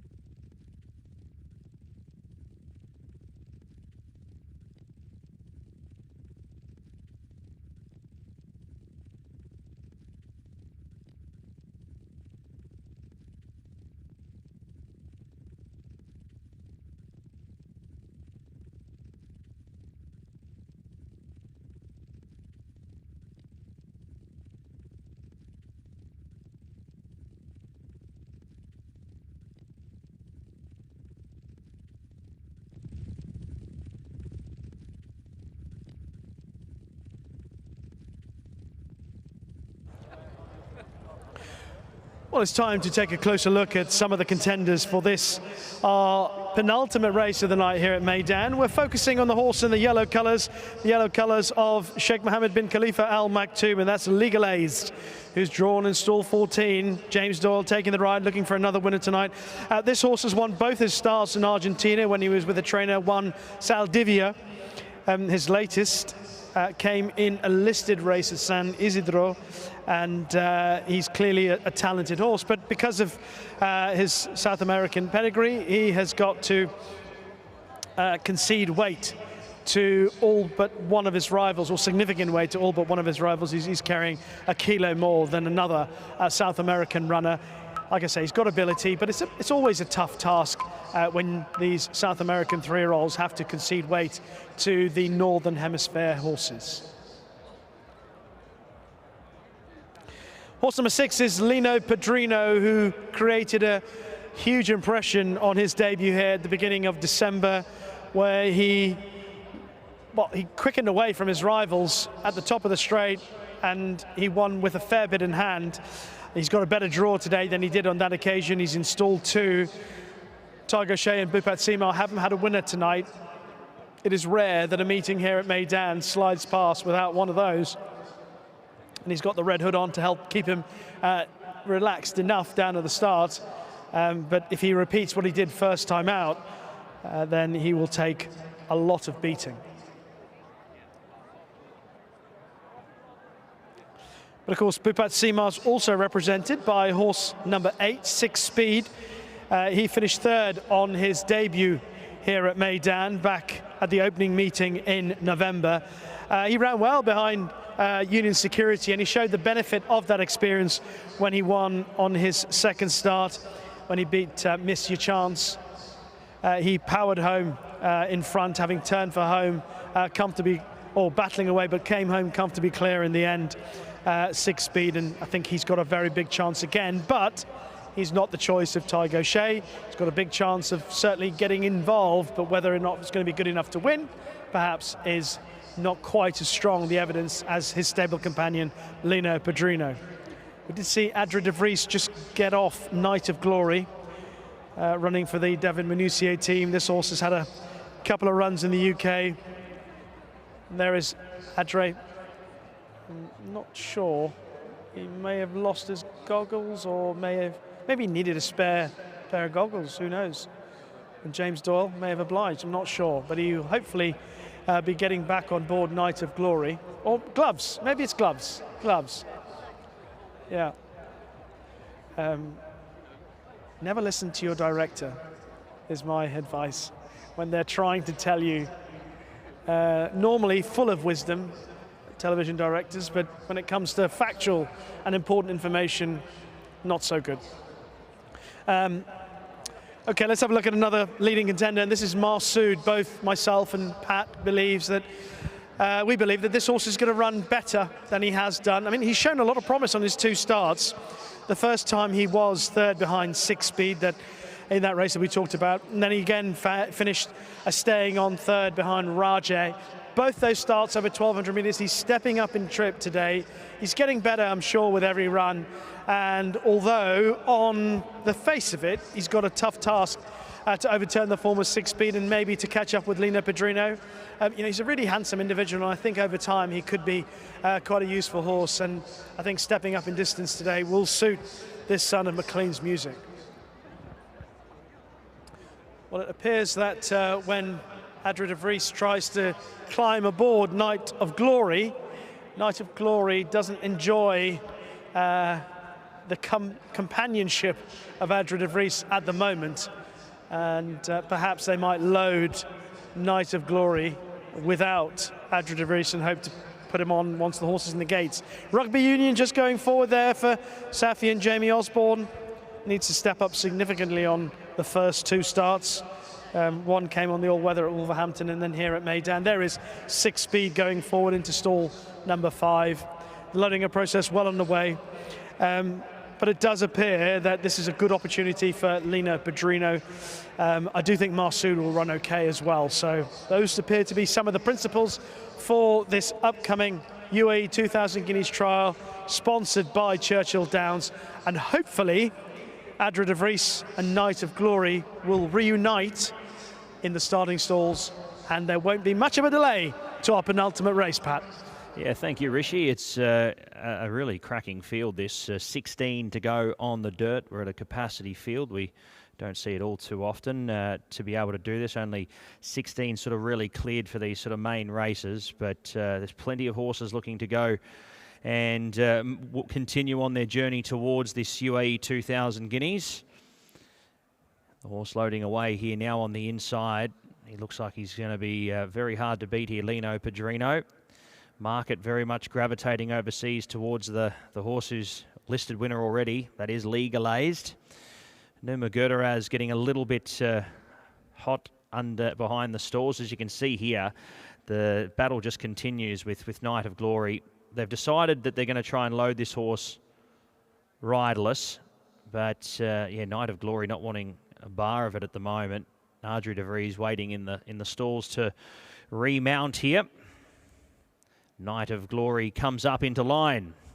So we await here for Night of Glory to be ready in the first stall. And the field of 16 will be ready to go. The 1,400 metres for the UAE 2000 Guineas trial away.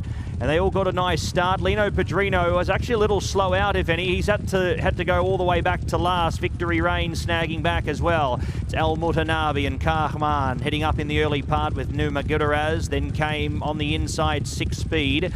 Good speed out wider from Legalaze. Then came Union Security, Tail Gunner Joe and Masood. Rakan caught out deeper. It was a gap there back to Lino Padrino, who's now working through the field, but he's done some work to get there.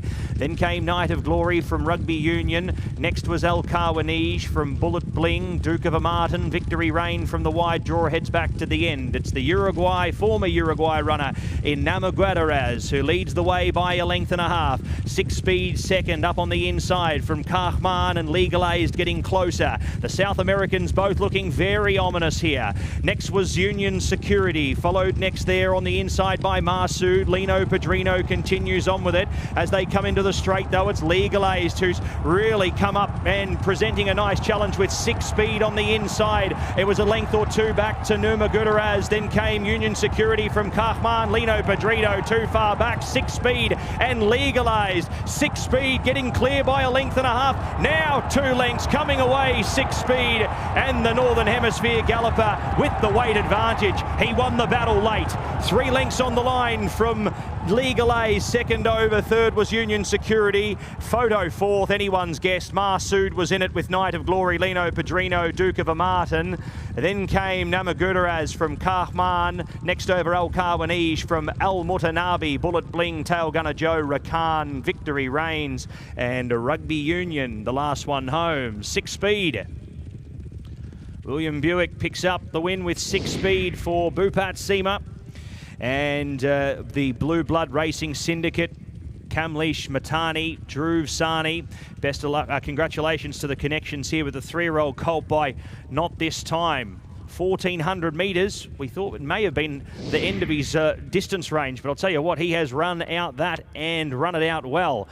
Legalized, what an impressive UAE start for him with the big weight here tonight. Union Security third over. Lino Padrino, after being slow out, has run massive to find himself in 4th position, having to play chasey the entire way around the track for the race. 8, 1, 10 and 6 will be your numbers, and at 6 Speed, William Buick picks up a double on the program. 125.28 winner's time.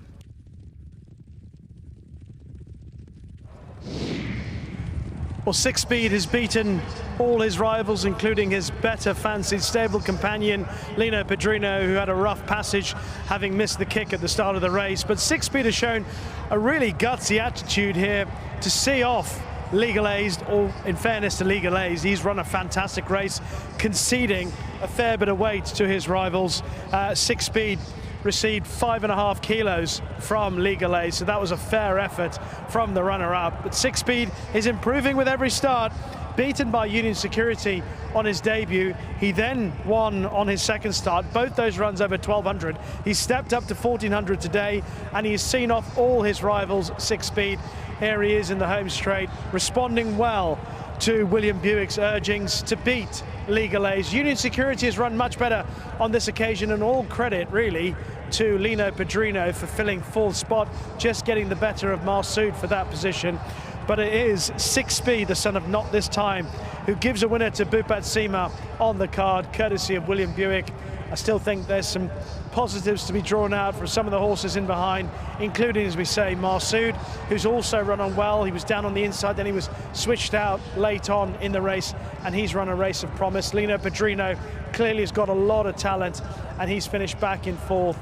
But 6 Speed getting better all the time, and he is now 2 from 3. And another winner tonight for William Buick, a first though for Bhupat Seema. And those unofficial numbers are confirmed in the UAE 2000 Guineas trial, sponsored by Churchill Downs. 8, 1, 10 and 6 confirmed. 6 Speed your winner, 125.28. Margins 3 1/4 by 5 lengths. 8, 1, 10, 6 in race 7.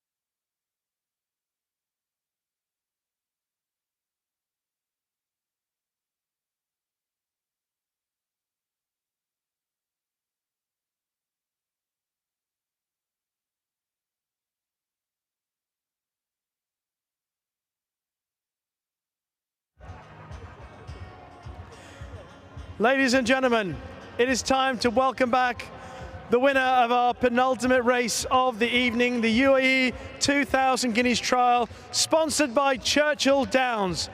It is the 3-year-old Dark Bay Brown Colt by Not This Time out of Browse, owned by Blue Blood Racing Syndicate, Kamlesh Matani and Dhruv Sani, ridden by William Buick, a second winner of the night for William Buick, trained by Bhupat Seema. A round of applause for 6 Speed.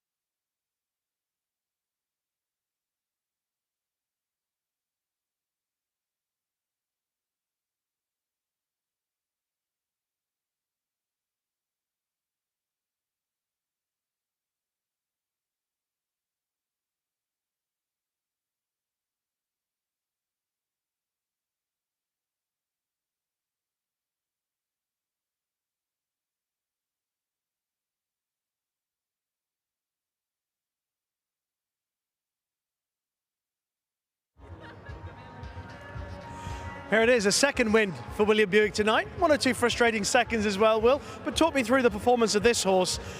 From the gates, he just looks really professional for a young horse with only having his 3rd run. Yeah, hang on. I promised this young man some goggles, so I better. Young man, come back. Here you go. Thank you. For you. Well done. Such a nice guy. Yeah, but I couldn't give him early because I needed them in this race, unfortunately. But thankfully, your horse got to the front. Yeah, he was superb. Very professional and very likable horse. Not the biggest. Here's my rest of my team up there. Look.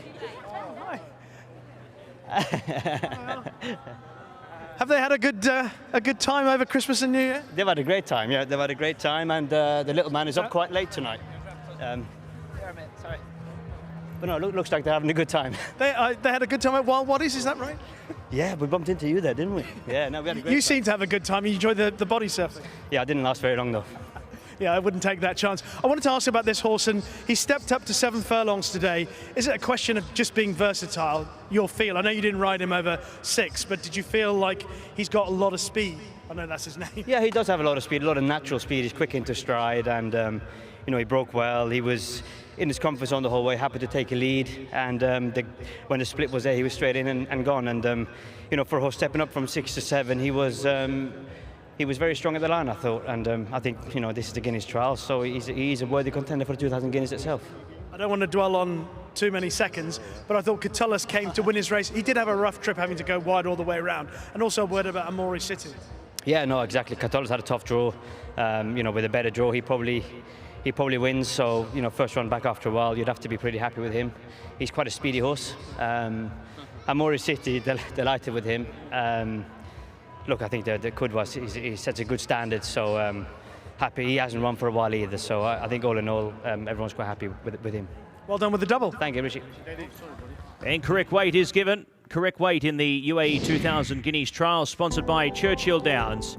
8, 1, 10 and 6 your numbers. 6 Speed your winner, 125.28. Margins 3 1/4 by 5 lengths. Correct weight in the penultimate.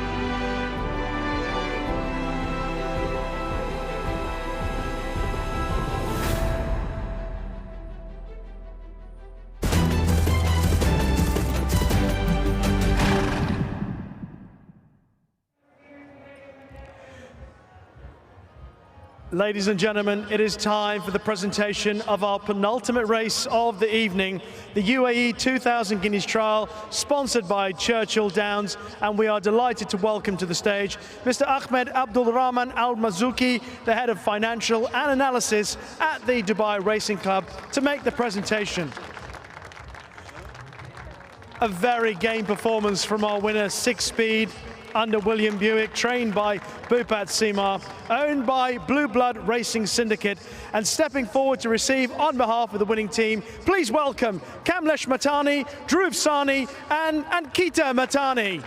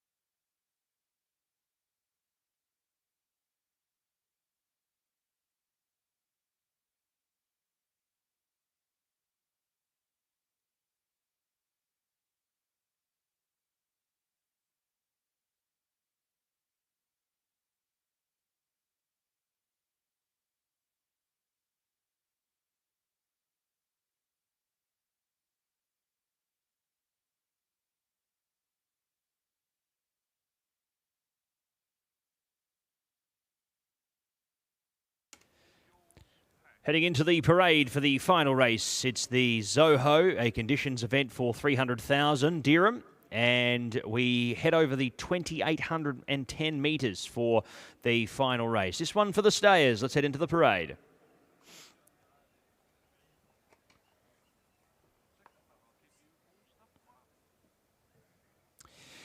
Horse number 1 is Al Madha, the 9-year-old gelding by Siuni. Has not been at the races since March of last year. The 9-year-old gelding coming off 301 days for Maitha Al Sawaidi and Hamid Al Basaidi to claim 2.5 here for this upcoming race.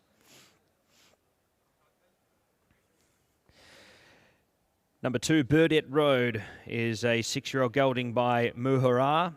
Pat Cosgrave to ride for James Owen, coming out of a Group 2 chase last time out over 3,100. We know he'll stay the trip, and he's in for the Gredley family for this upcoming race. 109 rater, and he comes in as the highest rated horse, or one of the highest rated horses here in the event.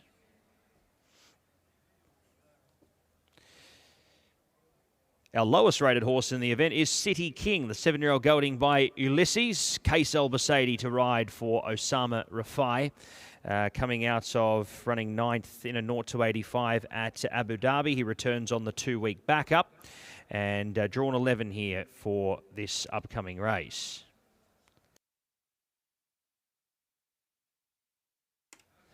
Number 4 is a deciduous, Bernardo Pinheiro for Salam bin Gudaya. Off the rating of 81 here. 4-time winner from 20 starts, but he's stepping well up in class here against some very tough opposition.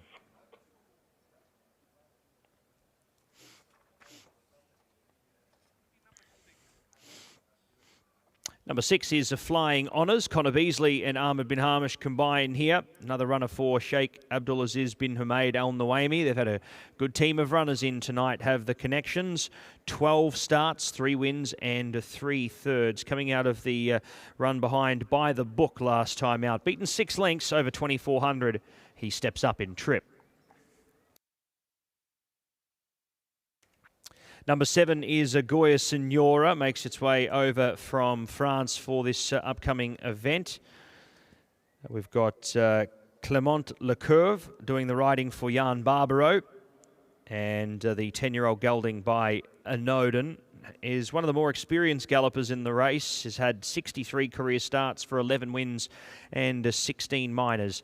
Came second in a listed contest at St. Cloud last time out in early October.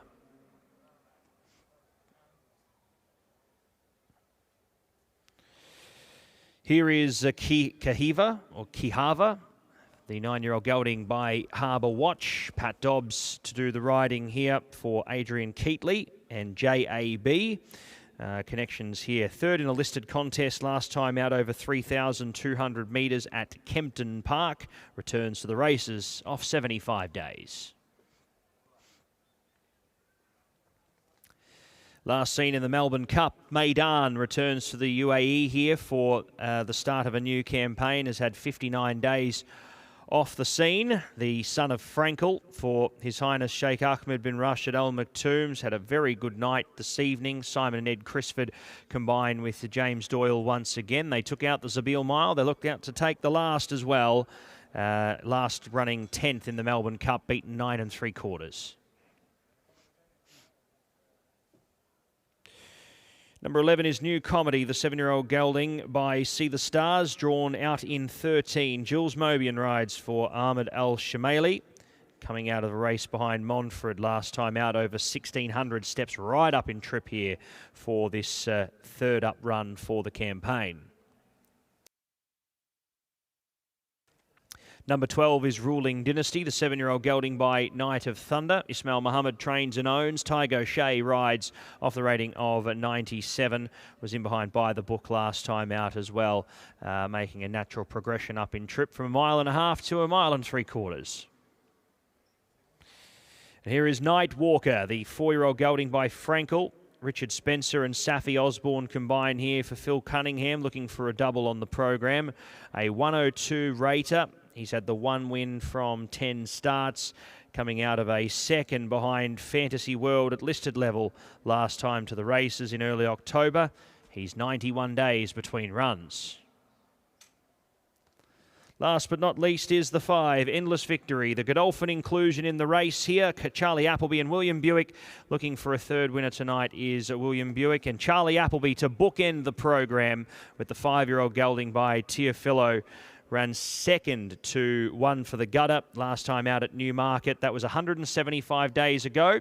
He comes in off a fair bit of a break here. 6 months off and returns first up over 2,800. That's our runners here for the final race of the evening. It's the Zoho over the 2,810 metres. It's a conditions event, 180,000. The winner's check, and we are seeing the runners make their way out onto the track here for our final race of the night.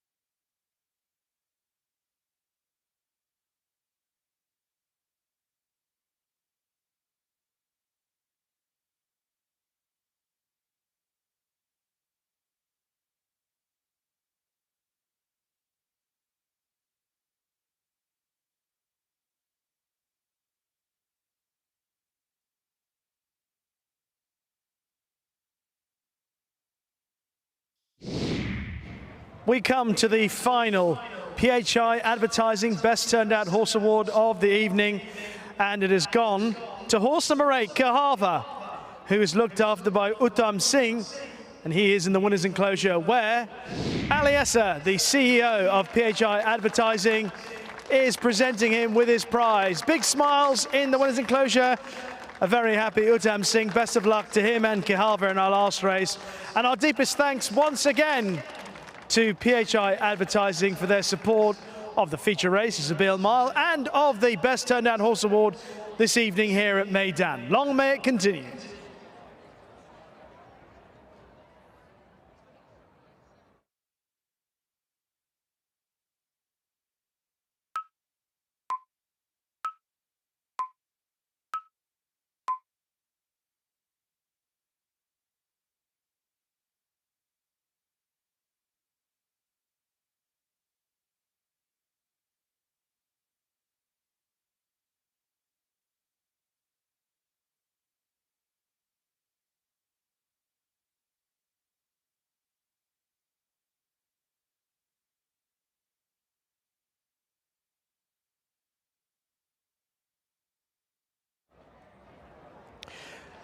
Let's take a closer look at one of the leading contenders for this, our final race. This is Endless Victory, pretty smart horse. The last time he was in action was back in July at Newmarket, over the same distance at which he races over tonight, 1 3/4 miles, where he finished a pretty good second behind One for the Gutter. I thought he's a little bit unfortunate on that occasion. The winner came 4 or 5 horses wide of him and probably just mugged him on the line. He's a horse who sticks his neck out, tries really hard, Endless Victory, and who's only narrowly denied on that occasion by One for the Gutter. I think he's got a very big chance. We've seen how well Charlie Appleby's horses have been running tonight. William Buick with 2 wins under his belt so far, hoping to finish off in style with another one.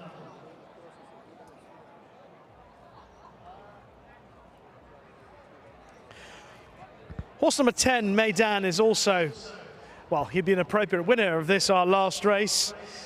He was last seen running in the Melbourne Cup in Australia on the first Tuesday in November. And he actually ran with a great deal of credit when he was 10th behind Half Yours. He's always been a horse of high ability. He actually ran really well at Kempton in the September Stakes behind Giavolotto and at Kalpana. That was pretty good form in the context of this race, and if he's equally as effective over this distance as he was over shorter, then he is in with a big chance. Those are some of the leading contenders. I'm hoping that Night Walker, on his first run for Richard Spencer and Phil Cunningham, we've obviously had a very good night so far, runs well. There is the favourite, or one of the favourites going forward, Endless Victory. The other interesting horse I want to mention is Badet Road, who was last seen running over fences at Cheltenham in November. Here he is lining up on the flat at Meydan, but he's a very versatile horse. For the final time for a commentary, we head up to the commentary box and the Rebel PC, Pat Comerford. Thank you, Rishi. About to head away here for the Zoho, 300,000, 2,810 metres. 1 3/4 miles, ready to go and away. Breaking cleanly was Meydan, getting the best of it with Night Walker. Heading up in the early part as well was Endless Victory, and deeper out on the course, Flying Honours looks to slot in potentially for the 1-1. Getting in behind them, 3 back the fence now was Goya Senora as they clutter up in the centre. Key Harbour was in amongst them. Burdett Road wide without cover as they head down the front part of the straight. Al Mudhar was next as they hit the line with a lap to travel. Next was City King from Ruling Dynasty. Second to last was New Comedy. Dropping away and heavily tailed off here in the early part was Deciduous as they head to the 2,200 metre marker. And it's Night Walker and Safi Osborne who lead them off onto the side of the course here. 5 lengths in advance of, on the second position, Endless Victory. Third up on the inside was Meydan, who travels along well in the early stages of the race. It was a length to Flying Honours. 3/4 of a length to Goya Senora. Burdett Road forced to improve at the moment. He's just sliding up a couple of pairs here, Pat Cosgrave, to potentially try and get into the running line. Key Harbour was next. It was 3.5 lengths back to, on the inside there, Al Mudhar from City King, New Comedy. And out to last now is Ruling Dynasty, who takes up the rear end position. So they're working along in high 12s at the moment, and well, they just got a cheeky sectional there of 13.8. Safi Osborne's been able to back it off here. 4 lengths in advance of Endless Victory in second. So it's Night Walker, followed by Endless Victory. Third on the inside was Meydan, followed by Flying Honours. New Comedy now 3 wide improving. He's got a back now to follow Pat Cosgrave with Burdett Road, half a length back to Goya Senora, a similar margin to Quijava. Then came Al Mudhar, Ruling Dynasty, City King, and Deciduous is still last. 1,100 metres left to go. They're past midway and heading towards the back corner here. And increasing the tempo ever so slightly is Night Walker. Margin now 2.5 lengths to Endless Victory. Then came Flying Honours, New Comedy 3 wide, doing it the tough way. Meydan in behind them, hasn't had any sweat at all at the moment. A very easy run in transit here for the Sheikh Ahmed runner. Burdett Road to its outside. Quijava next from Goya Senora, who's now 4 back and cluttered up from City King, Ruling Dynasty. Then came back in the field as they work along Al Mudhar, and Deciduous is still a long last and detached. They swing the bend now in the Zoho, the final race of the evening. It's Night Walker, 1.5 lengths to Endless Victory. Meydan in behind them, looking for that inside run and has got plenty of room to come through. Burdett Road next from Flying Honours and Quijava. It's Night Walker. Here's Meydan. Burdett Road, though, finding plenty on the outside. It's Meydan from Burdett Road, but Meydan's got them beat. Meydan coming clear, fresh out of the Melbourne Cup, goes on to win. 2 lengths on the line from Burdett Road. Night Walker next over Goya Senora from Quijava. A gap there back to Endless Victory, who dropped away with Al Mudhar, Flying Honours, Deciduous, Ruling Dynasty, New Comedy, and City King, the 58 raider, is last to greet the judge. Meydan going on to win. The son of Frankel, freshened up out of an Australian campaign, and he has done that quite easily. Burdett Road ran out of his skin as well. He's run a great race in second, and having to lead them up for most of the way, Night Walker has put in a spectacular performance as well to close out the placings. Numbers across the line, 10 from the 2 and the 13, and the 7, Goya Senora, has ended up getting into 4th position. 10, 2, 13 and 7. Meydan, your winner, closes off in sub 3 minutes, 2:59.12, and the unofficial margin 2 1/4. 10, your winner.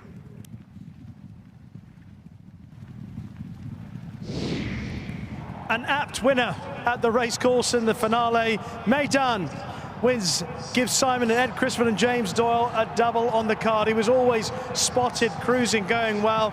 Night Walker, Safi Osborne sat fractions, and I'm sure she would have been very happy with, but couldn't hold off the challenge of the speedier Meydan, a horse who's got good form over 1 mile and 3. And Burdett Road, he's a classy horse on the flat, as well as being very smart over obstacles, being a very good hurdler as well. And they have gone past Night Walker, who's finished back in 3rd. Turning for home, I think Safi Osborne would be pretty happy. The disappointment of the race was Endless Victory. He was always close enough to Night Walker, but he never quite picked up in the manner that it looked like he would do at one stage. Meydan, though, was travelling very kindly under James Doyle, and he has stayed on very well to assert his class. Last seen running in Australia in the Melbourne Cup. Here at Meydan, he has come home very well in front. Burdett Road has run a huge race. Night Walker in 3rd. Goya Senora has run a fine race in 4th, and the best turned down horse, Quijava, has also run with promise. I think a few horses would have appreciated a better, stronger gallop, but there's enough promise for them going forward for the rest of this season. This is when maybe you thought Night Walker might be able to stretch them, but Meydan, once James Doyle got him rolling down on the inside in the yellow colours of His Highness Sheikh Ahmed bin Rashid Al Maktoum, he has come home really well to beat Burdett Road, who's run a fine race, and hopefully we'll see these front 3 back in action at some point here at Meydan once again. Unofficial numbers in the Zoho, 10, 2, 13 and 7. 10, 2, 13, 7. Meydan, your winner, 2:59.12. Margins confirmed, 2 lengths by 2 lengths. 10, 2, 13 and 7, race 8.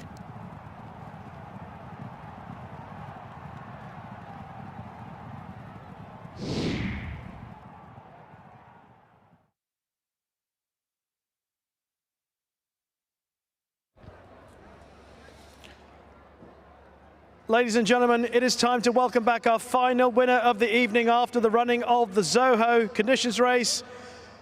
The winner is a 5-year-old bay gelding by Frankel out of Nezwa, ridden by James Doyle, trained by Simon and Ed Crisford, owned by His Highness Sheikh Ahmed bin Rashid Al Maktoum. the most appropriately named winner of the night. A round of applause for Meydan!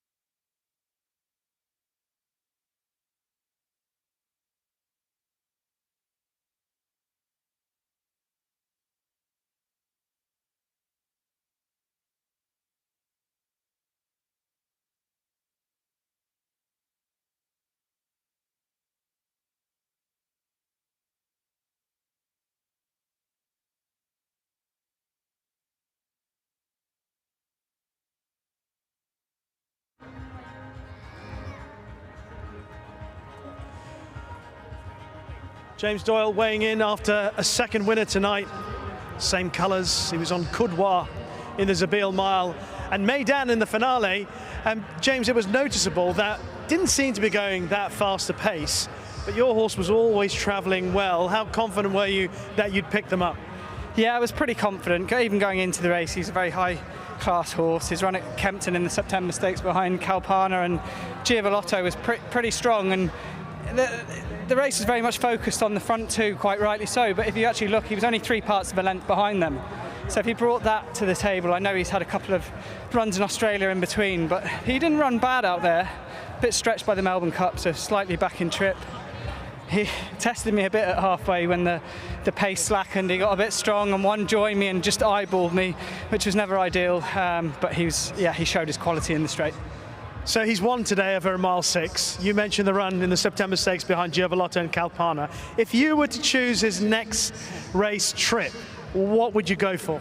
Well, I think we do need to have a good think about it, because it's not a straightforward decision, but he is quite a pacey horse, and he looked visually a pacey horse tonight, the way he travelled and, you know, passed the 2 hard on the bridle. My inkling would be to perhaps come back to the 1.5 miles, but we'll see what the guys would like to do.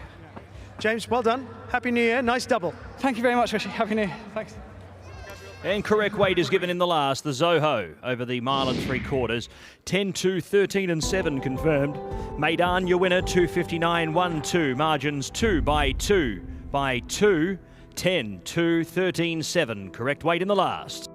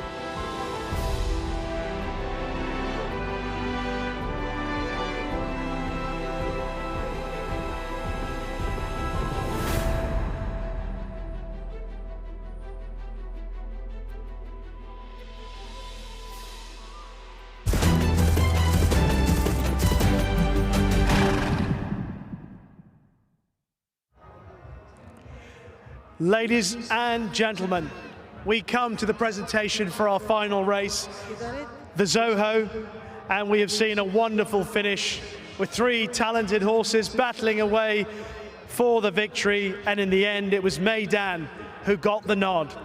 It is our pleasure to welcome to the stage Prem Anand, the Associate Director of Zoho, who'll be making the presentation.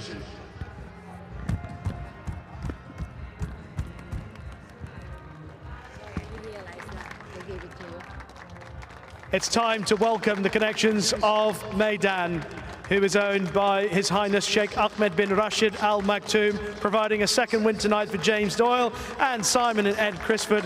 A round of applause for the man representing the winning team, Charlie Burnett-Wells.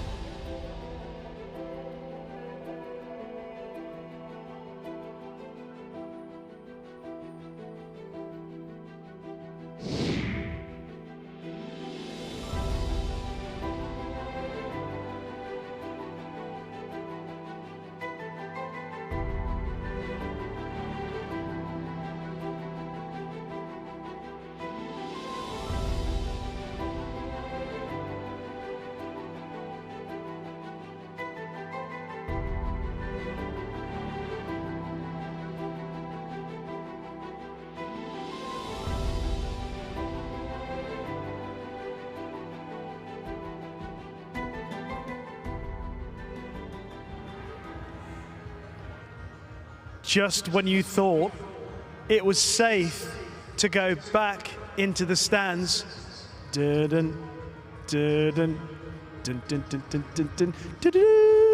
faces at the races is still going, ladies and gentlemen. It is the final faces of the races of the evening and a chance to win 500 dirhams. Who's going to take the prize home? What we need is a big, beautiful smile. Who's going to provide it? Who is going to take away the final prize of the night? An excellent way to start the new year with an extra bit of jam in the pocket. Who is it going to be? Someone down the line here. And then, there it is! No, that's a shame. And have we got a winner? Yes, we have. Congratulations.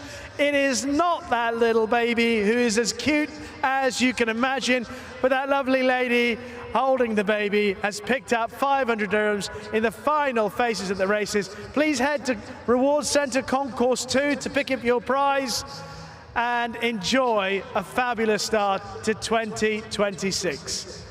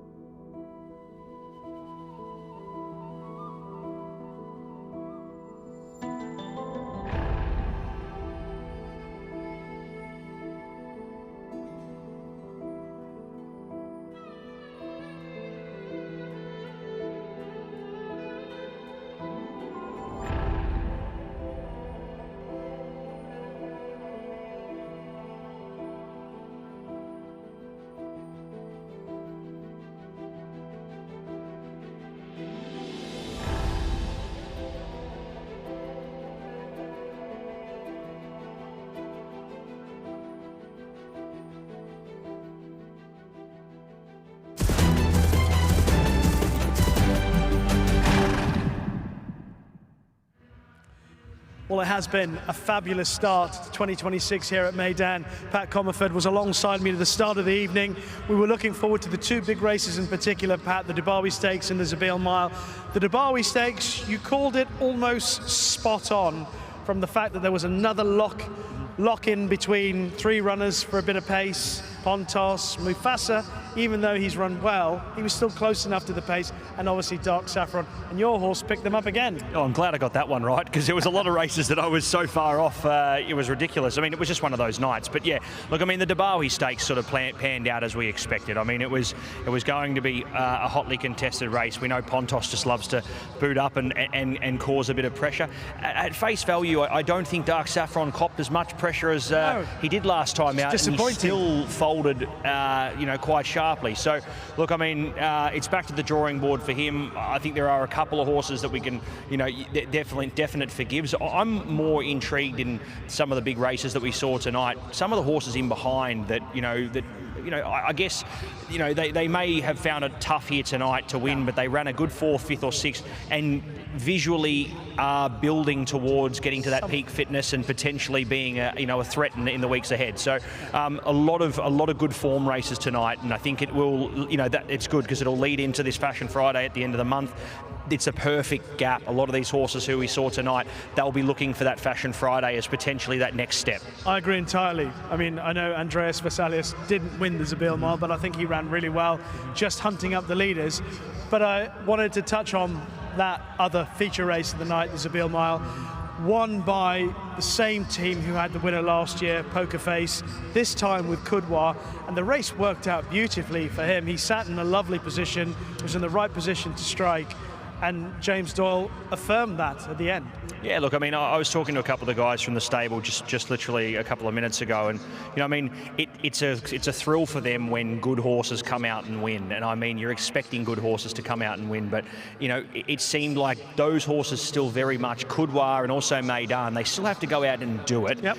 And it was the manner in which both of them won their respective races that suggests that they're in for some really, really nice campaigns. And yeah, look, two great rides by the Doyler. He doesn't usually get it too wrong, so he's a very safe jockey to have on top. But yeah, look, I mean, 2 well-executed rides, and the horses also responded and did the job. And I think 2 really nice, highly rated horses that they're going to have to go back and speak to His Highness and figure out what is the best next step for them, because they do have 2 horses there that are going to be really good for some high-priced and high-prize money logical targets later in the season. Last question for you. You mentioned some horses that finished in behind. I mentioned Andreas Vesalius. Is there anything that you spotted that you thought, I've got my eye on so-and-so because this horse might actually turn out to be a winner next time? You're gonna think I'm mad, but there was a horse that has run 2 really nice races here. I think that already. Yeah, exactly. But look, there's a horse that Rashid Borsley trains called Carnival. Look, it may not be here at Meydan, but they're going to find a really nice race for him. He's coming up against some pretty tough competitors here early in his campaign, but he is a horse, when he gets back to the right race, he's going to be a very dominant winner. I think if they can pick up a couple of wins for the season, he might be the horse that can do it for them. So yeah, Carnival's probably the one that I thought was potentially the eye catcher, of those later races. And I'll add to what you said in commentary in the UAE 2000 Guineas trial, do not give up on Lino Petrino. That was a brutal start to the race, had to go out wide, copped a lot of kickback, but still stuck on to get 4th. I think he's definitely got. I feel for the valets having to wash those silks tonight, because they're going to need an extra bit of scrubbing, I reckon. He came back absolutely blanketed in dirt, but he's managed to sustain that gallop once again. We saw him do it to win last time. He did the exact same thing. He was just too far back, but he ran through the dirt, through the kickback, and was able to run really well. So yeah, don't give up on him just yet. Okay, well, of course, today was the first of 5 Fridays that we are racing in the month of January. We're back next week amongst the big races, the Al Wattle, and we've also got the Lord North handicap named after the 3-time winner, albeit one of those a dead heat, in the Dubai Turf. Yep, no, very exciting. Lord North Handicap's always been, well, as long as I've been here in Dubai calling, it's been 2 thrilling editions the last couple of years. Very excited to see how they go. I mean, we had, a great performance from from Jamie Osborne's horse 2 years ago. Safi rode it, went come from last and cut through the inside to do it. Uzo. Yeah, so that was 2 years ago. I mean, it's a thrilling race. It's always a full field, and it's a hotly contested event. There'll be four or five fighting out the finish. It makes my job a little bit harder, but anyway, that's all right. It makes for thrilling racing. To be fair, Pat, you seem to cope all right. When you call the finish tonight, I was like, hang on a second. Not sure Catullus has. I think I had the benefit of being probably on a little bit better view than a lot of other people. It was more convincing than you think, but at the end of the day, if the rail was out a little bit more, I probably would have asked the judge to tell me which one got up. But that was a great call. Yeah, that was very good. Just getting the very edge good on Catullus. Pat, as always, a pleasure to share your company. Happy New Year to you. Happy New Year to everyone watching tonight. Safe journey home, and hopefully 2026 brings us much more fortune here at Meydan. Good night.